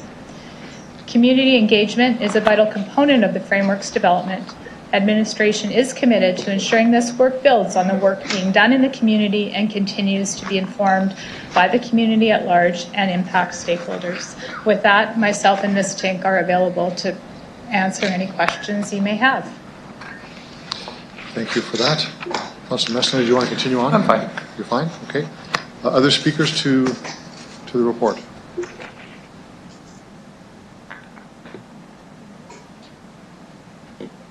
Councillor Hawkins, I believe. Yes. No speakers? Councillor Hawkins? Thank you, Your Worship. I was slow on the chat line. I'll be very brief. I think that one of the highlights, indeed one of the signatures of this past council, was the Regina 2050, Renewable Regina 2050 resolution, together with other resolutions which dealt with environmental issues. I applaud the council's initiative in this regard. It's forward-looking. I also applaud the administration's work on the energy and sustainable framework that's before us tonight. It was developed after consultation with the community. It offers a plan forward to set priorities for greening our infrastructure along with a timeline. It is a perfect next step that fits with Renewable Regina 2050. My hope is that these documents become something more than aspirational. My hope is that they become action plans, and I think the Energy and Sustainable Framework offers that possibility for action. I think it might be the greatest gift of this council to the next council, and I support it enthusiastically. Thank you. Thank you, Councillor Hawkins. Councillor O'Donnell. Thanks, Mr. Mayor. First of all, I want to congratulate and thank staff. I think what is before us and was well hashed at Priorities and Planning is an outstanding document, an outstanding leadership plan. And I was really pleased to see the delegations that appeared and are written before us reiterating that as well. I would suggest that this is a great opportunity to unite our community, both in terms of all of the committees, all of the action, and all of the work that can be done. This is a great opportunity for a future council to put us on the cutting edge and for us to lead. I'm optimistic that all of the work that was done previously and in terms of trying to bring other communities together with ours will serve us very well. Well done here, and I encourage all of us to support this. Thank you. Okay, we'll go on to Councillor Young now. Okay. Thank you, Your Worship. First of all, I'd like to thank Councillor O'Donnell. This is his last meeting with us, and he did a lot of work on environment and sustainability, and so I want to thank him for that work. I think what I'd like to comment on, there's much that you could say about this report, but the thing I want to comment on is that it says that a sustainable community is the product of a holistic approach, and it includes economic, social, and environmental. And then it goes on to talk about some other things that we've decided to do as a council, such as the community health and well-being strategy, and our goal to become a more inclusive city. So I think social equity is a lens through which we will be looking at all of these areas, and I applaud that. And lastly, I think in this time that we're living in now, people need hope, and I think this is a very hopeful document. Thank you. Thank you, Councillor Young. Councillor Stevens. Thank you, Your Worship. There are a few reports and initiatives, I think, that have generated this kind of excitement in our city. It's invoked independent research and independent researchers who are lending their assistance to this project. It's received national attention and excitement. Major energy companies that are invested in wind and solar are paying attention. It's now part of our economic development strategy as per EDR's 2030 ambition. There are already revenue-generating opportunities identified in this report and that are returning real income to the city if we're thinking about methane gas capture and energy generation. We have opportunities to work with municipalities across Western Canada, even those who are deeply invested in oil and gas. I think the next council is going to be tasked with operationalizing this framework. So I think a lot of the heavy lifting in terms of getting this off the ground has already been conducted by current council and administration. New community engagement opportunities. As Councillor Young indicated, there's a lot of excitement, lots of opportunities going forward, and I think we should be excited to have gotten this far, as tense and as difficult as it's been. I really appreciate administration's work on mapping out greenhouse gases and the impact fleet, transit, and other services have. I think there's a blueprint here for us to do some important work. It's not just cost. I think there has been undue attention to that element.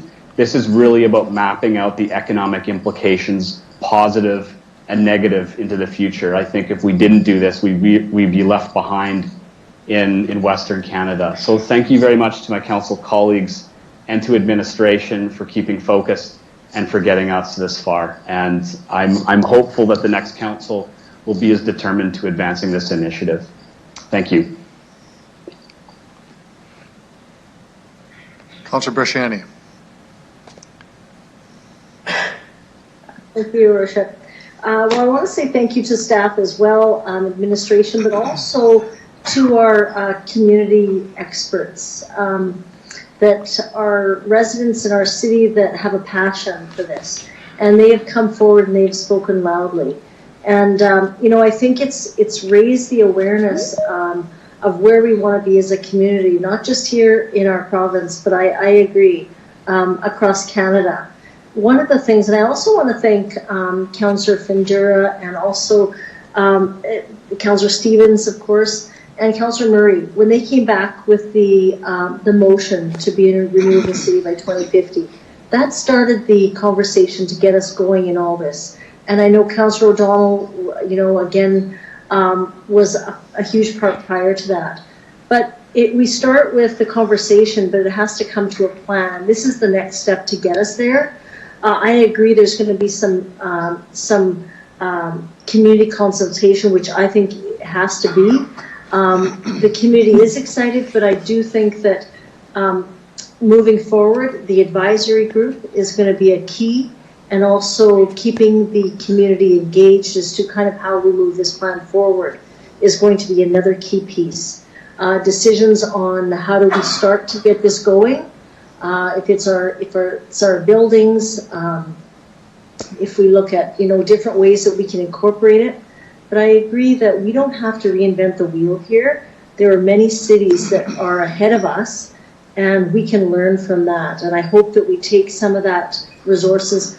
I know FCM, and there's so many other grants out there now. I just saw another one a couple weeks ago that's offering funding for this. So this is the way that the world is moving. And I really want to say thank you to the ones that kind of got us on this start to get us going. So again, I'm excited for our city, and I think our residents, many of our residents, and I would say not just for today, but for the next generations to come, we are kind of setting a standard there. So I want to say thank you. We'll leave it there. Thank you, Councillor Bresciani. Councillor Findura.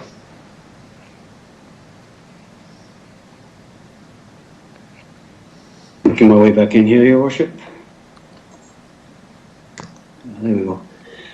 Thank you, Your Worship. Through you, I did lots of reading, lots of thinking about this. I like this report. I didn't support it last time. I've thought about this, and I've asked about the costing, asked about different things, making sure that the community doesn't get set up or saddled with some high costs. But I can see that we need to start somewhere. And this report gives a good view, good outlook on what the concept was when it was started in 2017, where we want to be. And I feel comfortable going forward that the findings from this will give us a good blueprint and a vision on the future where we can start. And Councillor Bresciani mentioned about we could start it with the city building. We could start something small, but if we don't start, so I understood this, I see what the intent was. The visit to Vancouver on the world stage to see how the environment has to be looked at. I'm comfortable going forward that this report will give us what we need. And I am definitely going to be supporting not just the report, but going forward, knowing that we're going to be keeping a close eye on the costs of things, making sure that residents will know exactly what's going to happen and how it's going to happen. So the costing of it, that was my first and longest concern, is that the costing is going to be detrimental in going forward. But I understood that there are other ways to get to that point. We will get to that costing point, and everybody will be on the same page. So, Your Worship, I am definitely supporting. The report is good. I did some more reading, did some more research. I looked at the impact, what the future brings, and I'm definitely in support of this. Thank you, Your Worship. Thank you, Councillor Fundera. Councillor Murray. Thank you. Perfect. Thank you very much. Thanks through the chair. I just want to start by thanking administration. I want to thank Louise Spoke and Carol Tink for all the hard work that they did on this file through all the trials and tribulations of its creation. It wasn't an easy path for sure. And I also want to thank council for for being so supportive for something that at the time probably seemed quite radical. And for some folks it maybe still is, but you are starting to see this formation globally. So I just want to thank all of council for having the faith in our administration to be able to do this and take this on. And I'd also like to thank all. Oh, you froze on us, Councillor Murray. All the that's reached out. Sorry. Oh, sorry, I had a phone call. Sorry. I've never had a file where folks have reached out this much and to this degree, and I've actually made not just acquaintances, but actual really good friends that have come out of this motion. So just very thankful, and I'll be supporting this. Thanks. Thanks, Councillor Murray. Other speakers?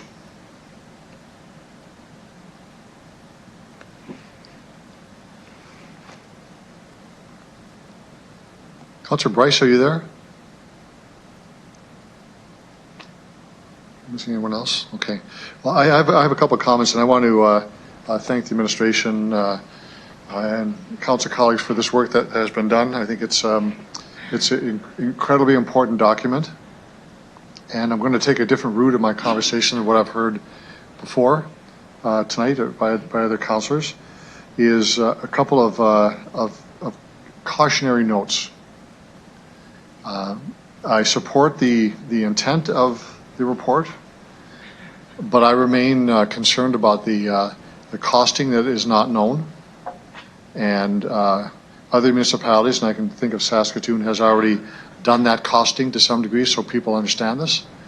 But I don't believe that the public understands what's in this report.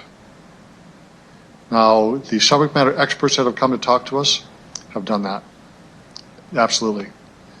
But the average individual, I don't believe, understands this. I certainly think, in fact, I'm certain they understand and support the initiatives to combat climate change, sustainability. All those things I think are quite important. But I don't think that they know what's in this document.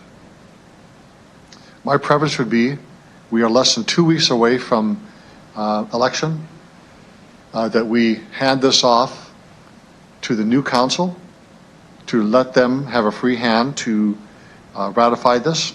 We can say we send it off to with obviously the support of council, but my preference would be to refer it to the new council to look at and let them decide the way in which they want to go forward.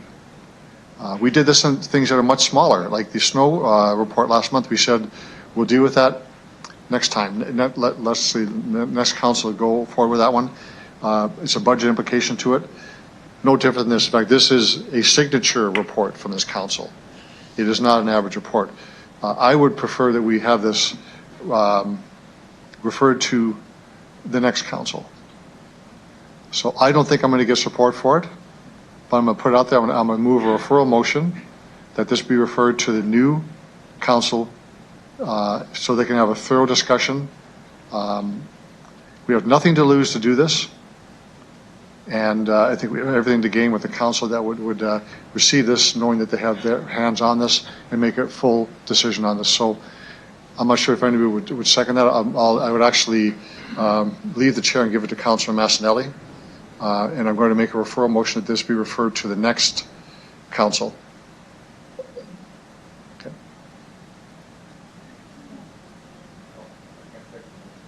I will second that, Your Worship. Thank you. Okay. So I guess there's no debating that. So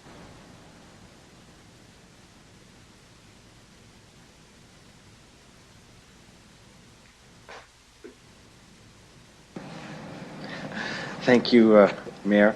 I will call on you first, Mayor Fougere. Councillor Flagel. Sure. Councillor Mancinelli. I didn't hear. No. Councillor O'Donnell. I'm opposed. Councillor Murray. Opposed. Councillor Findura. Opposed. Councillor Bresciani. Opposed. Councillor Stevens. Opposed. Councillor Hawkins. Opposed.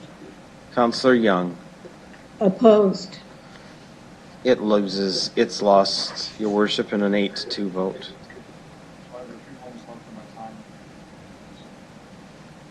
it's left of my time, so I'll just say that I support absolutely the what's in the report. It's the way it's going. It's the way we're setting this off. So I'm going to oppose this only because I feel very strongly that the next council should deal with this in its entirety with its hands not tied, and there should be a costing to this, and there should be public engagement at the start of this. So for that reason, I will not be supporting this. It doesn't mean I don't support the goals within the report, though. Thank you. Councilor Massa, you can close debate if you'd like.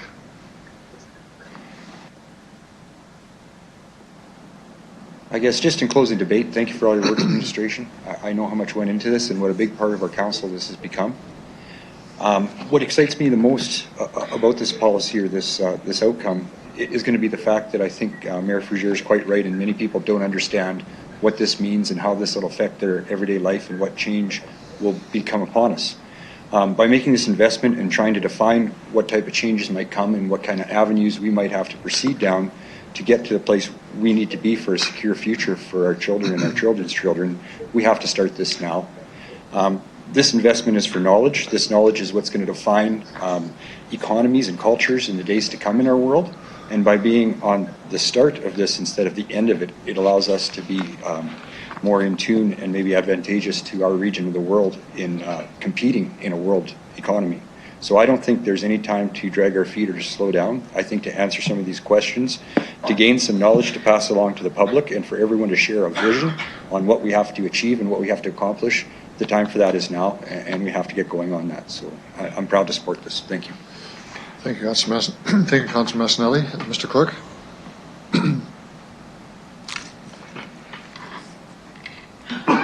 Thank you. I will call on you, Councilor Mancinelli, please. Favor. Councilor Flagel. Yes, sir. Councilor Young. In favor. Councilor Hawkins. In favor. Councilor Stevens. In favor. Councilor Bresciani. In favor. Councilor Findura. In favor. Councilor Murray. In favor. Councilor O'Donnell. In favor? Mayor Fougere. I vote no. Carries 9-1, Your Worship. Thank you very much, everyone.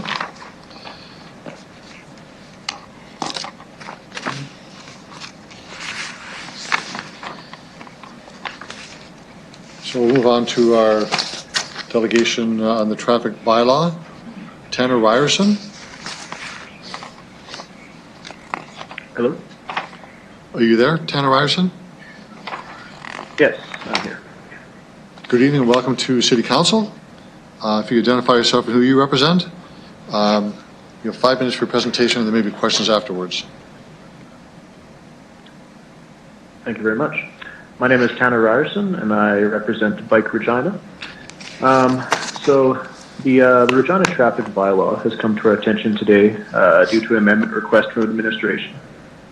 These amendments are minor, but we wish to express our support of anything that makes our city streets safer for cyclists.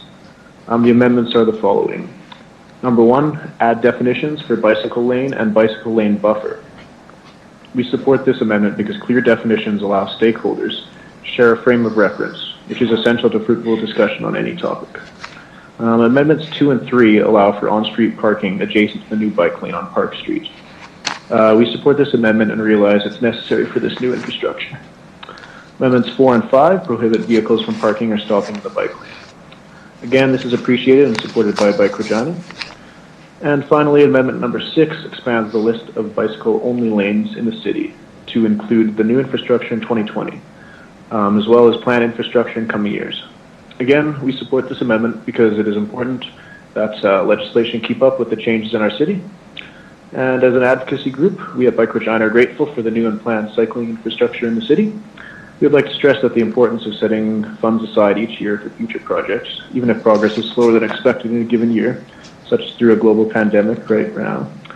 We sincerely hope that the City of Regina will continue to engage with Bike Regina on future projects at every step of the way, including pre-planning, promoting projects once they have been planned, or educating road users once the plan comes to fruition. Thank you for your time. Thank you very much, Mr. Ryerson, for your presentation. Questions of the delegation? I think you're very clear in your comments. Thank you very much. And you can retire now. We'll move into the City Manager's Report 32, Traffic Bylaw Amendments, Recycling. And I have a motion to move that, please. Councilor Mastinelli, a seconder.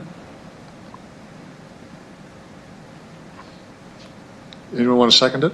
I'll second it, Hawkins. Thank you, I'll Councilor second Hawkins. that. Okay. The administration, any comments on the changes to the bylaw?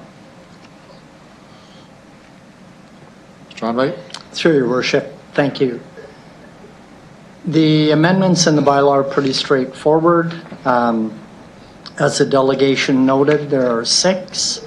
They are primarily directed at the changes that were made to the Park Street project this summer, and that will allow for the safe and efficient operation of the new bike lanes.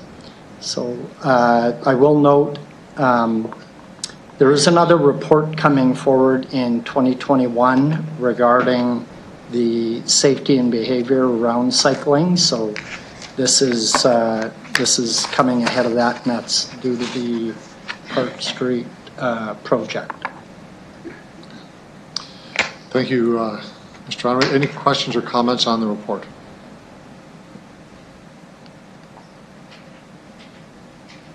Mr. Clerk. Thank you, Your Worship. I'll begin with Councilor Mancinelli, please. Councilor Young. Yes. Councilor Hawkins. In favor. Councilor Stevens. In favor. Councilor Bresciani. In favor. Councilor Findura. In favor. Councilor Murray. In favor. Councilor Bryce is not here. Councilor O'Donnell. I am in favor. Councilor Flagel. Yes. Mayor Fougere. I vote in favor.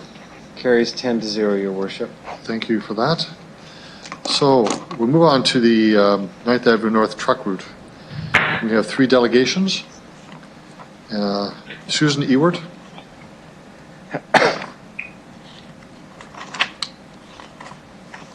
Are you there, Ms. Ewart? Yes, can you hear me? Yes, I can. Good evening and welcome to Regina City Council. If you could identify yourself, who you represent.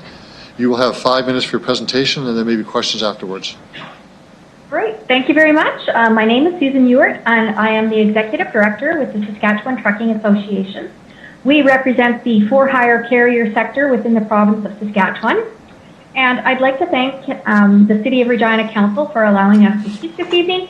And thank you to Councillor Jason Mancinelli, who approached and consulted the Saskatchewan Trucking Association before moving forward with his motion.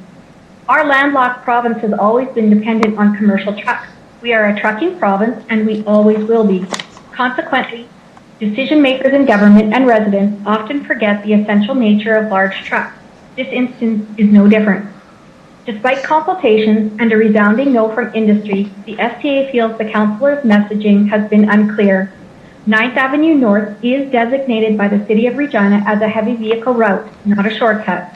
And secondly, the motion to eliminate the 9th Avenue North heavy truck route is not marked as a dangerous goods route by the City of Regina, which has been mentioned countless times. Any dangerous goods on that road are only allowed to be there if it is the most direct and least residential route to a delivery location.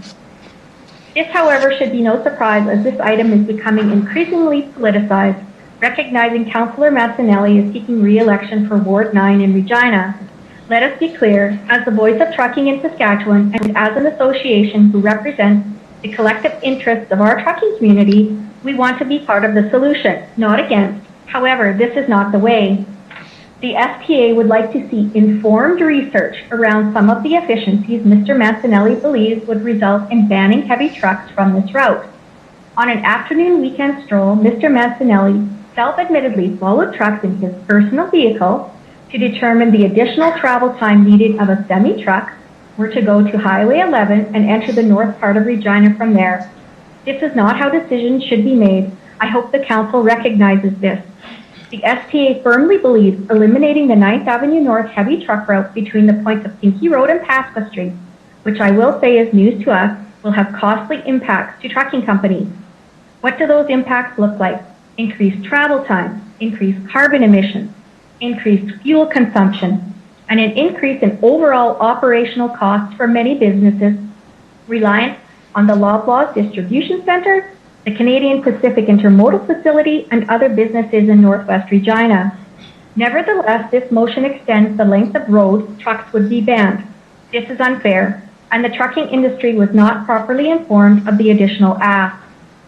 In the northwest region of Regina, there are countless grocery stores, confectionery stores, gas stations, as well as elementary and high schools, all with increased needs since COVID-19. We would be curious to hear from the City of Regina the alternate routes the many trucking companies would need to take to ensure gas stations have fuel and grocery stores have food.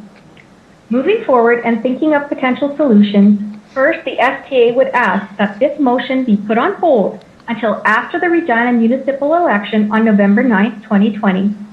And further consultations and studies are completed with important stakeholders, including the Ministry of Highways and Infrastructure.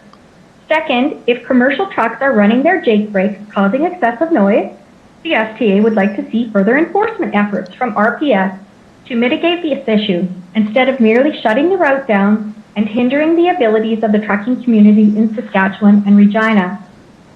Lastly, the proposal to remove 9th Avenue North as a commercial trucking route is not advisable, as there are no viable alternatives for simple, efficient, and safe access to the northern portion of Regina for commercial trucks.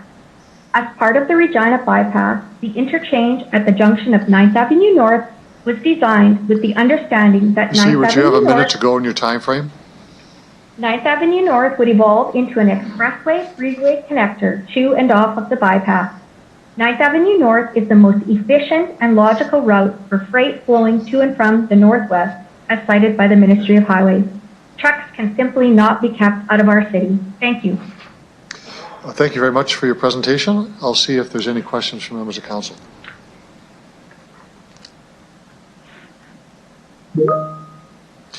Councillor Bresciani. Thank you, and thank you for speaking on this issue. So you've talked about the impacts, that it's not efficient. Now, and the time it would take for trucks. When you talk about consultation, what consultation would you appreciate? To the chair. Ms. Ewert. Yes, Your Worship, and thank you, Councillor Bresciani, for the question. I think we would like to see some more traffic studies done in that particular area, maybe some accident information, some statistics and data collection, those types of things. What was the future planning looking like for that freeway expressway connector off of the bypass? So those types of things, and have some discussion on where the routes would be changed before any decisions were made.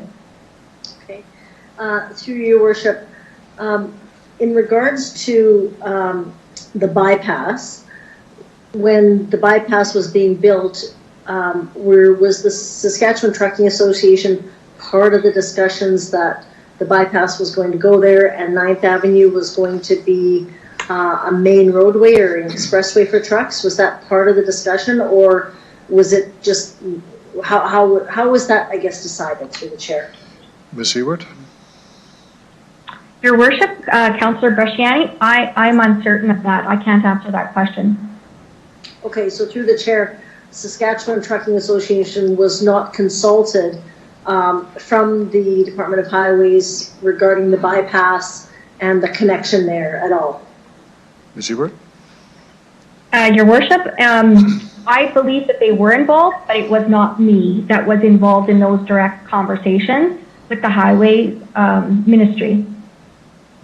Okay, thank you. Now, if this was deemed maybe not a major truck route, but was maybe a delivery type, would that be somewhat better than obviously a major truck route? Could they still come in and deliver the goods to, like, the gas and the grocery, if it was just for more of a delivery? I don't know what is the name of that type of road? Is it just a delivery type of a roadway? Ms. Ewart? Your Worship, I think I would have to defer back to the city on that one, whether or not there was the most direct connector route that would be available, because right now the truck route for the city of Regina does specifically stipulate that that is a commercial truck route to move goods back and forth. Loblaws is a perfect example of that. I mean, they use that particular section to make at least 14 deliveries a day to 6 stores in that particular area. So rerouting them around the bypass to Highway 11 back up and down adds about an extra 32 kilometers per round trip. And, that's 400 kilometers of additional drive time per day. Right, through the chair, just want to clarify, right now, 9th Avenue North, it's heavy vehicles are allowed. It's not a dangerous goods route, though, is it, through the chair? Ms. Ewart? Your Worship, it is not listed as a dangerous goods route. The dangerous goods route starts farther, closer to the Ring Road connection. They're rerouted farther away. They don't come down that road. Okay, so so I guess the question I'm asking is that, say for delivery or anything like those to the grocery stores or to the gas, would that roadway, could it not be deemed more of a delivery, pickup and delivery route?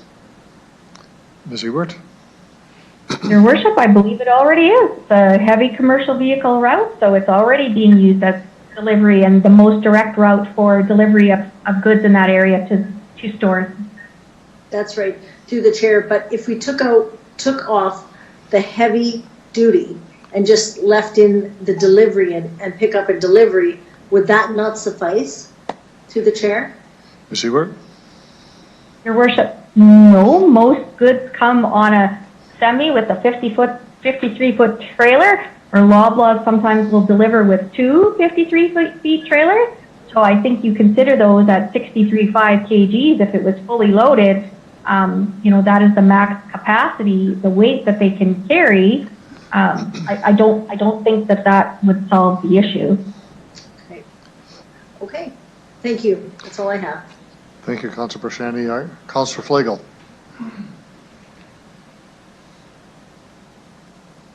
Thank you. What I was wondering about is, I was talking to some of your drivers about a bunch of different issues, but this one came up, and they mentioned reducing the speed because the noise of 70 kilometers. And I want your opinion on what you think speed does for noise with the truck trailer through a semi-residential area. Ms. Ewart?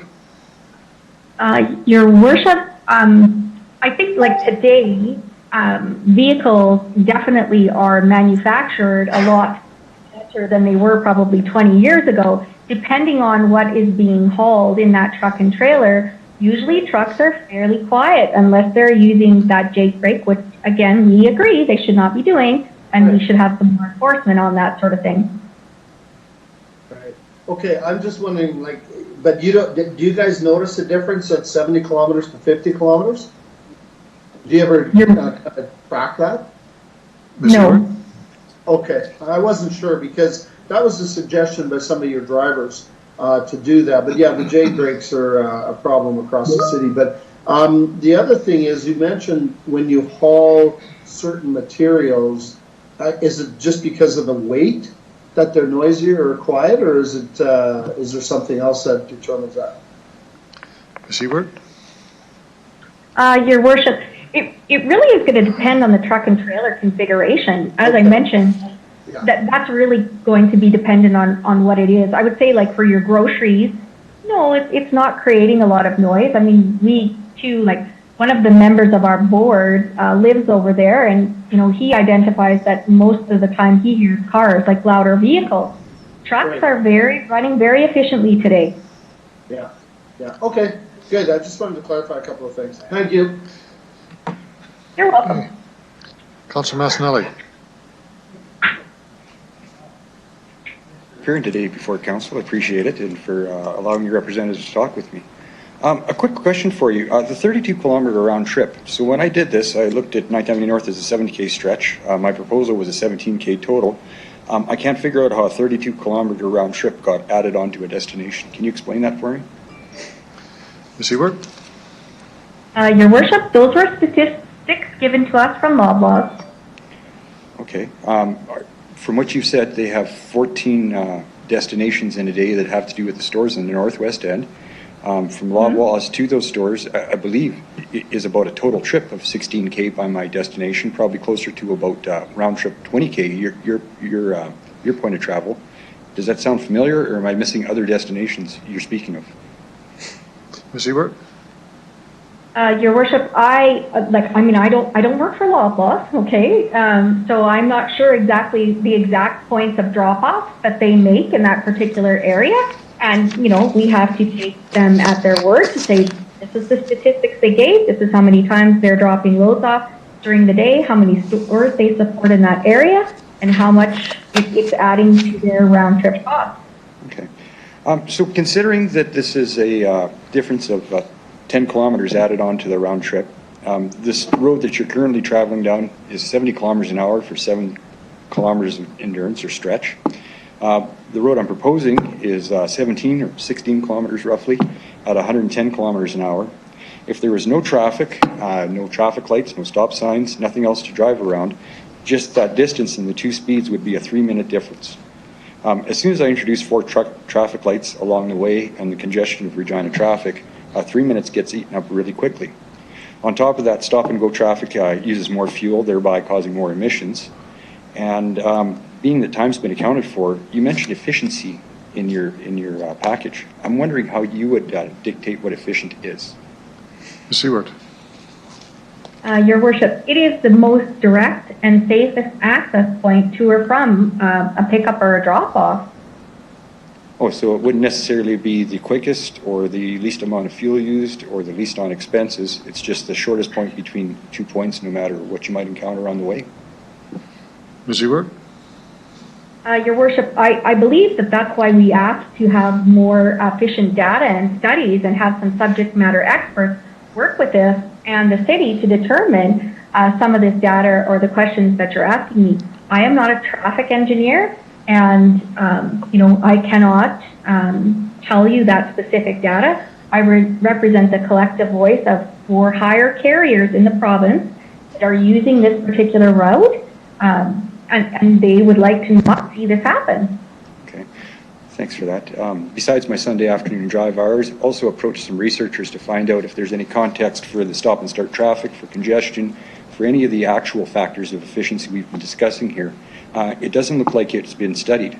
As well, I searched through the internet for any type of trucking information that might exist for your industry. The closest I could find is grade climbing on mountains for fuel usage. I don't think the information you're asking for currently exists, so I don't think I can really ask for the time. If you have any other people you could ask for, someone you could suggest, I'd like to know who. Ms. Ewart? Your Worship, Councillor Mancinelli, that you are correct. There's not a lot of great data in trucking, definitely, and it's something that we can look to work on. A lot of companies, carriers, do hire data experts, and I think what we could do is rely on some of them to assist us with some of the information that might be helpful. Okay, my next question. For something that looks like it might very well be time neutral, energy neutral, and cost neutral, instead of studying it, why are we lobbying and coming at difference of opinions? I did come and check if anyone had checked me on my time study, any other thoughts or any other findings. Has anyone gotten back to you having done that? Ms. Ewart? Your Worship, yes. Loblaws definitely has time travel, or check the time on it. They are the ones that, this is greatly going to impact those businesses operating out of that particular area. What did they report back for their findings? I noticed they have a 32K round trip, and that doesn't add up with the distances between the stores and their outlet. I'm just wondering what their time found. Ms. Ewart? Your Worship, they did not provide that particular information, but if you would like it, I certainly can go back to them and ask them for it. Okay. Okay, thanks. One more question. You had some wanting some information back on accident data. Being that it used to be a dead-end grid road at the end of this street, there is no accident data for semi-usage. By waiting for accident data, wouldn't I be putting the residents that I'm in charge of providing safety towards in danger? Ms. Ewart? Your Worship, we do not feel that that stretch of road is any different of condition or any better or worse shape than any secondary highway in the province, and that it is just as safe as any other road in our city. Definitely, we could talk about speed and that sort of thing. There was another councillor that talked about that. That's always definitely a concern, but we don't feel that the safety is a factor in that particular stretch of the road. Did you feel safety was a factor on the East End Regina before the bypass was introduced, when there was a lot of truck traffic and car traffic entwined and we had problems that caused us to spend billions of dollars? Ms. Ewart? Your Worship, I think that trucking companies today take safety very seriously. Did I personally feel that there was an issue? I live in that particular area. I was used to driving with that particular traffic. I pay attention. I keep my distance as a motorist with a vehicle. I understand how to drive around large commercial vehicles. Have I driven a commercial vehicle? No, I have not. Okay.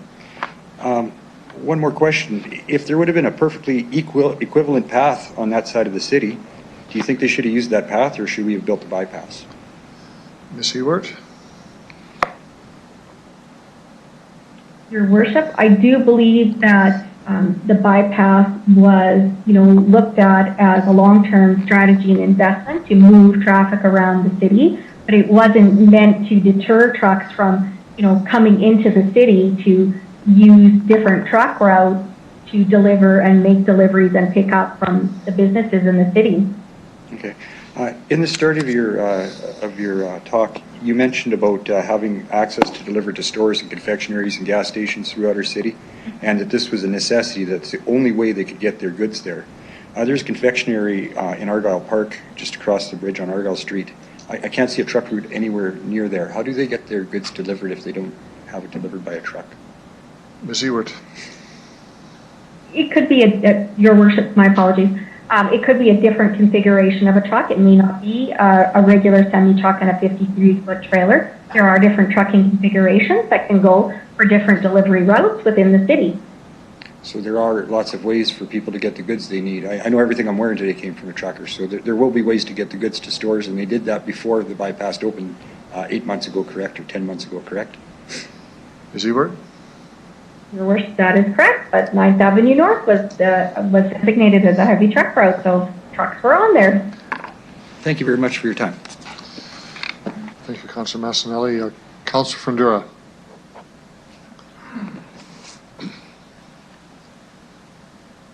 My way in here. There we go. Thank you, Worship. So that route is designated delivery because Loblaws. So this is the only Loblaws is running this way, to Your Worship, only to the northwest. Am I correct? Ms. Ewart? Yes, Your Worship, yes, it's one of the ways that they go. That's for definite sure, to deliver to that northwest area of Regina. Okay, so for your worship, if they have from Labas going east, they're using the bypass and they're using the Highway 1 to get to the east, so they're not going. So then my next question would be is, if a truck's coming in from Saskatoon, the truck that's going as a destination from Saskatoon to Winnipeg, the truck will not go down 9th Avenue. Am I correct? That's not the route that they would normally take, correct? Worship. Ms. Ewert?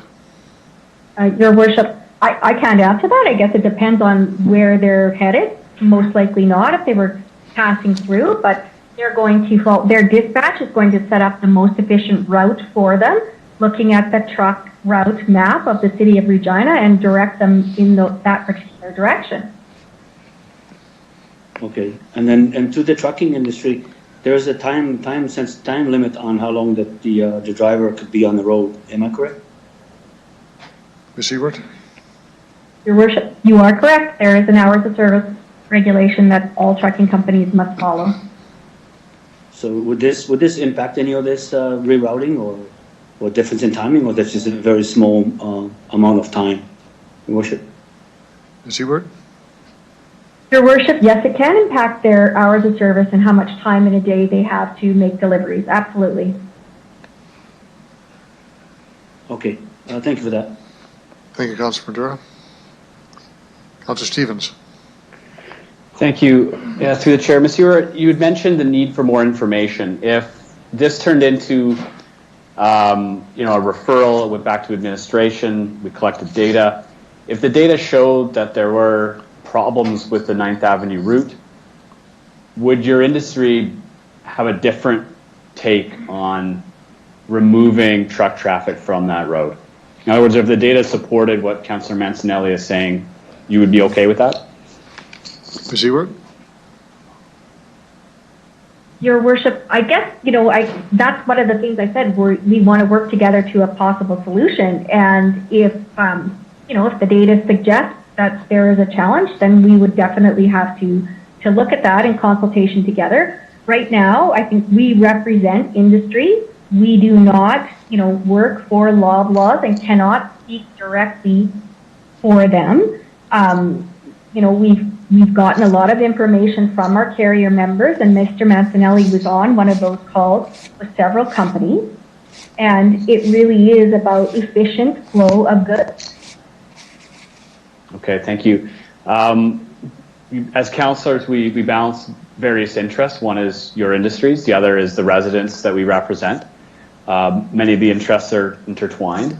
Who should we side with here? The efficiency of your industry or the concerns of residents who have issue with perhaps safety and truck traffic on a road that perhaps isn't fit for this kind of heavy truck traffic? Ms. Ewert? Your Worship, I don't, that's kind of an unfair question. I can't answer that. I'm not going to give my personal opinion. I'm here to represent our members, which are for-hire trucking companies, and I can't answer that question. Fair enough. That's okay. That's all I had. Thank you for that. Any other questions? Ms. Ewert, thank you very much for your presentation and answering questions. There are no more questions from council. Thank you very much. Thank you. You can retire. We'll go on to our next delegation. Julie Derby. Hello. Good evening and welcome to City Council. Ms. Derby, you have, Thank you. If you could identify yourself and who you represent, you have 5 minutes for your presentation, and we may have questions for you after. Thank you, Your Worship. My name is Julie Derby. I'm here to represent 9th Avenue North, the truck route that runs along 9th Avenue North since the bypass has been built. It's obviously very unsafe for semi-truck traffic to travel on this route. At first, back in December of 2019, when I first inquired about it as the bypass was being built, they basically said that rest assured that everything would be safe along that route and that the traffic would be heavy to semi-truck traffic would make good use of the bypass and would exit into the city using Armour Road. But now, since the bypass has been built, it's using 9th Avenue North. The semi-truck traffic, they're using 9th Avenue North as a shortcut. Within 1 hour, the most that I've counted is 38 semis going down this narrow single lane stretch of road. I've seen accidents happen. I phoned the city. I've talked to different people that work for the city, and they just, including Chris Holden, the city manager, of course talked to Jason Antonelli, the city councillor. I put a call into George Galloway, who works at the Regina Bypass, and he basically said to me, those trucks should not be going down that way. And I said, well, obviously not. The road is simply too narrow. So when I phoned the city, they decided to put up these yellow sort of markers, and now they get struck on almost a daily basis. And throughout the summer, I've seen the city come out and have to fix these yellow pylon-like things, road markers, about 4 times. And one of them was hit so severely that the yellow marker actually flew off, and then it ended up in the opposite side of the ditch. I've seen cyclists get run off the road by semi-trucks who simply don't see them and have had to veer off. And at one point I was on my deck in the backyard, and a cyclist actually had to come off the road and towards my back fence, and he was screaming quite loudly, which is what brought it to my attention. I realize that, semis have a job to do, and they have to get their, goods to their location. But the bypass was built to keep semi-truck traffic out of the residential areas, and this is what's happening. Is they're just using it as a shortcut. And as a matter of fact, I follow these semis on my way to work in the morning, heading towards Highway 6. I work for Tyson Mining north of Regina, and they're just simply using it they're bypassing the bypass, is the long and short of it. I've seen where I've experienced it myself, where I'm coming west on 9th Avenue North, and I go to turn left onto Fairways Road. And in the meantime, another car had been going right onto Fairway Road, and a semi-truck with a double load was heading my way head on. The semi went around the car that was turning right and was coming directly towards me, because of course I have to cut in to turn left. It's just not safe, and that's happened several times to not only myself, but in speaking with other neighbors, it's happened as well. And if I don't say something, I thought, back in December, if I don't say something, somebody is going to get hurt seriously or killed. And how do I sleep at night knowing I did nothing? Mr. We have under a minute to go. To do nothing. Thank you. So I'm I'm begging people, just if they want to come on my backpack and have a look at the goings on, they are welcome to it. And they can see for themselves what a dangerous road this has become since the opening of the bypass. Like I said, several accidents, lots of horns honking, plenty of near misses. You need to get the semi-trucks off of this road. End of story. Make it safe for the residents of the city. Thank you. Thank you very much for your presentation. I'll see if there's questions from members of council.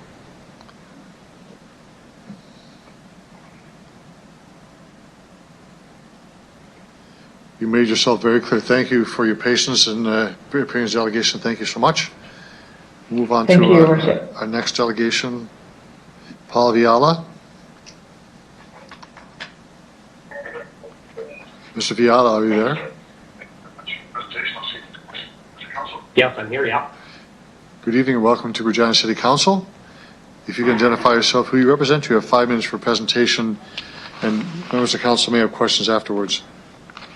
Yeah, thank you. Your Worship and members of City Council, thank you for this opportunity.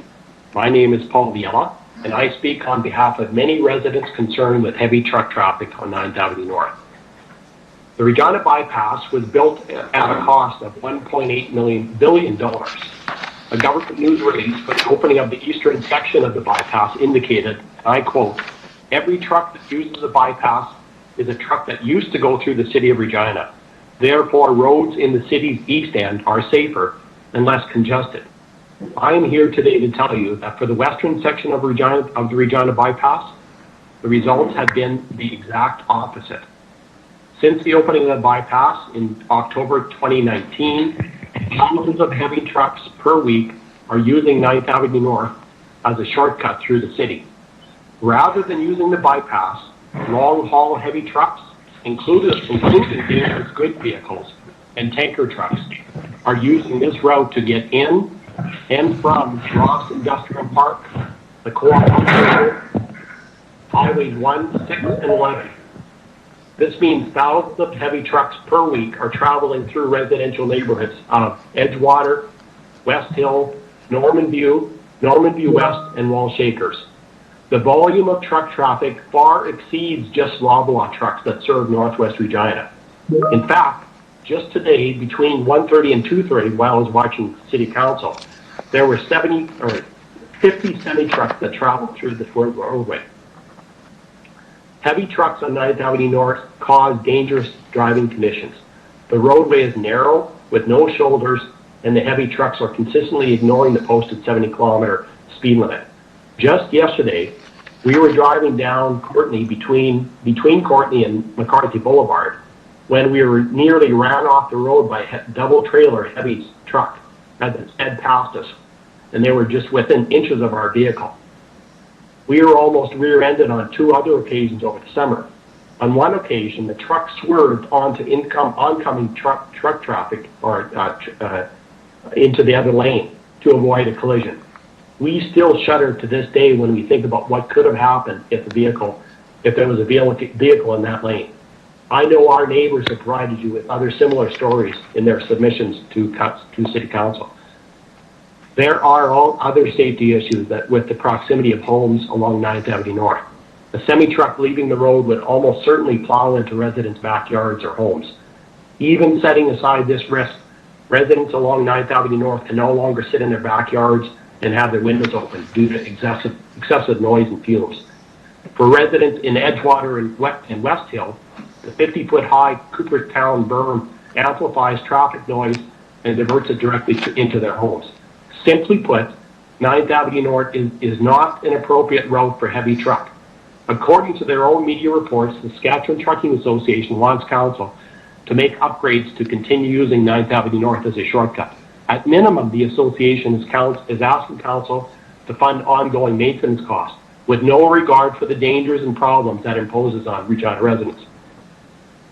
Some may accuse residents of being anti-bypass. In fact, we are very much pro-bypass. The government's own press release states the purpose of the bypass is to divert heavy truck traffic around the city. The Regina Bypass is a $1.8 billion super truck route. This is the appropriate route for heavy trucks and dangerous goods. Why should Regina residents pay twice, once for the bypass and then again for 9th Avenue North shortcut? Mr. Viella, you got a minute to go in your presentation time? Yep. The Trucking Association is willing to sacrifice the safety of Regina residents for a few seconds of travel time on the bypass.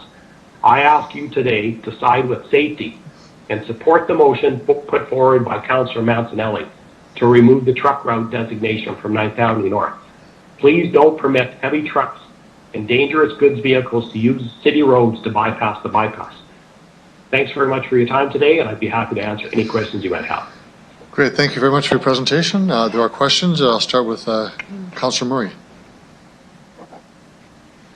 Thank you very much, through the chair. Thank you, Mr. Viella, for your delegation. My question, I apologize if you said it at the front end. I had some audio issues. How long have you lived at your residence? 21 years. 21 years, okay. And you've seen a significant difference in the last couple of years? Well, in the last year, It's been dramatic. It's gone basically from zero, and we're seeing hundreds of semi-trucks a day. Perfect. Thanks. That helps me. Thank you. Thank you, Councilor Murray. Councilor Flagel. Thank you. I'll be right there. Yeah, thanks, and thanks for your presentation and the other delegates as well. You mentioned the berm that's over there that amplifies the sound. What if that berm was switched to the other side and the north one taken away? Do you think that would help? Mr. Viala? I think that would help. I think that would help for sure. I mean, that berm's been there for about 7 years, and it definitely makes the problem much worse. Yeah, I mean, I've driven down that road numerous times, and it's and that seems to be the big problem. And I mean, I know a lot of the neighbors have planted trees along their back fences and along in the fences and stuff like that. But if do you live on the east or west side of Fairway West or Fairway Road? Mr. Viala? On the west side of that. On the west side. On the west. Okay, so that's where they just start to come off the bypass. I'm going to ask administration that same question about that berm because what else do you think we could do? Are you much of a do you see that the speed is high, or are they obeying the speed limit at 70 clicks, or as I asked the other the South Trucking reduction of speed, would that help? Mr. Viala? I think it would help. But the pure volume of truck traffic along this route, it really is the major problem. We do see that the vehicles are speeding. Every time I drive on that road and a truck passes me, I'm driving 70, and they're driving faster than 70. They're passing me. So. Right. Yeah. And that's usually coming into town, right? Well, into town, out of town, I think both ways, really. Okay. I think that's it. Thank you for that, and I appreciate the time. Thank you, Councilor Flagel. Any other questions? Thank you very much, Mr. Viala, for your presentation and answering questions. Thank you. And we'll move on to our report. We have 48 letters submitted by members of the community that were sent in today. Won't read all the names, but there are 48 of them, so I'd like to have a motion to accept these communications. Councillor Massanelli, have a seconder, please. Moved, Hawkins. Councillor Hawkins. Hawkins. Okay, thank you, Councillor Hawkins. Anyone opposed to receive and file these letters? That's carried. So we'll move on to the motion before us. This is Councillor Massanelli. This is your motion on 9th Avenue North safety adjustment. Okay. So I'll read it out loud first here. 9th Avenue North safety adjustment. Whereas the safety of the public, residents, and motorists is a primary responsibility of the City of Regina. Whereas the aforementioned safety has been endangered due to the transportation patterns altered by the building of the bypass. Whereas the aforementioned danger is exacerbated because of high speeds, the proximity of housing, and the design of the road. Whereas the cost to rectify the infrastructure to address these issues exceeds $10 million. Whereas the funding stream and availability of identified for implementation of the infrastructure alteration solution is decades away. Whereas a commitment has been made to analyze and provide innovative green solutions where applicable. Whereas traffic congestion relief is always welcome and change is embraced by industries when logical alternatives are presented. And whereas the government of Saskatchewan has provided a solution that greatly reduces the danger of the current situation. Therefore, be it resolved that administration be directed to take all steps necessary to remove the trucking transportation route designation from 9th Avenue North between the points of Pinkey Road and Pasco Street. Ensure all applicable entities are concurrently updated, such as GPS databases. Participate in cost sharing of any necessary signage changes. Ensure Regina Police Service is aware and enforcing, and achieve implementation prior to December 31st, 2020. Can I get a seconder for that, please? We'll second it, Hawkins. Bresciani. Okay. Councillor Bresciani, thank you. Okay. You know what? I'd like to just wait till the end, and I'll provide comments at the end. If there's any questions councillors have, I'd be glad to answer them, and I'd like to just hear some discussion, knowing what people want to hear. Okay, thank you, Councillor Massanelli. Okay. Questions or comments on the motion?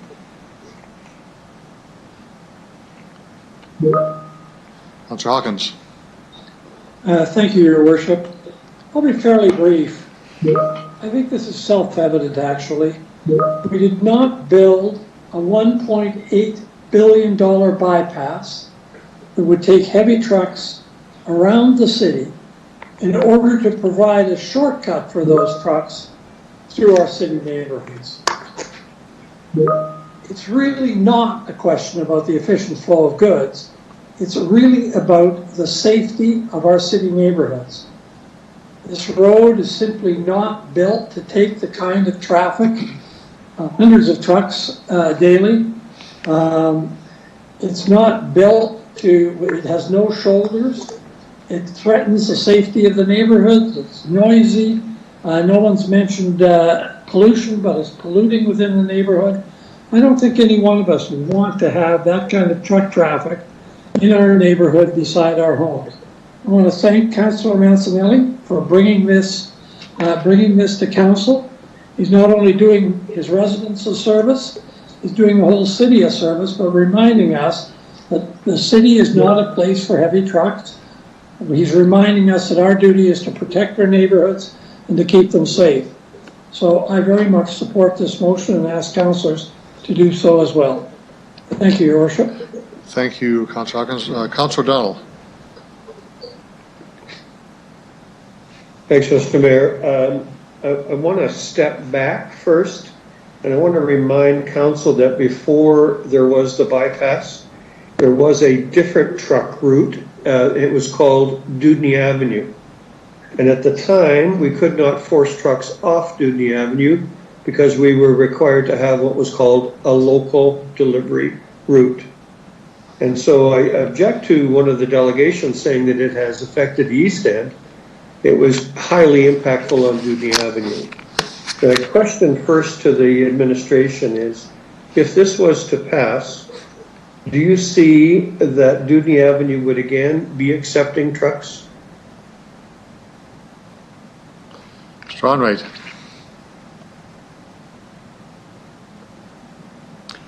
Through Your Worship, I don't believe so, but I'm going to ask Ms. Kaleem to provide comment.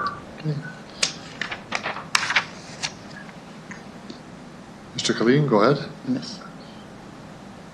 Thank you, through you, Your Worship. The way the bylaw is set up, Dudney Avenue is no longer a long combination route. That would require a change from council to prevent that. Could I just hear that again? So we would have to change to prevent, or it already is not a truck route? It's not. Ms. Kaleem? That was changed. Through you, Your Worship, it is already not a truck route. Okay, good for that. So I want to ask them the question, because this is what, for the number of years when I was struggling with Dudney Avenue, about a local route. So tell me, if this passes, what it means for a local route for the north end. Does it simply become as suggested that they circle around the city and swing back in? Based on the motion, please. Mr. Onrait. Through Your Worship, I believe local truck deliveries would still be allowed on 9th Avenue. I'll ask Ms. Kaleem to verify. Ms. Kaleem? Through you, Your Worship, that is correct. The way the bylaw is stipulated, a heavy, long combination vehicle that requires access to a premises in a certain area that is off of a heavy, long combination truck route would be required first to proceed by the heavy, long combination route and then by the nearest pickup and delivery route, and only depart from the long combination route or the pickup and delivery route at the point of the shortest distance to their destination. Okay, thanks. So if I understand it correctly, then the area of the ring road that now would be going east from Pasco Street is now considered a heavy truck route. Is that true? Ms. Kaleem? Through you, Your Worship, can you just clarify the location again, Councillor? So if we were on the Ring Road and we were at Pasca Street and started to go east, and I'll say all the way around to Albert Street South, is that all heavy truck traffic? Ms. Kaleem? Through you, Your Worship, yes, it is. Okay. So I asked this question mostly of council, not of the administration. When I drove the Ring Road the other day in its entirety, I noticed Argyle Park, Douglas Park, University Park, Glen Elm, Glen Cairn, and so on are all in fairly close proximity to the Ring Road. It is a heavy truck route. And I'm wondering if we say we can't do it here, if folks on those other areas of the city will look at that and the same. We had a motion last month from Glen Cairn, and the fellows there, the very gentlemen that were there, were looking for trees and berms to protect themselves from some noise.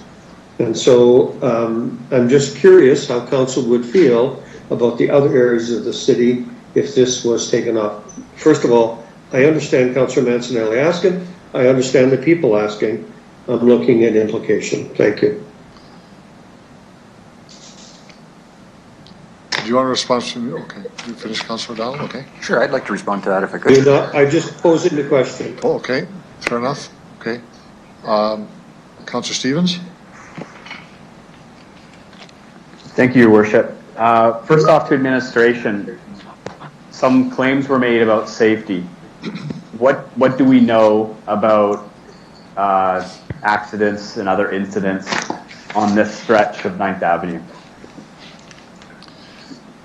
Mr. Onright?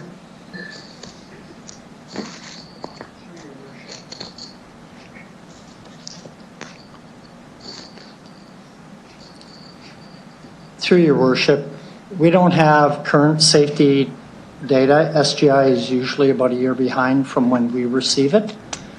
I'll ask Ms. Kaleem what that safety information told us, if we had any prior to this last year.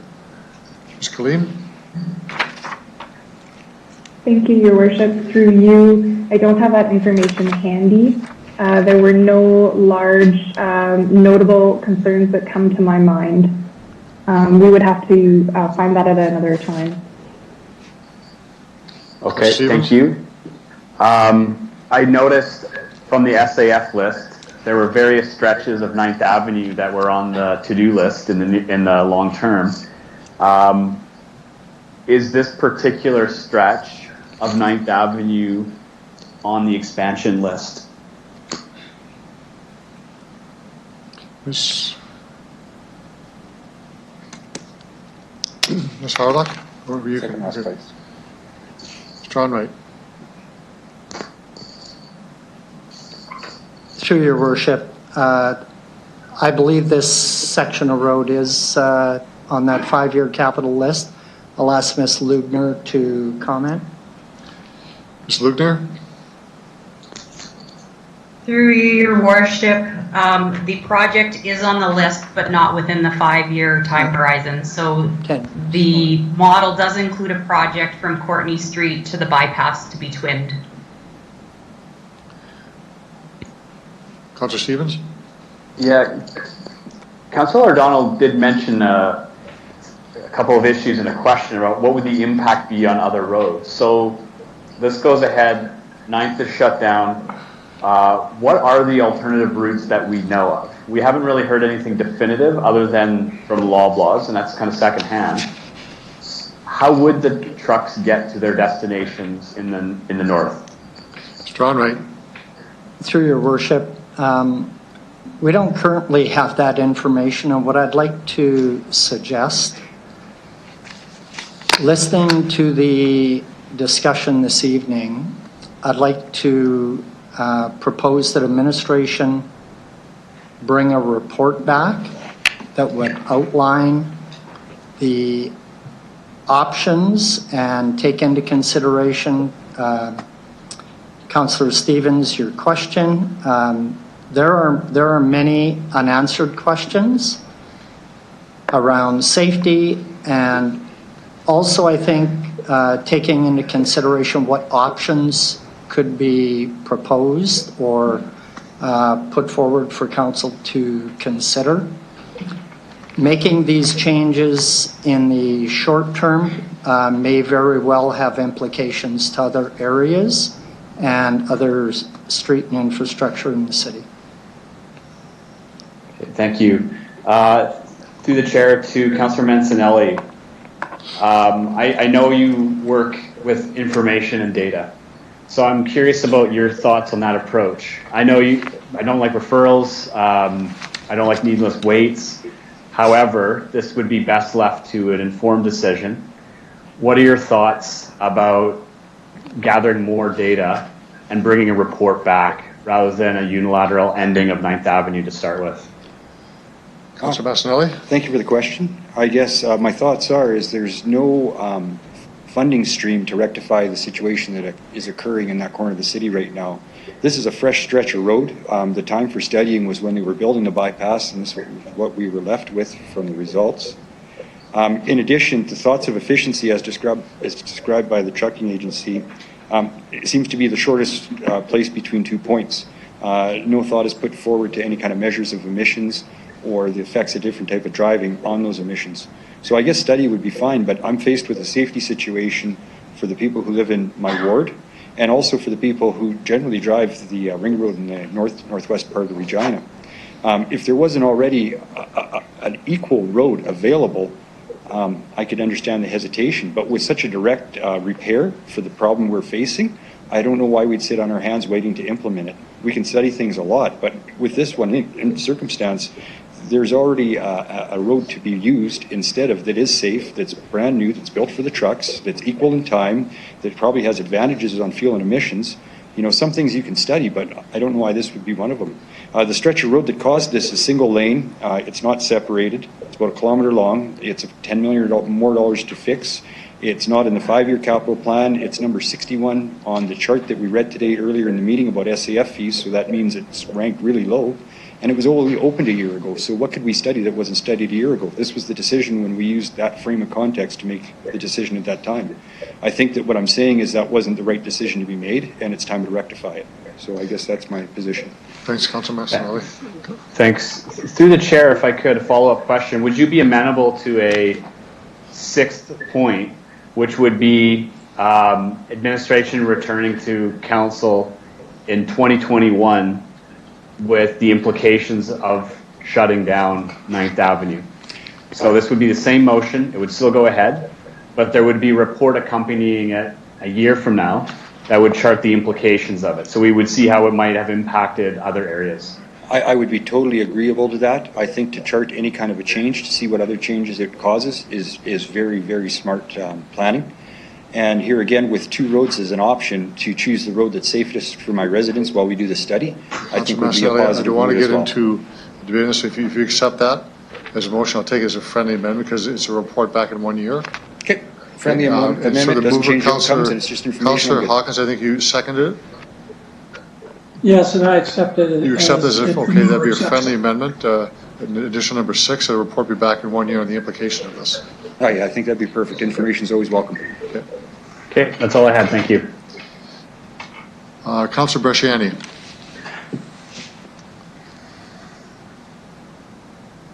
Thank you, Your Worship.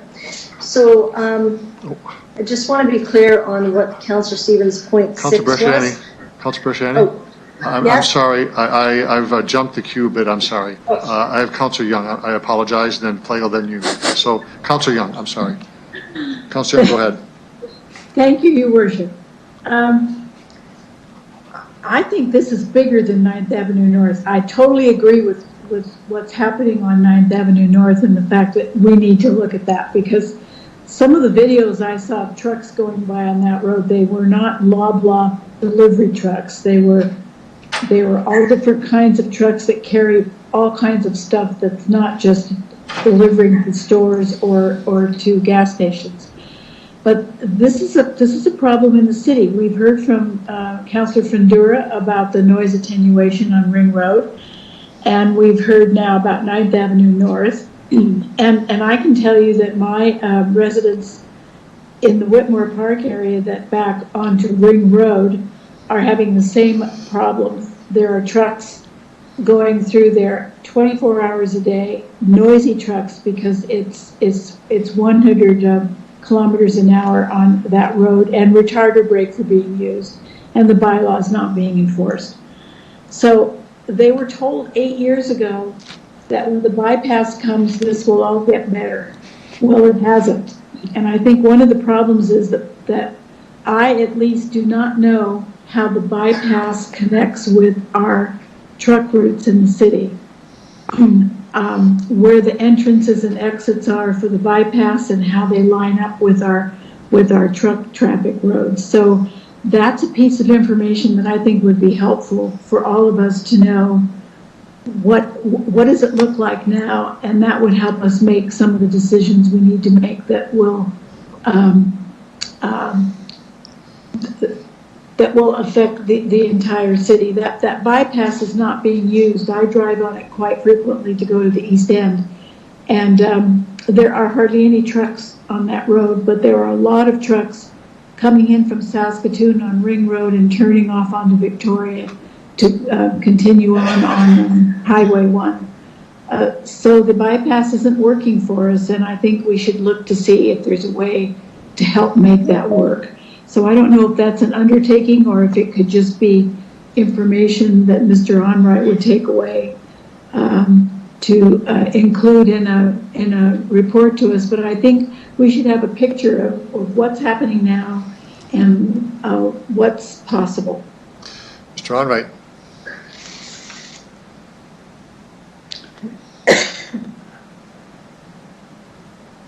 Is undertaking to do that, or what might be required for the kind of conversation that Councillor Young just raised?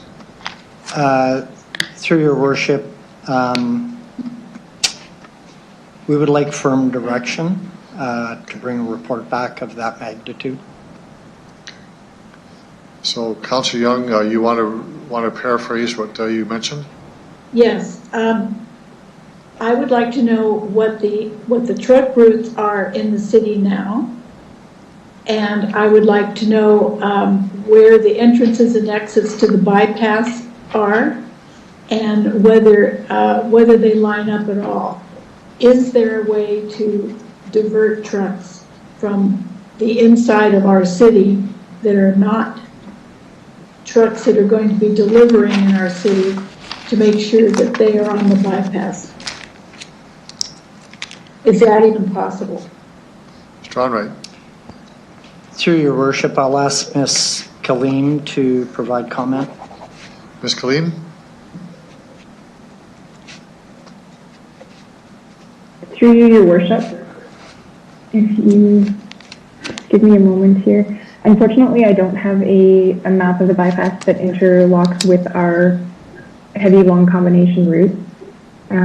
But I can specify the heavy long combination routes now, and it would be very simple to create a map for council with that information on it.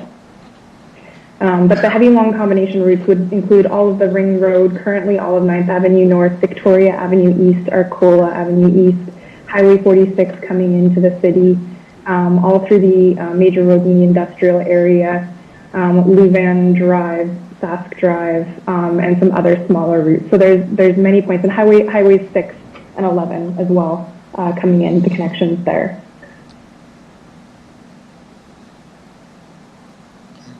Councillor Young, are you finished? Well, I just want to know whether this would be worthwhile for people to see all of the roads and how they would interact with the bypass on and off ramps on the bypass. Mr. Onright. Through your worship, I'm going to ask Ms. Lugner to provide comment. There is some additional information that council should be aware of through our Urban Highway Connector program. Ms. Lugner? Ms. Lugner.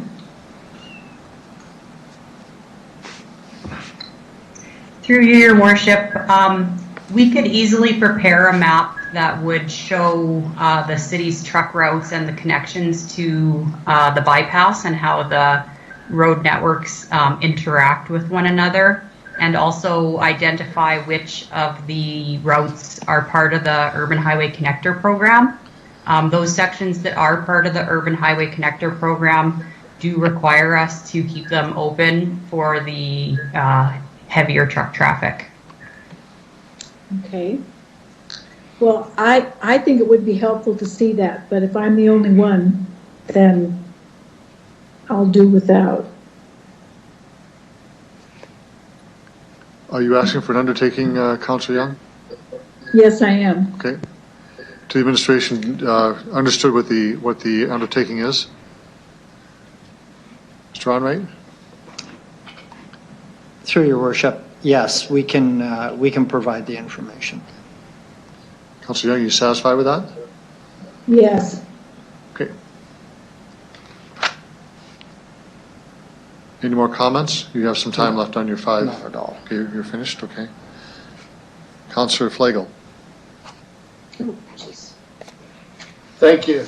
No, I'm dealing with 9th Avenue North here, and I just wanted to, I asked the question of the, I want to know from administration, I don't know where this is going to go, but what I wouldn't mind seeing is that we take a look at where that berm is. That berm was put there to protect Coopertown, and we know that Coopertown's more than 1 to 5 to 10 years out. We're not sure when that's coming.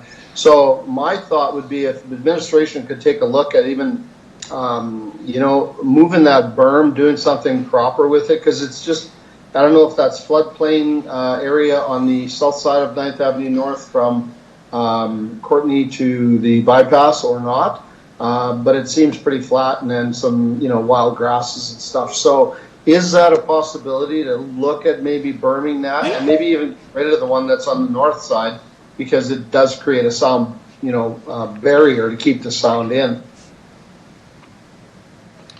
Mr. Onrait. Through your worship, administration has a report coming back to council on noise attenuation. That's coming back in Q1 of 2021. I would suggest waiting until that report is in front of council for a discussion around that, because this is not the only area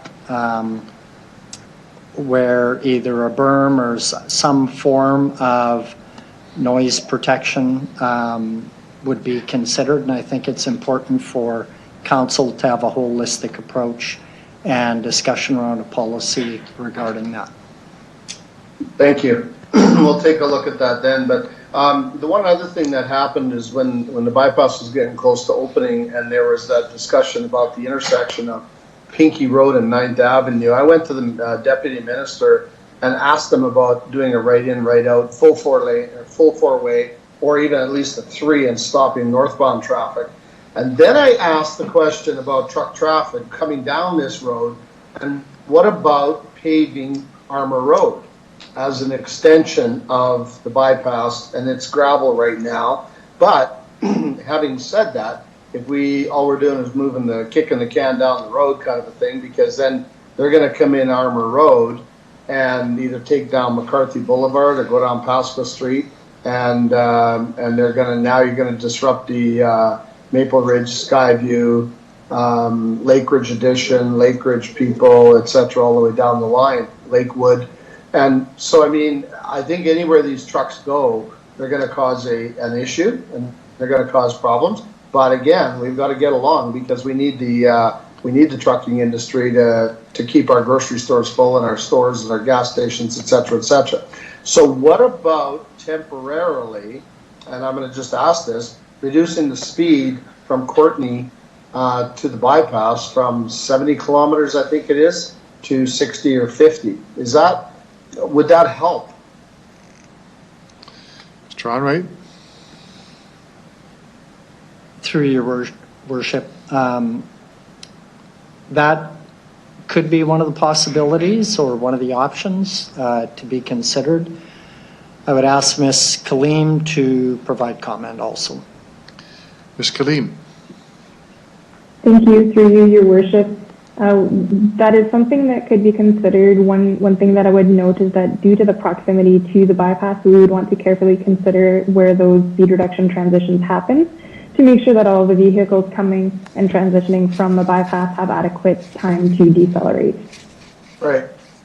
The other thing that I'm seeing too is trucks coming up Pinkey Road and going across that bridge, and they're loaded trucks. Like, how much stress can that little Pinkey bridge take when there's semis coming up and down there? And I've seen where semis have turned off of 9th Avenue North going south, got to the bridge and went, whoa, I'm not going to go across that, and had to back up all the way to 9th Avenue North, and then they go down Sherwood Drive. So we're not there's no signs up there, I think, either, to have the trucks staying off of the gravel part of Pinkey, going alongside the golf course and over that little bridge that's going to collapse one of these days with that kind of truck traffic.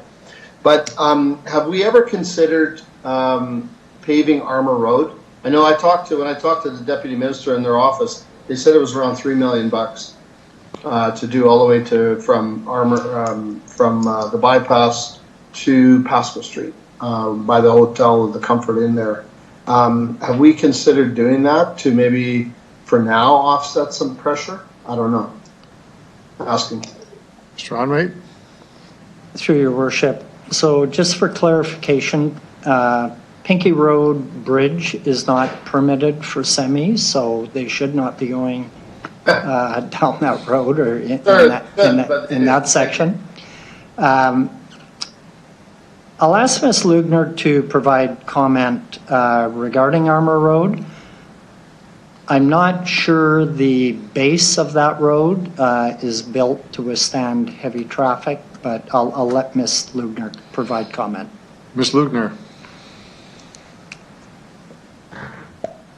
Through your worship, we did look at the potential option to reroute trucks down Armour Road.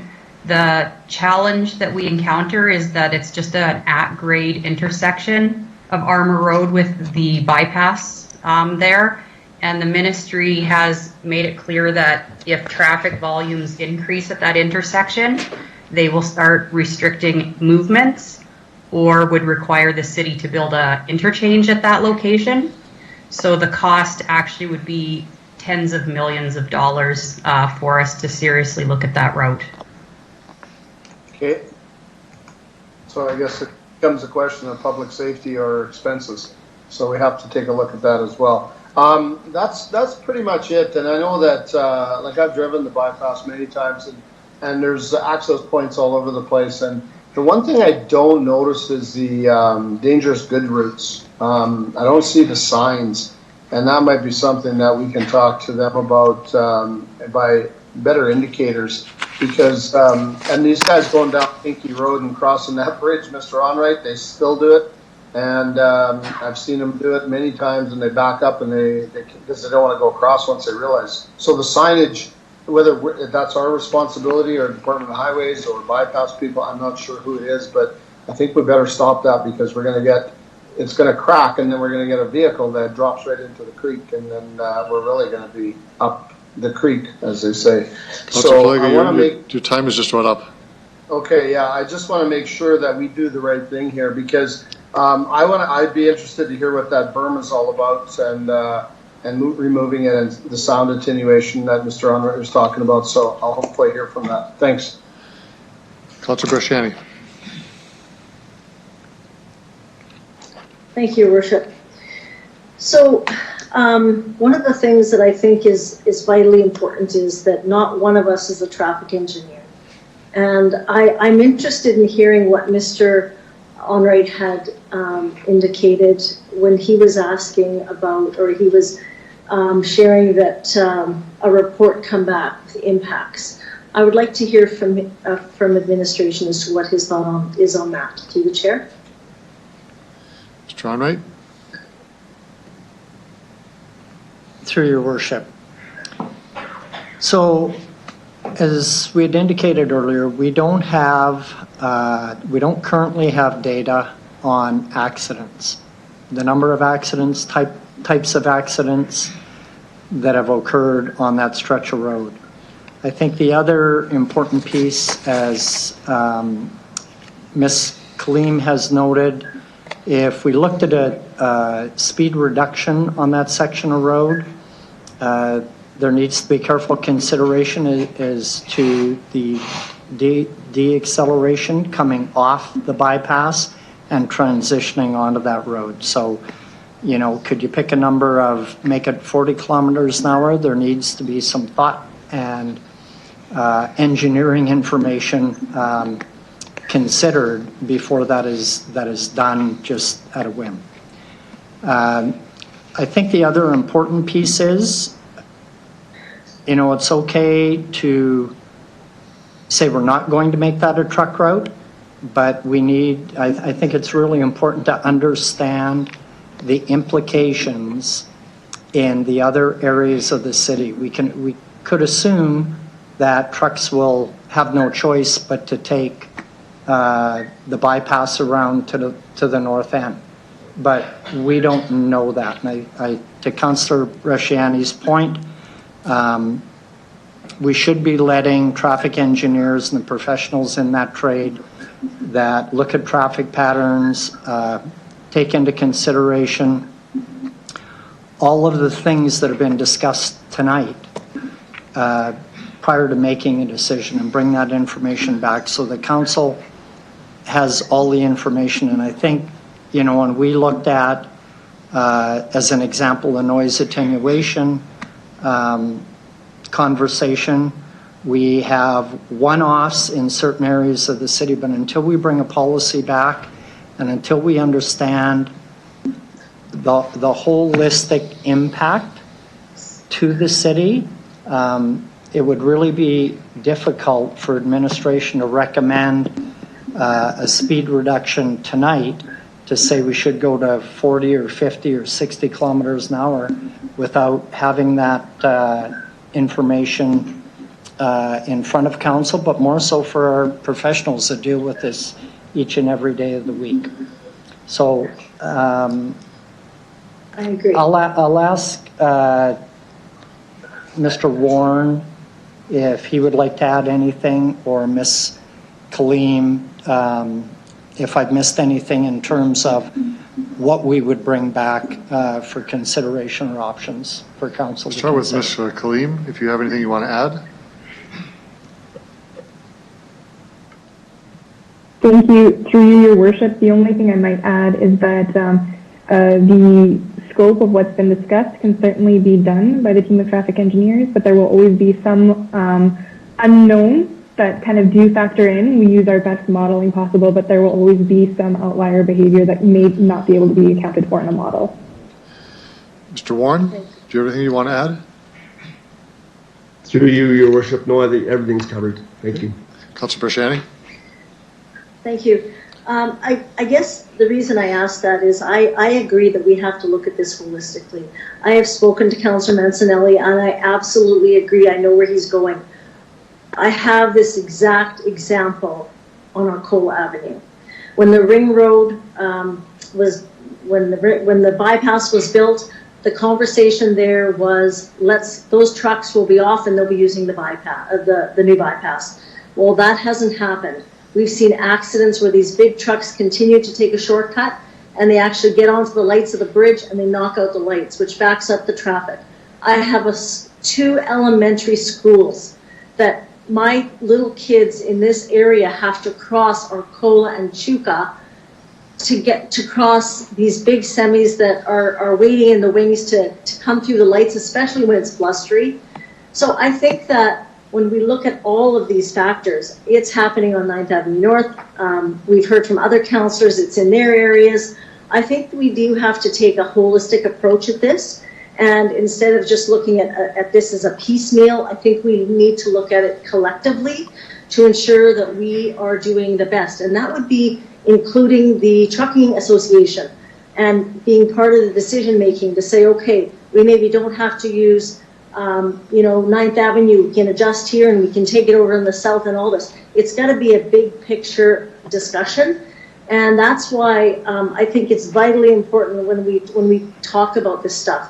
Because I think I've been on council for 4 years. we've asked for reports, and the reason, I know it was frustrating because we just wanted the answers, but it's because we want to make sure that we've got the most informed decision, and we're not making, I'm not an engineer, so I don't know if it can be reduced in speed and these other impacts. So I'm going to ask again to Councillor Mancinelli, hearing from a few councillors, if you would accept this as an amendment to do as what Mr. Onrait has asked from administration, to come back with a report looking at it holistically and looking at the impacts as the accidents, the speed reduction, also any other data that they would feel that would be warranted to alleviate these big trucks on these roadways, these residential roadways. Councillor Massanelli? I think there's been a friendly amendment added to the report already for that to be encapsulated in. And I accept it as a friendly amendment on the circumstance that the change I asked for was part of the motion still, that the trucks would be removed from 9th Avenue North while they gather this information. So I think it was added on as point 6 from Councillor Stevens, if I'm not mistaken. Let's just see if the administration understands what what Councillor Bresciani is trying to drive at. Mr. Onrait. Through your worship. So, Councillor Bresciani, you're asking for a report to come back prior to making a decision about 9th Avenue, is that correct? Yes, I am. Okay. Holistically, and 9th Avenue would be a part of that, as well as Arcola and these other intersections that come off. But I'm also asking for stakeholder with the Trucking Association and other organizations that could be impacted or have a say in how we could better this. I think to make a bit of a point, on a point of order only, not a substance here. I think that Councillor Stevens' number 6 was more specific to 9th Avenue North. Yeah. I think if there's going to be another motion, it should be a motion, because I think Councillor Bresciani, what you're saying is not illegitimate. I'm just saying it's a different avenue of discussion. So yes. I guess I would ask Councillor Masson, are you okay with that, with another motion attached to number 7 that speaks to some of the other issues related to that Councillor Bresciani is speaking about it on Arcola Avenue and other potential truck routes? Because I'd like to broaden it than just Arcola, but what are your thoughts on that? It doesn't take away from your intent. Just to clarify with Councillor Bresciani, you're not trying to end the change to 9th Avenue North, you just want information over and above?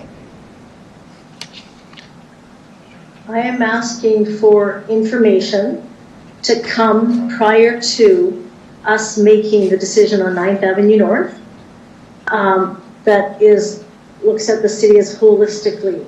Okay, I guess if you want to move a motion, you can move a motion, but that's not a friendly amendment, because the whole purpose of my motion is for 9th Avenue North truck traffic to get under control for the safety of my residents. Yeah. So if we want to add it as information in conjunction with the 9th Avenue North change, I'd love it. But if it's going to stop the action that I've started, I can't accept that on behalf of my residents. I'm sorry. Okay, let's not get into a debate here between both councillors. Councillor Bresciani, are you looking for something that would shorten the time frame or extend the time frame for the report back on 9th Avenue North? Or are you talking about something that's in tandem with it?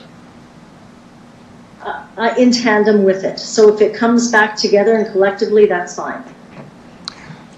Here again, if I'm allowed to take the safety situation away from 9th Avenue North, I totally accept that as a friendly amendment and have the change come and the report come after. But if we're changing the culmination of the motion I put forth, then I can't accept that as a friendly amendment, because it's not providing the safety I've promised to try to find for my residents. Let's see what the administration says, whether this suggestion by Councillor Bresciani right now in any way has an impact on the work to be done. If we assume we passed a motion from Councillor Massanelli on this, is there an impact? Through your worship, I think Councillor Mancinelli has summed it up properly. Councillor Bresciani is asking for the information to come back prior to making a decision on 9th Avenue. I think Councillor Mancinelli is, from what I understand, has said if the information comes a year later after the decision on 9th Avenue is made, he's fine with that. So it really, this work is what we would consider outside the actual scope of what Councillor Mancinelli is asking for on 9th Avenue North. Well, we are. I will admit we're sort of pressing ourselves on the whether it's in order or out of order, but this is a significant issue. Councillor Bresciani, would you accept a report after the report comes back on 9th Avenue North? Otherwise, I don't know we'll be able to judge this either in order, or Councillor Mancinelli won't add it onto his motion. So I'm trying to find a compromise here. That it comes, I guess, the next order of business, perhaps, after 9th Avenue North is completed. Would that be later later in 2021? Be later in 2021. And so what Councillor Mancinelli is saying is it can't come at the same time. Is that accurate? I think that's, well, I'm not, I think that's what he said, unless he's going to change his mind. Councillor Mancinelli? My motion would have the effect, the change take effect at the end of this year on 9th Avenue North, and I do not want to delay that for anything, Councillor Bresciani. So, like I said, I'm all for the information. I want to cooperate totally, but I've told my residents I was coming at this the way I have. I've been planning this for years and getting information for years, and I won't take the delay on at the last moment. Sorry. I think he's clear, Councillor Bresciani. Okay, so then I still want the report to come on behalf of all of council because I think it affects all of the residents after, if he accepts that. After he says it's fine, I think the administration understands that's what I was suggesting as well. After the, now, to the administration, that's an undertaking, or do you need a motion for that? I think it's pretty clear what's being asked. Mr. Onright? Mr. Onright? Through your worship, we would ask for a motion.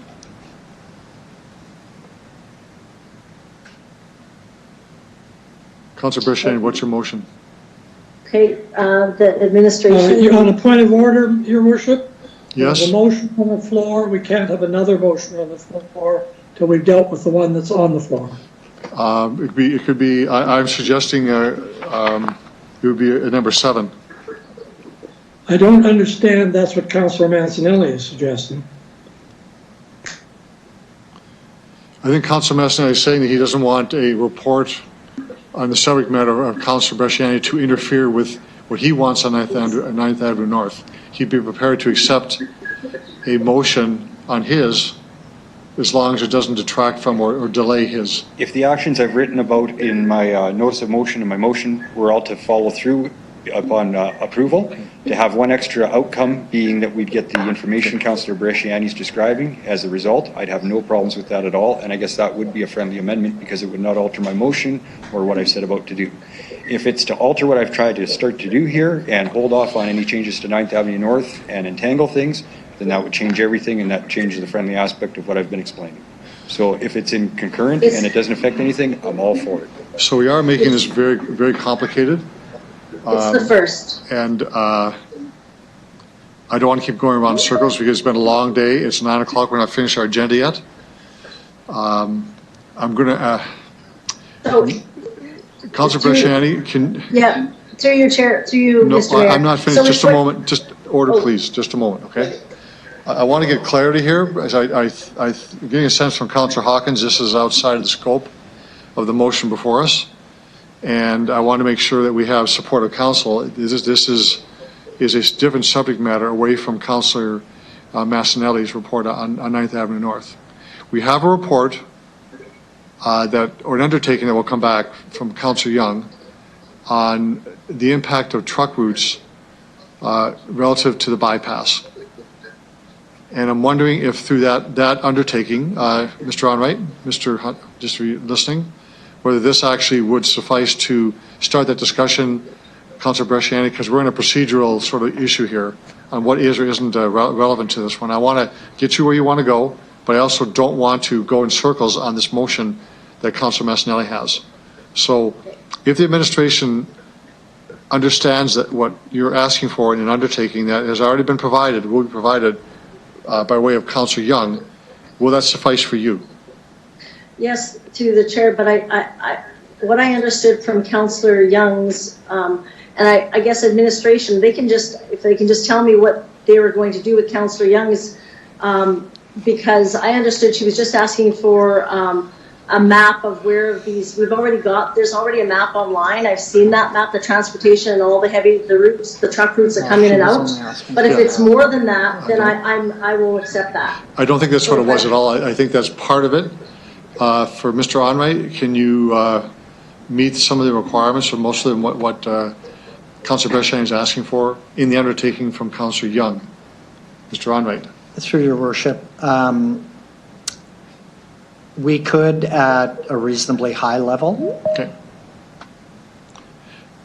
I think that's our way out of this circle of conversation. Councilor Bresciani, he'll have a report back that will begin to address your issues on Arcola. Okay, and could I just ask, do we know when that will come back to the chair? Mr. Onrait. Through your worship,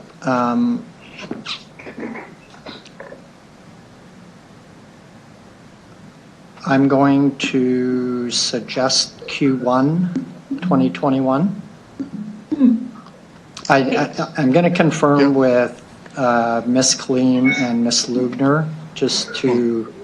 You suggest in 2021, you're saying? 2021. Okay. Yeah. Councilor Bresciani, you okay Thank with you. that? I am. Thank you very much. Thank you. That's good. Okay. Councilor Findura, you're next. Thank you, Worship. Thank you to you. The Ring Road East was mentioned 3 times by councillors, which is good to hear. We're talking about that. 9th Avenue North is a different impact on it. Impact more of from the accident point of, and probably noise too, but most of an accident point is small road. My comments or question would be that I think the report's coming in, the noise attenuation is coming back in Q1 as well. Am I correct? 2021? Mr. Onrait? That is correct. Okay, so to you, Your Worship, all the reports are going to be there in 2021. Yes.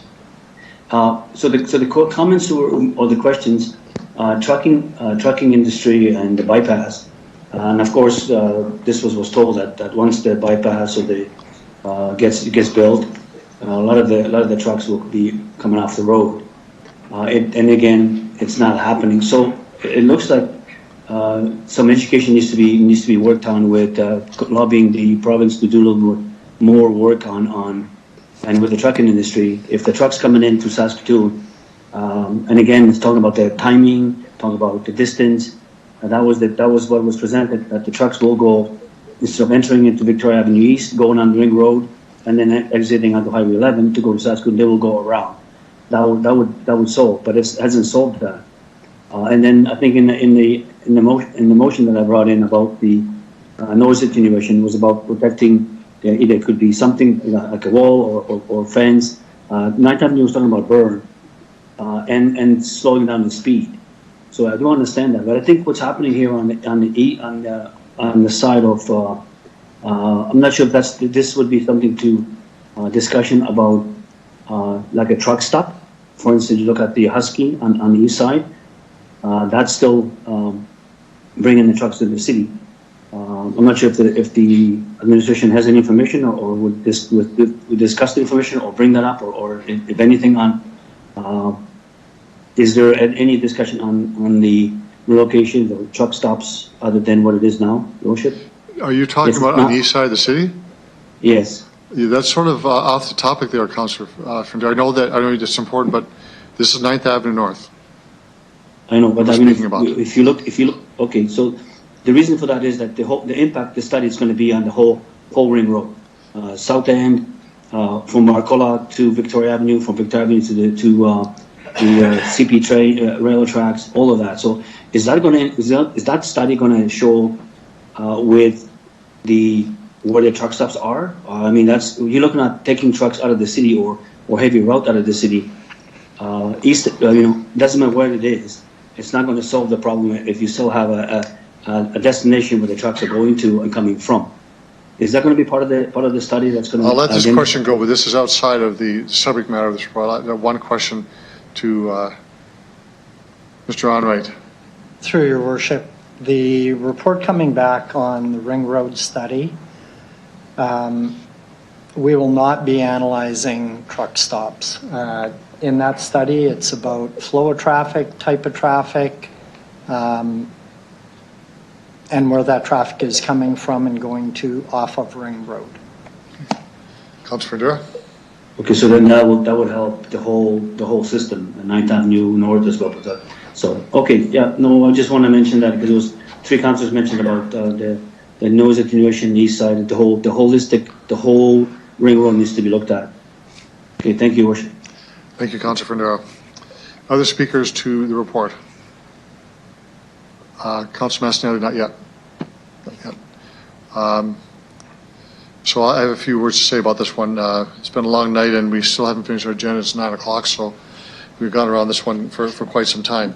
I very much understand the residents who are upset on 9th Avenue North. I have had many calls, as Councilor Mastinelli has and others, and we got a taste of their frustration by the delegations, and of course we had the 48 letters as well that really speak to people's frustration and concerns of safety and noise, all that.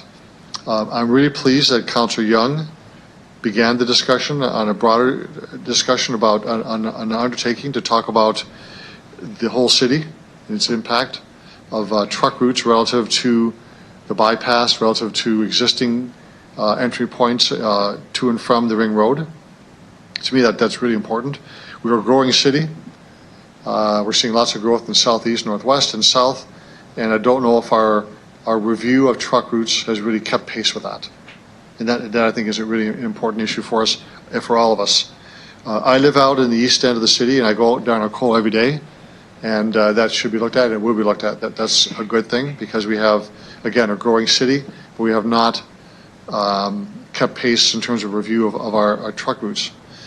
But we also have a brand new bypass that is not being plugged into our transit system, our transportation system, as it ought to be. And habits are hard to break, and big trucks are not using the bypass. They are using Arcola at 9th Avenue North and other locations that are really a source of frustration and I think of safety concern for everyone. And so, notwithstanding the review that the administration is going to do, a discussion with the Ministry of Highways of what they can do to ensure that the bypass is used the way it's supposed to be used, and not simply as a underutilized $2 billion project that really has to be plugged into our system. It was meant to be that way. Their changes they made to 9th Avenue North interchange is not helpful for development in Northwest Regina. We've been through this before several times as to why that is an issue. We should have conversations with the province about this. They can be part of the solution on 9th Avenue North. Notwithstanding, it may not be a truck route anymore, but there still is a transportation issue on 9th Avenue North. And part of that problem or solution is with the province helping us as well. And so we need to continue that engagement as to how we plug that in to make sure that 9th Avenue North, as any other area, is safe. And I would say the same conversation about Arcola Avenue to the interchange, or to the bypass, I should say. That has to be a big discussion with the province as to how they are going to help solve the problem too. Just building the Ring Road is not enough to say that solves everyone's problems and they walk away. It's about a partnership. So I'll support the motion, but I'm more comfortable with it because there's other issues around that wraps around this to make it a much better decision over time. I have a couple quick questions for Councillor Mastinelli. I'm not sure when you say on point number 3, cost sharing any necessary signage changes, with whom would that be? I was thinking with the, I was referring to the Regina bypass being a new entity and knowing that we had some hand in how this had an outcome. If there were signage changes needed, I thought it would show good faith to show a cooperation with. So that's a province, in other words? Yeah. Okay.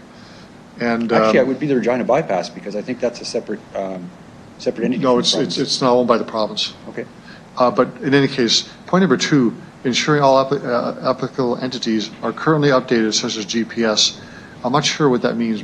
Applicable entities. I wasn't sure what we'd have for different navigation systems, GPS mapping systems. I didn't want to take the chance on long-haul truckers not getting their updates in time and keeping on cutting through the city. So I wanted to make sure any type of information source that recognizes this would be updated concurrently, immediately, so the change would take effect. Okay. Thank you for that. Now, I believe that Councillor Bryce is now back online, and I'm not sure if she has been following the discussion. If she has any comments before I turn it over to Councillor Massanet to close debate. Councillor Bryce? No, I feel this is a safety issue, so I am in agreement with it. I'm not sure if it's the right way to go about it, but I know that something has to be done, so I'll just leave my comments at that. Thank you. Okay. Councillor Massanet to close debate. 3 minutes on closing debate. Thank you. I had a big election speech, but I got too busy going on a Sunday drive. Didn't get to prepare it. Councillor O'Donnell had a question about how this would affect the rest of the ring road, or why this one portion and not the rest of the ring road. It comes back to the safety issue. Single lane, undivided for the first kilometer stretch, along with incorporated left turns that deviate the road and no shoulders, and a semi-route make this a danger with the proximity to houses. Along with their financial times, I didn't feel comfortable trying to spend our way out of this problem, especially when a alternate solution that was equal existed already. I thought with the current economic conditions in our region, now is the time to take advantage of situations that are occurring naturally as opposed to trying to spend our way through things. Another thing I wanted to mention that we talked about during the debate of this is Pinky Road. There was some mix-up as to what was where on the 5-year plan. It's actually Pinky Road that's on the 5-year plan between Sherwood and Dewdney, including the bridge we spoke about. That's on the 5-year plan. 9th Avenue North has no mention in the 5-year. It is on the SAF plan we were talking about earlier today. I think it's in the 61st position, so it must have just made the list recently. So I think there's lots ahead of it before we'd ever see some type of a solution from non-tax dollars or SAF or non-increase to residents to pay off this problem. So I don't think I encountered any other questions that weren't asked, and I know it's been a long meeting. So I appreciate everyone's time in listening to this and their interest in what was going on, and I hope for your support. Thank you.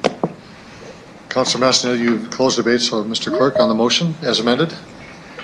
Thank you. I will begin with you, Councillor Mancinelli, please. I'm in favor. Councillor Flagel.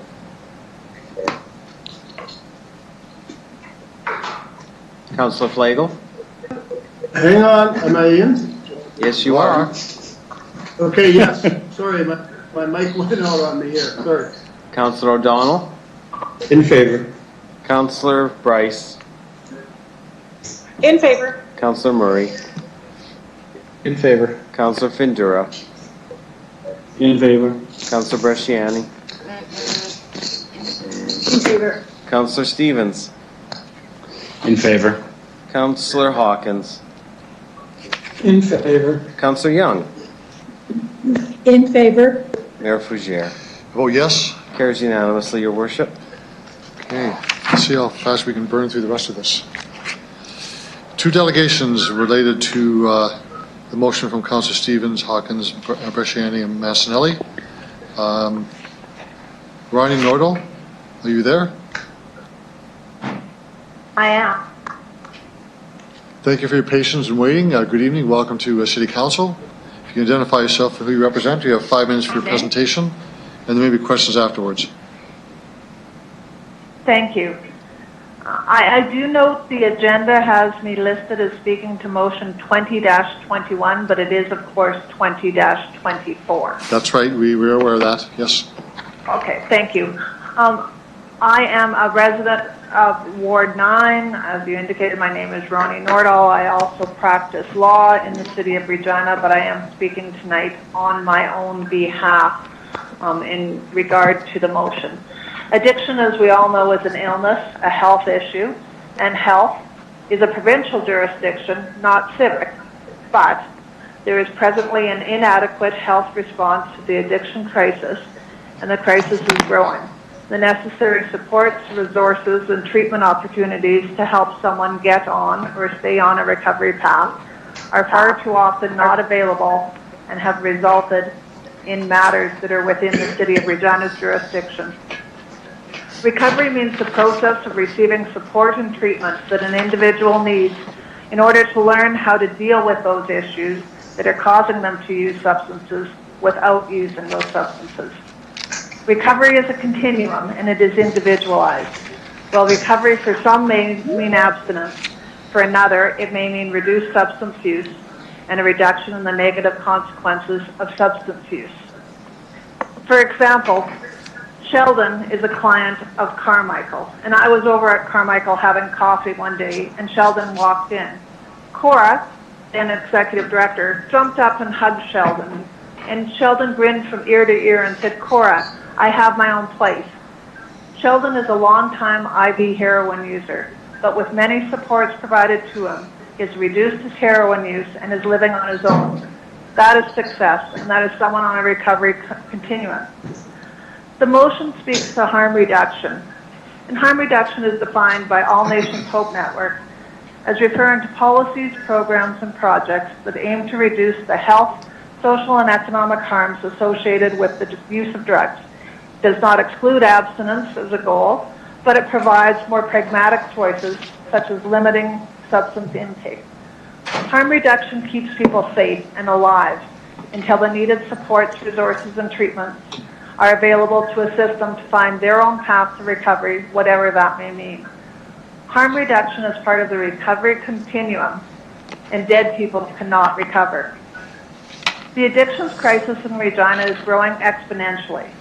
In the month of September alone, AIDS Program South Saskatchewan provided 274 naloxone kits and is seeing an increase in new clients to their needle exchange program of 78 per month.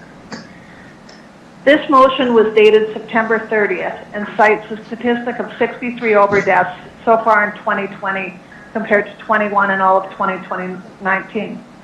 On August 31st, Chief Bray said the Regina Police Service was aware of just over 700 overdoses already in 2020. On October 21st, Regina Police Service statistics showed RPS was aware of 883 overdoses so far this year, had attended 333, and had administered Narcan 53 times.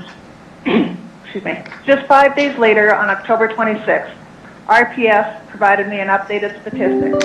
They have attended 342 overdose events. That's an increase of 9 in just 5 days. The fact is, someone is overdosed during this council meeting. Recent statistics show that although the frequency of most types of crime are being reduced in Regina, drug-related crime is increasing, with its corresponding negative effects for the citizens of Regina and the associated costs. I speak tonight in the hope that City Council cares about the families that are receiving phone calls that their loved one is overdosed. Ms. Noor, you have 1 minute left in your time. Thank you. I know what it feels like to get that call, and I'm one of the lucky ones as my son survived overdoses. He did not die, and he was able to get on his recovery path. But if caring about people isn't enough, harm reduction in Regina makes business sense. It will in the long run save money for the city. Putting City of Regina resources into the front end to support individuals through harm reduction as a part of the recovery continuum will avoid the costs at the back end of responding to drug-related and overdose calls and avoiding the negative consequences of the addiction crisis for all citizens of Regina. Thank you. Thank you very much for your presentation. I'll see if there's questions. It's like the most insane hat. Councillor Stevens. Thank you, Ronnie. Very much appreciated you stuck around. Can you tell me what you imagine the role of the city to be in addressing this? Much of this is public health responsibility. There's lots of community organizations like Carmichael taking on this heavy burden. Where does the city fit in your mind? I think the city's already, thank you, Your Worship.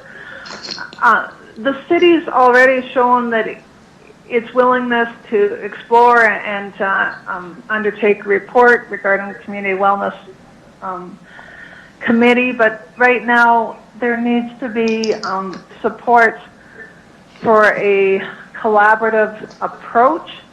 There needs to be, instead of many hands trying to do a little bit of work, a concerted effort, whereas recognizing does a needle drop location of 2110 Hamilton Street actually make sense, you know, on a Saturday night. We need to look at, you know, the housing first. What are the supports needed? Housing, food security. We have to start at the beginning. And I heard the word holistic used when we're speaking of roads. I think we need a holistic approach to harm reduction for individuals. Okay, thank you. That's all I have, Ronnie. Thank you. Any other questions? Thank you, Ms. Nordal, for staying with us this evening and presenting and answering questions. Thank you. Next delegation, or found delegation, is Lee O'Malley.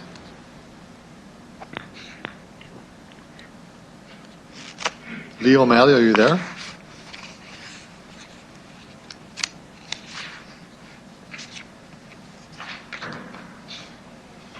Hello? Lee O'Malley? Hi. Sorry Good about evening, that. and I accidentally muted. well, thank you for joining us this evening. If you identify yourself, who you represent, you have 5 minutes for your presentation, and council may have questions afterwards. The floor is yours. Thank you. Hi, my name is Leo O'Malley. Thank you very much for letting me speak today. I'm the chair of a White Pony Lodge board, and I've been actively patrolling in the North Central neighborhood since 2017. Our organization is a nonprofit dedicated to creating a safe and connected community within North Central. We were founded in 2016 by a group of dedicated women with the blessings of elders who wanted to improve their neighborhood. Our patrols are modeled off of Bear Clan in Winnipeg and run every Friday and Saturday night to pick up needles, drug paraphernalia, and other dangerous items to be safely disposed of through our QHR programs. We also report accessible and dangerous structures to the city. An important factor of our walks is to connect with our community members by offering what assistance we can without judgment, through goods, foods, and connecting those in need to other organizations such as Mobile Crisis, EMS, or the RPS. We have naloxone training and carry a kit when we walk, which we have had to hand out while on patrol.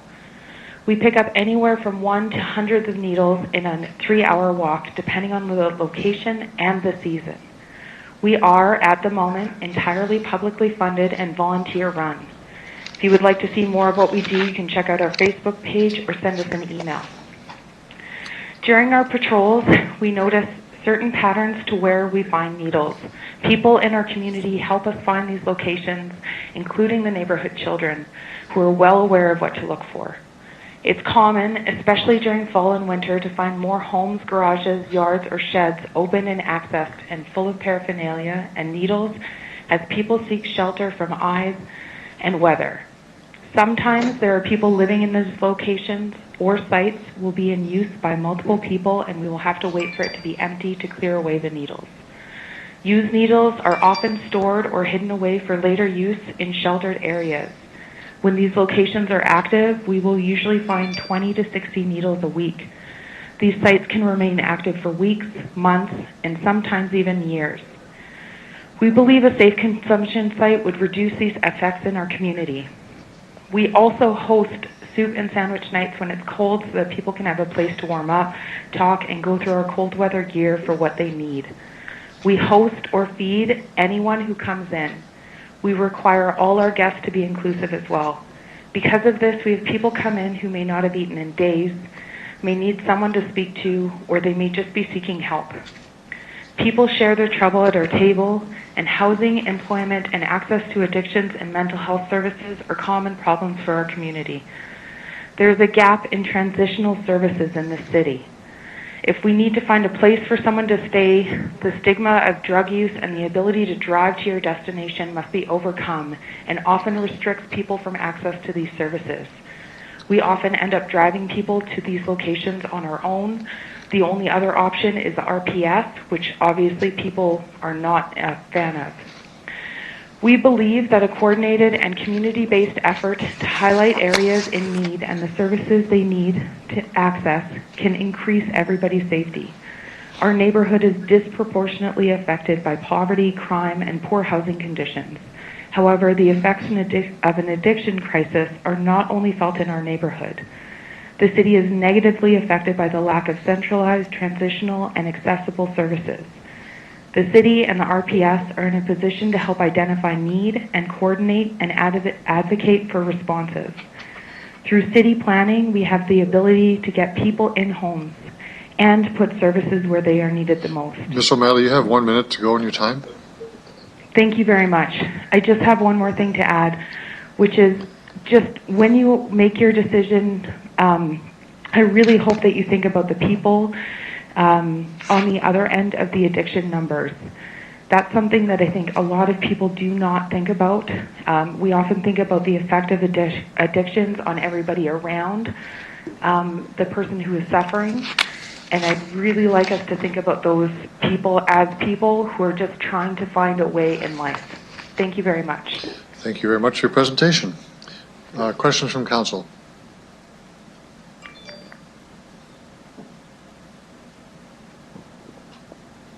There are none. Thank you very much. You've been perfectly clear in your comments. Thank you. Thank you. So we'll move on to motion 24. Councillor Stevens, do you want to take this on or someone else? Councillor Stevens? Sure, I can do that. Go ahead. The floor is yours. Well, I think first off, thank you very much to Ronnie, the YWCA, All Nations Hope, and others who helped to inform the language of this motion. I think Ronnie summed it up perfectly well in terms of the importance of this approach. The scope of overdoses and overdose-related fatalities is skyrocketing in our community, partly due to another public health emergency, but the overdoses have actually overshadowed COVID in terms of hospitalizations and death. That's what merits this to take such an important center stage in the city if we're thinking about how city services are being used. I think what's also important to recognize is that the RPS and fire and protective services in the city are already being deployed. So for the lack of a better term, we have skin in the game. We can say this is someone else's jurisdiction. It is not. It's actually a role of a municipality to deal with these and other concerns. We've provided some tacit support to this approach simply by approving community well-being strategy. It exists as a footnote in the plan to end homelessness, but it's an approach that the city and city council has increasingly adopted over the years. And I think this is a space for the city to play a leadership role. And I think that's what's important. We're not taking charge of addictions. We're actually playing a leadership role and bringing the right people to the table. So what the motion is essentially asking is that first we make addictions and substance use part of the mandate for the local emergency planning committee. Secondly, we partner with organizations like White Pony Lodge and Queen City Patrol, among others, to develop a citywide needle cleanup and disposal strategy. We work most importantly with community organizations like Reconciliation Regina, CBOs, users, user groups, the health authority, the police, fire, to develop a harm reduction strategy. What that entails is really to be determined by that community group, but we can talk about harm reduction, wellness centers, ceremonial spaces, detox, safe consumption, and that in the spirit of reconciliation and the realities of public health, that Indigenous peoples and organizations are put front and center in developing a strategy for the city to participate in. And then finally, that this leads to an advocacy approach, that we would then work with the federal and provincial government amongst other organizations. I'll leave it at that. I just realized I need a seconder. Yeah, I'll take care of that. A seconder, please. I'll second that, Hawkins. Okay, Councillor Hawkins. Okay. Thank you. Well, I'll leave it to the rest of council to comment, and I'm looking for your support. Councillor Hawkins, you're next. Thank you. I appreciate the fact that this motion is here, and I compliment those who have drafted it. I just want to make some simple points that have really in some ways already been made First of all, it is well within the city's jurisdiction under the Cities Act and its obligation to be concerned about the welfare of its citizens to start to tackle this problem. Secondly, the two delegations did a fine job of shining a spotlight on this problem. This problem will not go away by pretending it doesn't exist. I've heard the chief of police say that there are two epidemics in the city at the moment. One is the COVID, and of course the other is the addictions epidemic.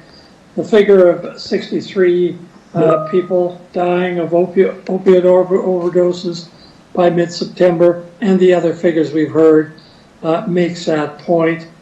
Thirdly, I want to say, and Councillor Stevens alluded to this, the strength of this motion is that it, in a formal way, brings together all community organizations to talk about this, to deal with this, to search for problems, to assist. It can't be enough for us simply to say, oh, well, the Regina Police Service will look at that.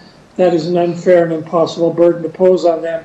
This is going to take the police, reconciliation, Saskatchewan Health Authority, community organizations, all of us working together to divide the task and provide the skills which each organization can handle. It's that kind of cooperative effort which will give us a start.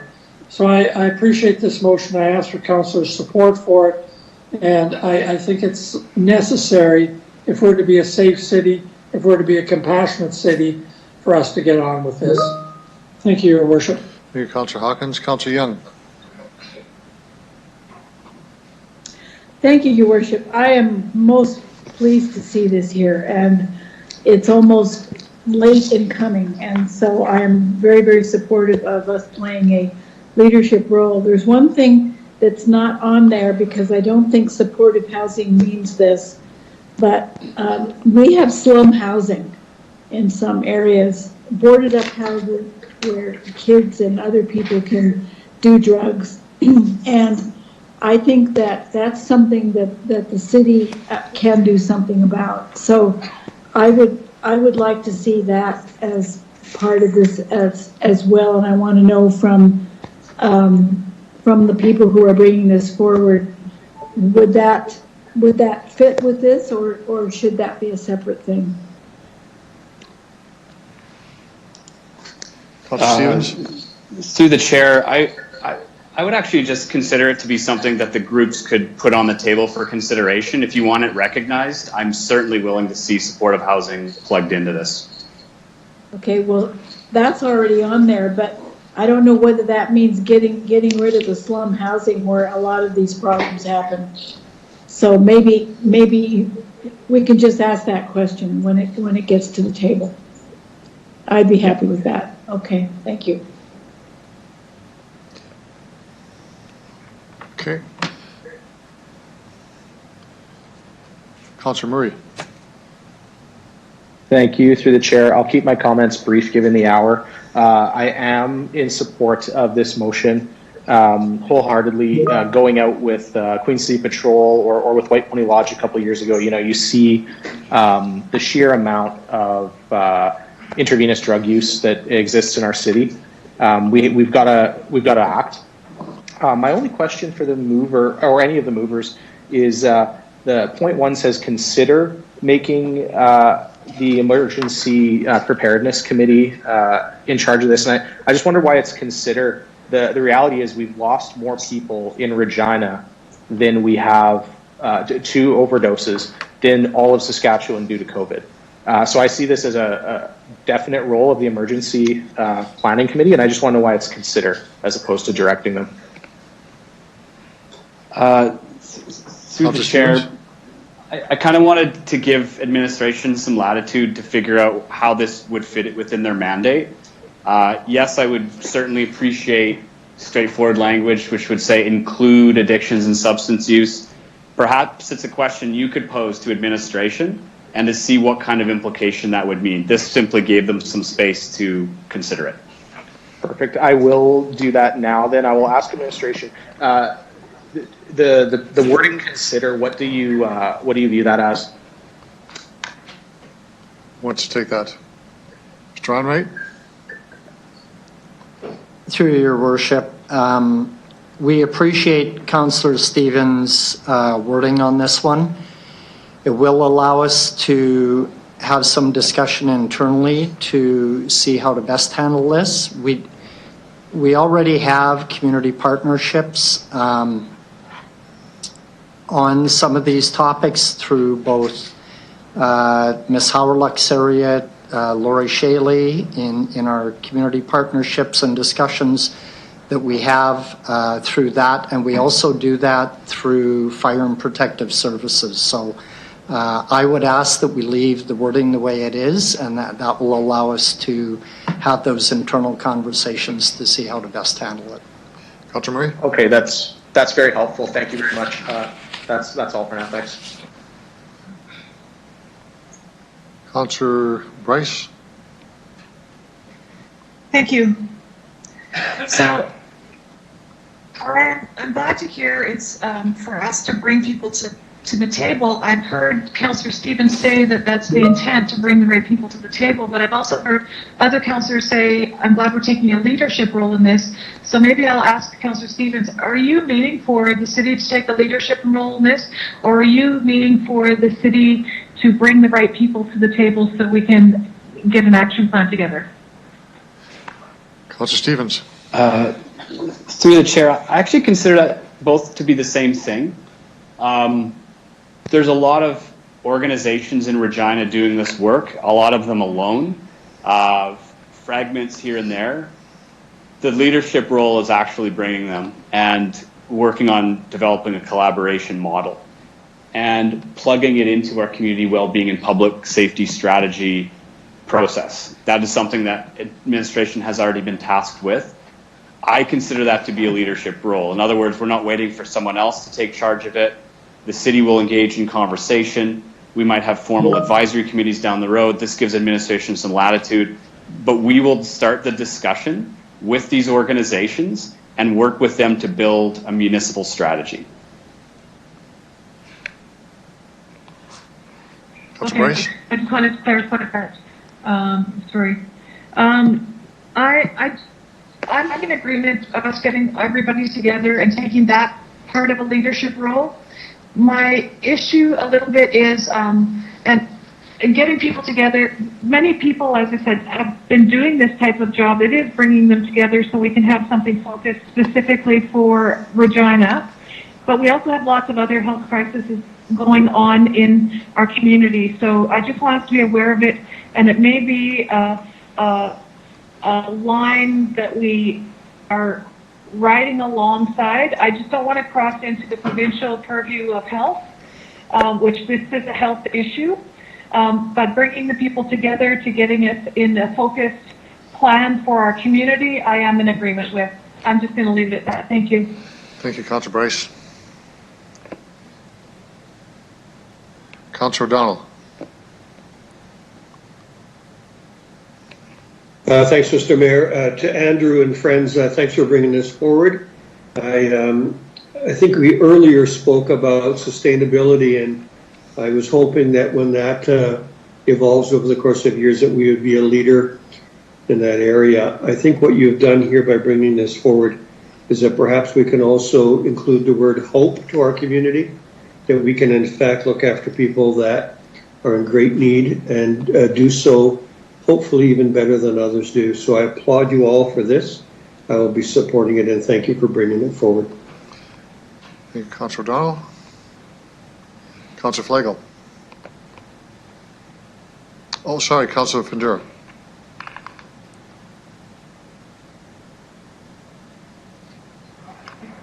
I'm getting there. Yeah, okay, here we go, a little late in the day.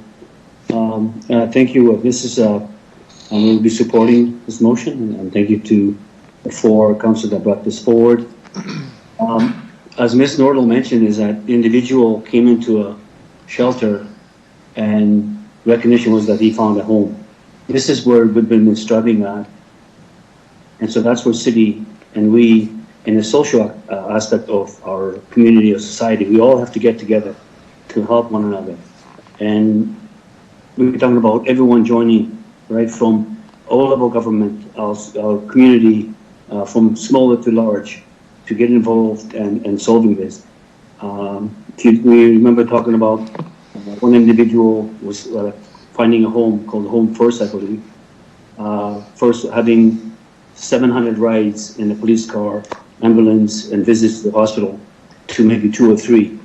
That is tremendous, not just on the saving on the money side, but just helping an individual. But at the same time, we can invest that kind of money into those kind of projects where individuals are saved and having a safe place, safe house, and being comfortable, not being afraid, be able to sleep in safety. It makes the whole difference.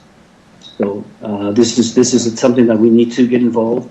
We have a role as a city to play, as a society. We can't close our eye on things. We have to have our eyes wide open on what's going on. And we talked about, if you remember, a couple of years at the budget time, we're increasing more money into, let's say, a circle project or other entities that support the individuals. If we help one individual prevent from not being alive and finding that recovery, it's a success already. And I think with the homelessness strategy and all of the other things that we're working on, this is very important. So this is something that we need to get involved. All of us need to get on board with this. We know what to do. We cannot hide. This is important because everyone is important, and that's where that is. We're talking about spending money on different things. Again, our home first, safety. If a person has a place to sleep and a warm place without any fear of what's next, it's already a win situation. So I'm definitely in support of this motion. It needs to be looked at going to the future to solve that. We just by throwing things at it, we need to get our hands and our sleeves rolled up and get into the job, right into the small communities, large communities. Everyone needs to get involved. So I'm very happy to see this motion here, and looking forward to helping out. Thank you. Councillor Flagel. Thank you. I was going to ask one of the delegations, but I couldn't connect in. But the safe harm reduction sites, I was in Saskatoon and I was talking to them up there about their location. I'm just wondering if the group of you that brought this motion forward have considered, because that's a huge addiction and it's a huge problem in the city, and Saskatoon is trying to address it, but it's a real challenge. And the jury is out on how successful they are, and then to find the proper location, which I've been talking to a bunch of people about already. And it's just something to consider. Have you talked to anybody about it? Because it has to come from, it can't come from the city. It has to come from a non-profit organization in order to get proper provincial and I think federal funding.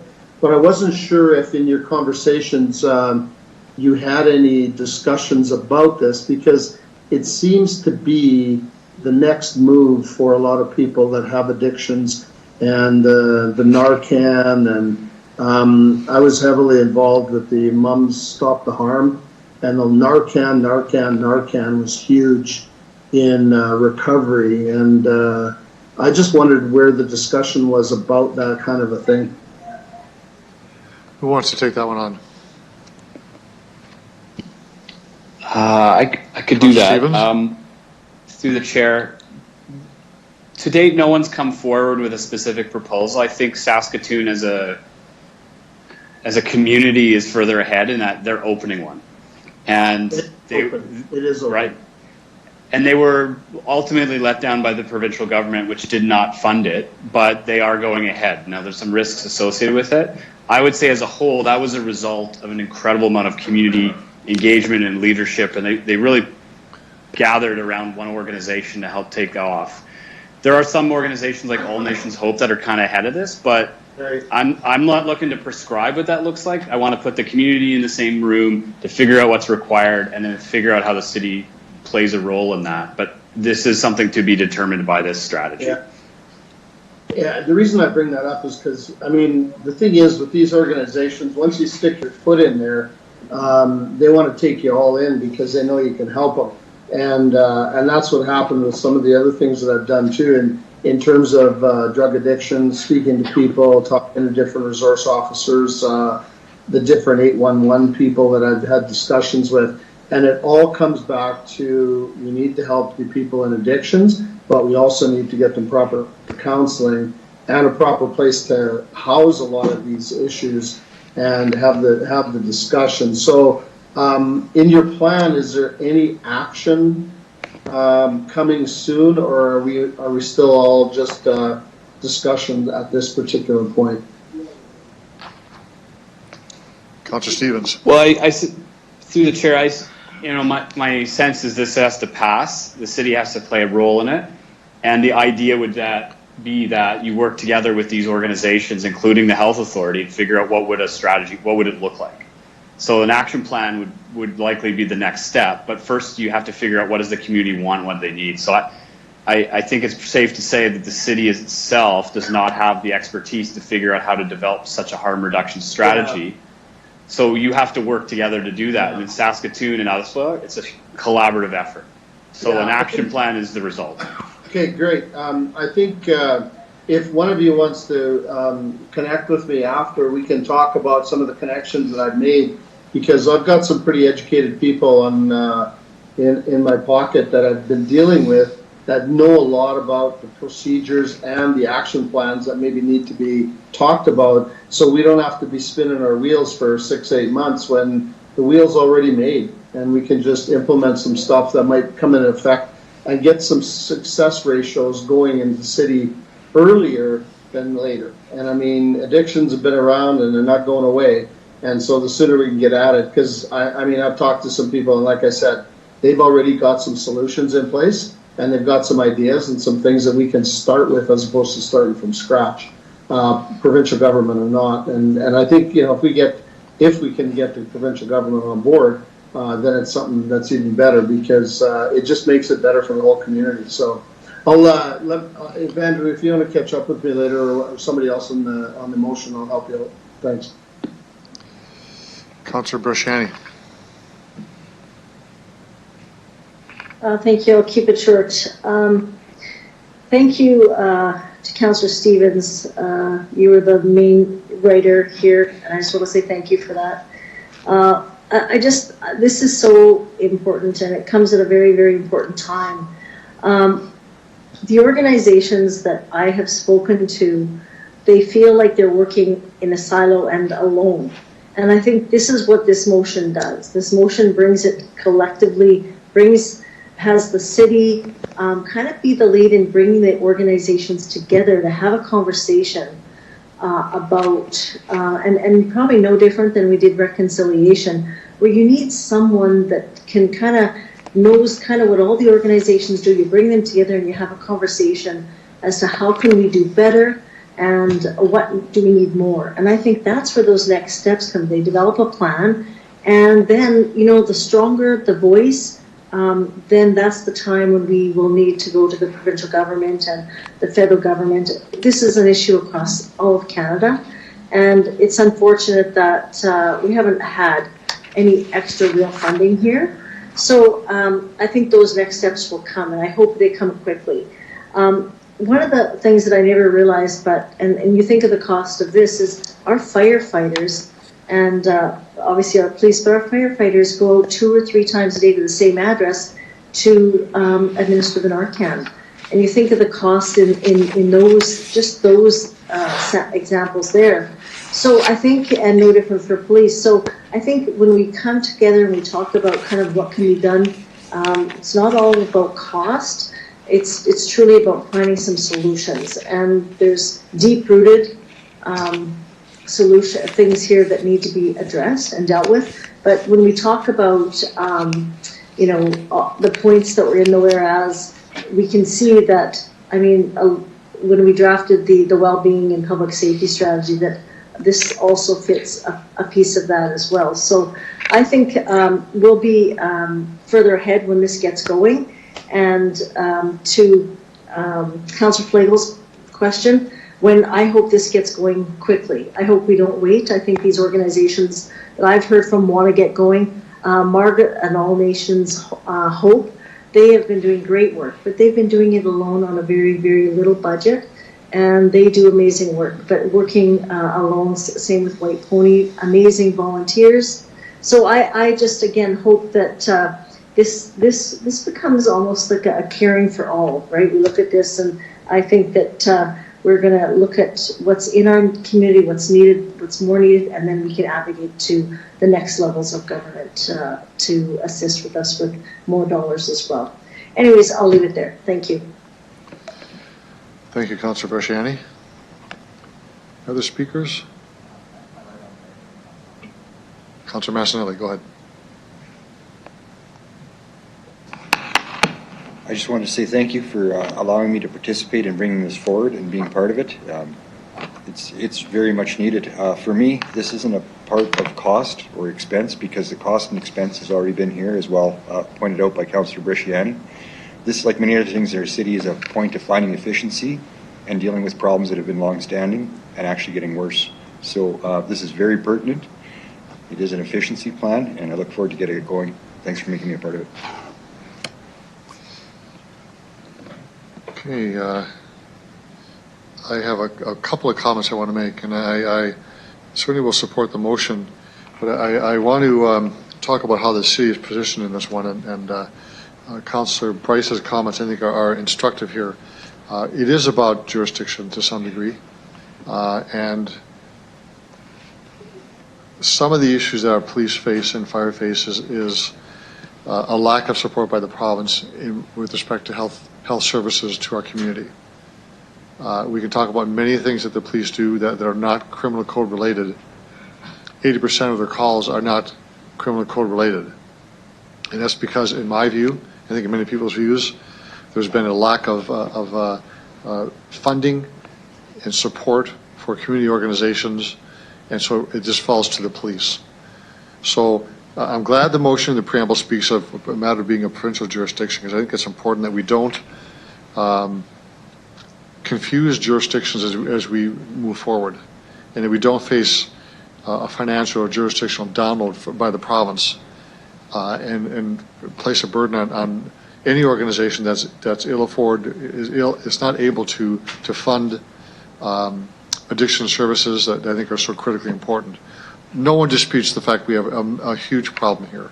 And Chief Bray did say it while we had two pandemics here. One of it is addiction, the other one is, of course, COVID. Absolutely true.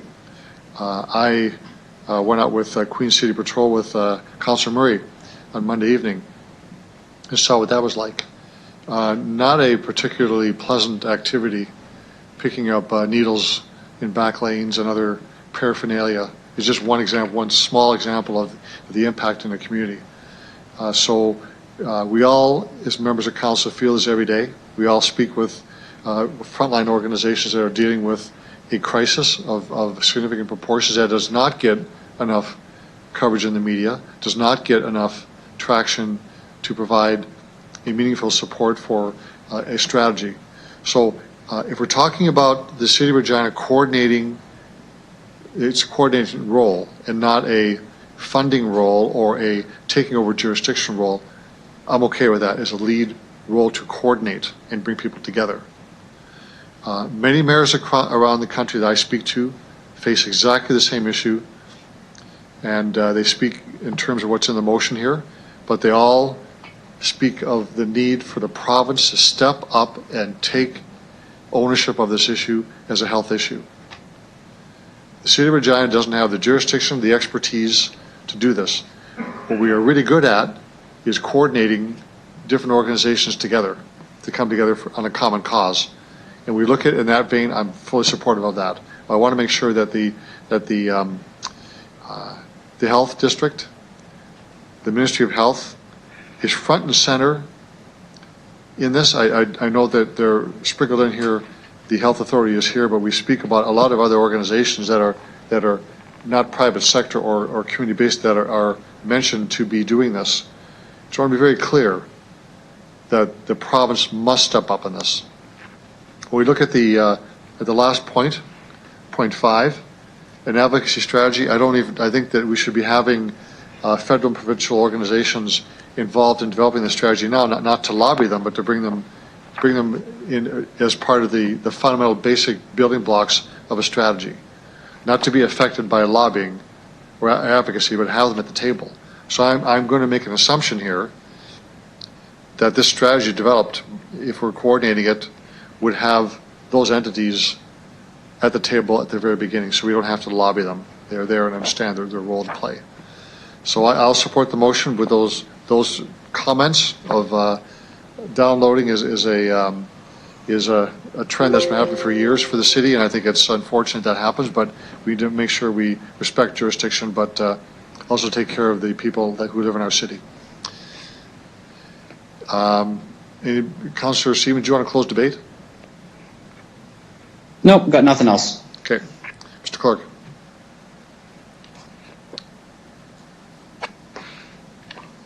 Thank you, Your Worship. I will begin with you, Councillor Stevens, please. In favor. Councillor Bresciani.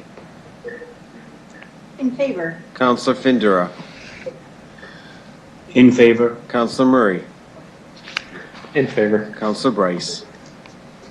In favor. Councillor O'Donnell. In favor. Councillor Mancinelli.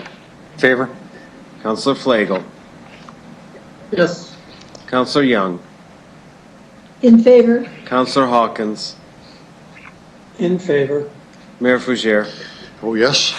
Carries unanimously, Your Worship. Okay. Councillor Massinelli, we have a traffic amendment bylaw.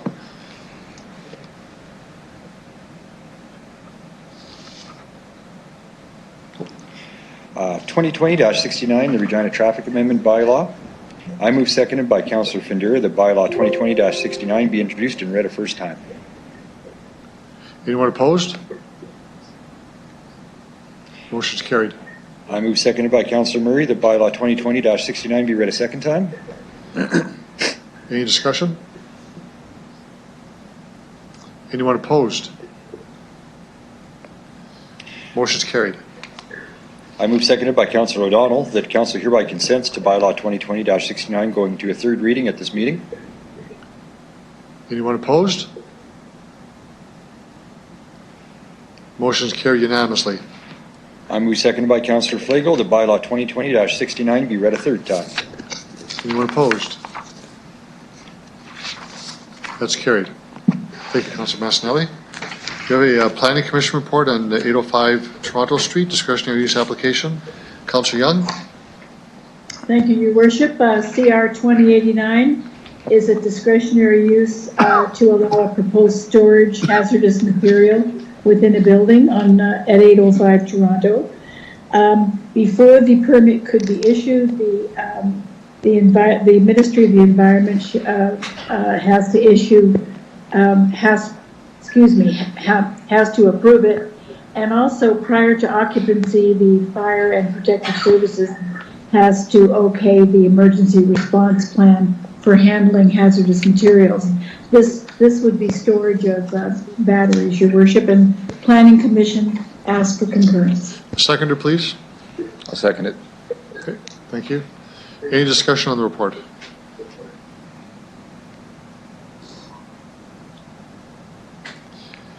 Mr. Clerk. Thank you. Thank you, Your Worship. Councillor Young.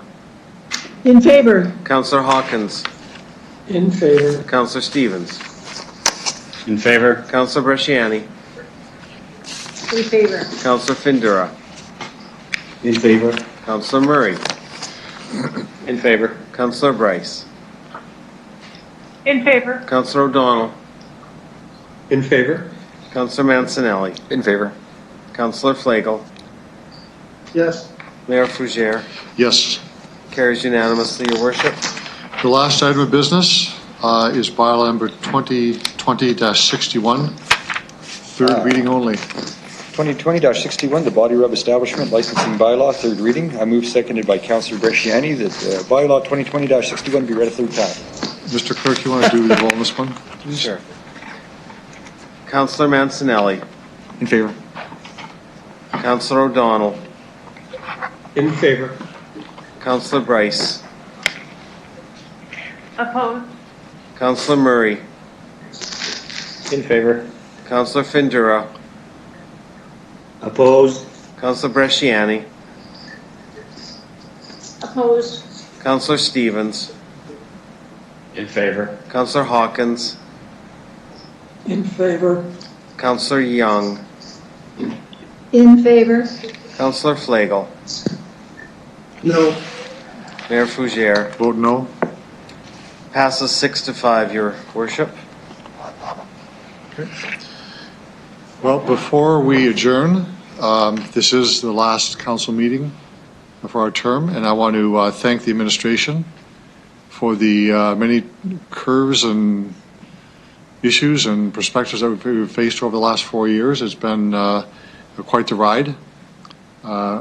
Always when you have a new council come in at the beginning, learning what's happening and how the people's perspectives and trying to gather consensus is an important issue. So I want to thank the administration and around the table and who's listening now for your dedication and your support as council navigates so many issues that we've faced over the past 4 years. And for those members of council who are seeking re-election, I wish you well. We'll see what happens just in about a week from now. And again, a special thank you to Councillor O'Donnell, who's retiring, and his years of service and leadership on council. So anybody else want to have a word, feel free to put your hand up for a conversation, but I'm very pleased with the results of our 4 years here. It's been a interesting time. Councillor Bryce. Thank you. So it's been 17 years for me, so I would like to say thank you to administration. Thank you to the councillors I've worked with in this council and in the past. I wish you all well in the upcoming election. Councillor O'Donnell, it's been an honor and a privilege to work with you this many years. Thank you for your service, and I'm sure we'll see each other again. Thank you. Okay. Councillor Stevens?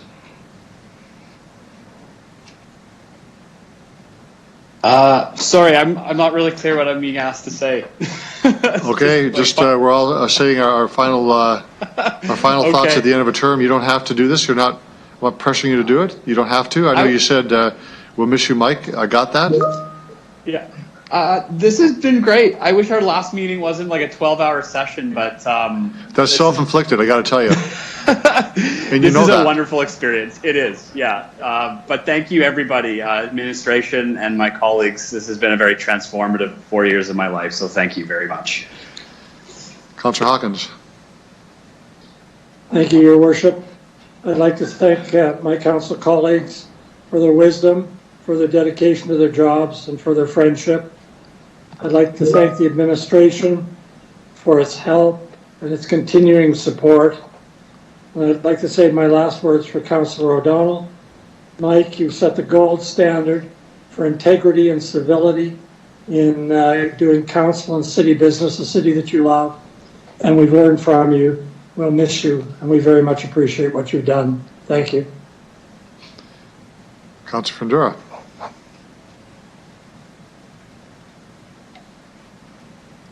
Thank you, Worship. I'm going to go with, I'd like to express gratitude and thanks to my family allowing me to do this job. It's not easy. I'd like to again extend the gratitude to residents for giving me the chance, opportunity to do this. And then to work with the council to deal with many issues, complex or not.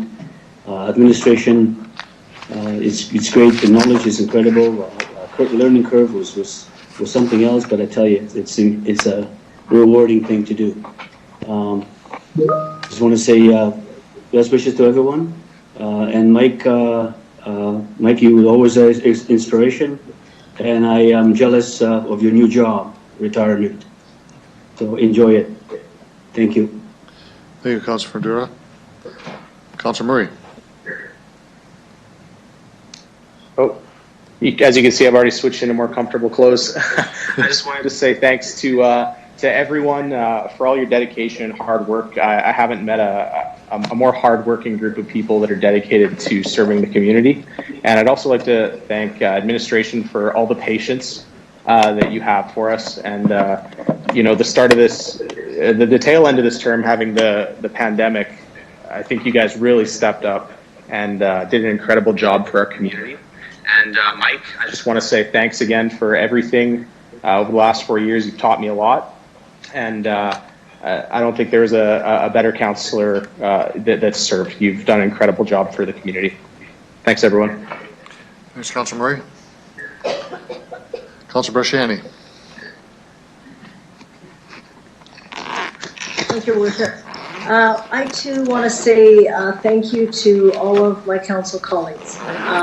As a new councillor coming in, it was overwhelming and, yet an amazing opportunity.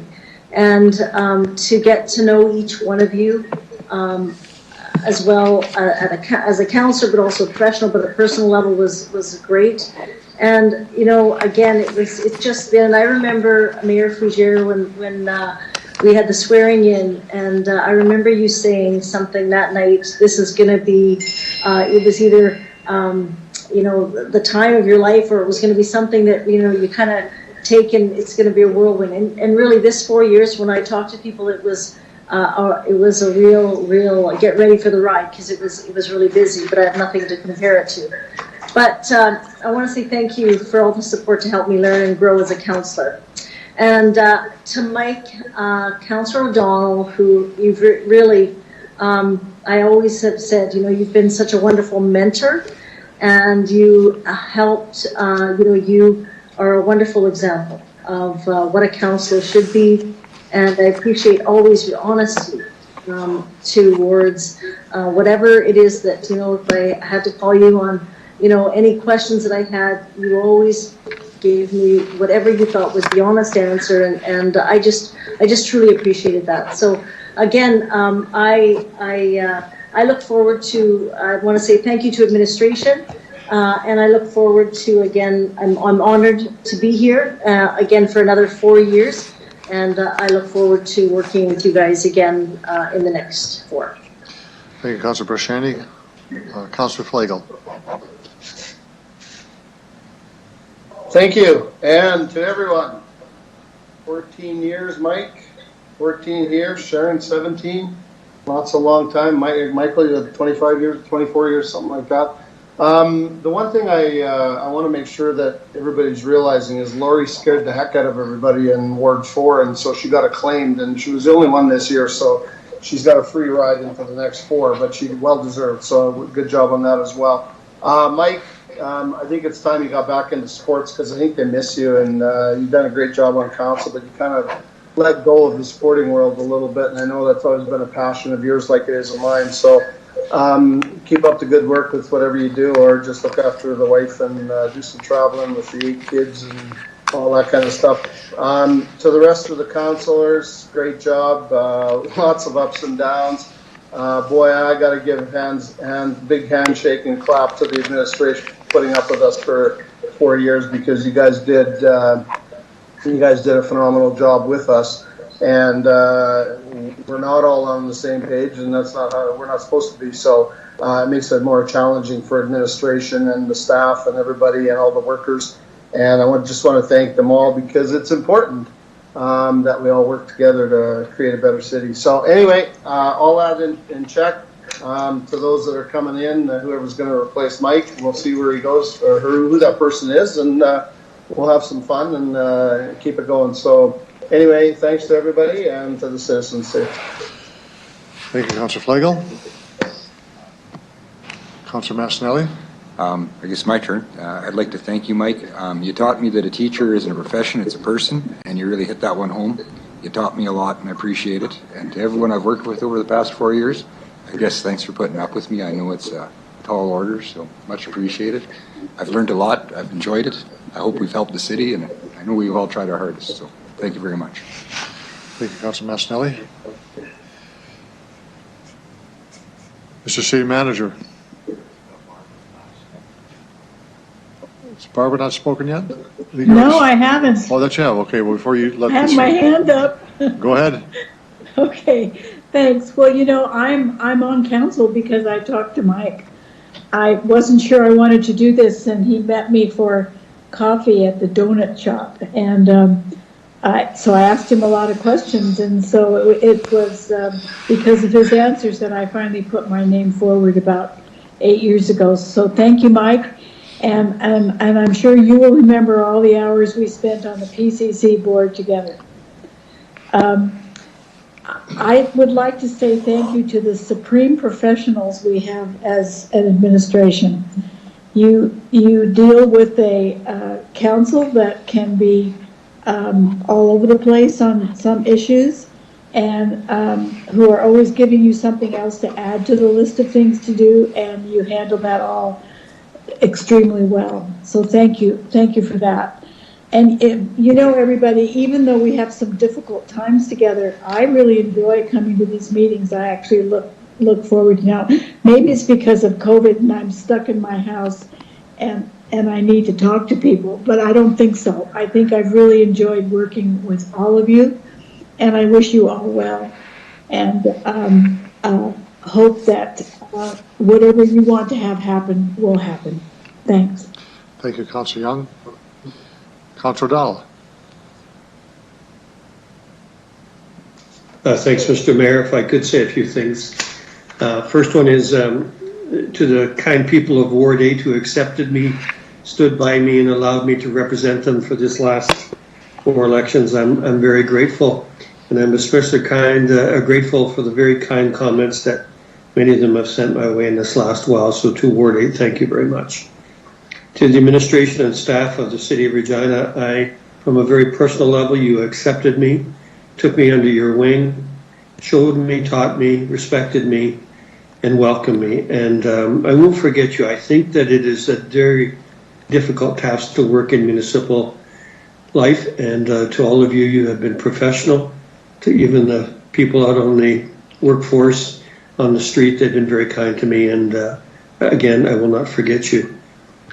Council, you've been very kind in your comments, not just to me today, but throughout, and so I'm grateful. It takes a lot of courage to put your name forward. It takes a lot of courage to run in a campaign. And to all of you, I wish you good luck. To those that are running in the election, thank you for believing in democracy and looking after our community. To all of you, I wish you well. Thanks for letting me be part of it. Thank you, Councillor Dahl. So any other members of council want to speak? I think I got everyone. So I'll turn the mic over to the city manager. Mr. Holden. Thank you, Your Worship. So on behalf of myself, ELT, and all the administration, we truly want to thank council. And, our job is to serve at your pleasure, really. You set policy, you give us direction. And I think being an elected official is truly a sacrifice, and it's a sacrifice for the public good. It's a sacrifice that you make for the betterment of the community. And I think, there's been many times where I'm sure as an administration, we've frustrated you, and I got to be honest, on occasion you frustrated us. But it's all in the spirit of making sure that collaboratively we come together and we spend time together, and it's to move this community forward and make Regina a better place for all of us to live. And we've got huge respect for all of you. I can only imagine how difficult it is at election time for all of you. So I wish everyone well in their bid to return to this council, as well as all the other candidates that have put their name forward. But once again, thank you for your patience with us, your understanding with us. And I think we have truly accomplished great things for this community, and look forward to continue to work with the next council to continue that journey together. Thank you, Mr. Holden. With that, I would ask for a motion to adjourn. I would like to be the one to adjourn tonight if I could. You can do that, Councillor Dahl. Good night, Regina. I'll second that. Second. Okay. Good night, everyone. Good night. Good night. Good night, everyone. Good night, everybody. All right, John Boy. John Boy, Mary Ellen, Jim Bob.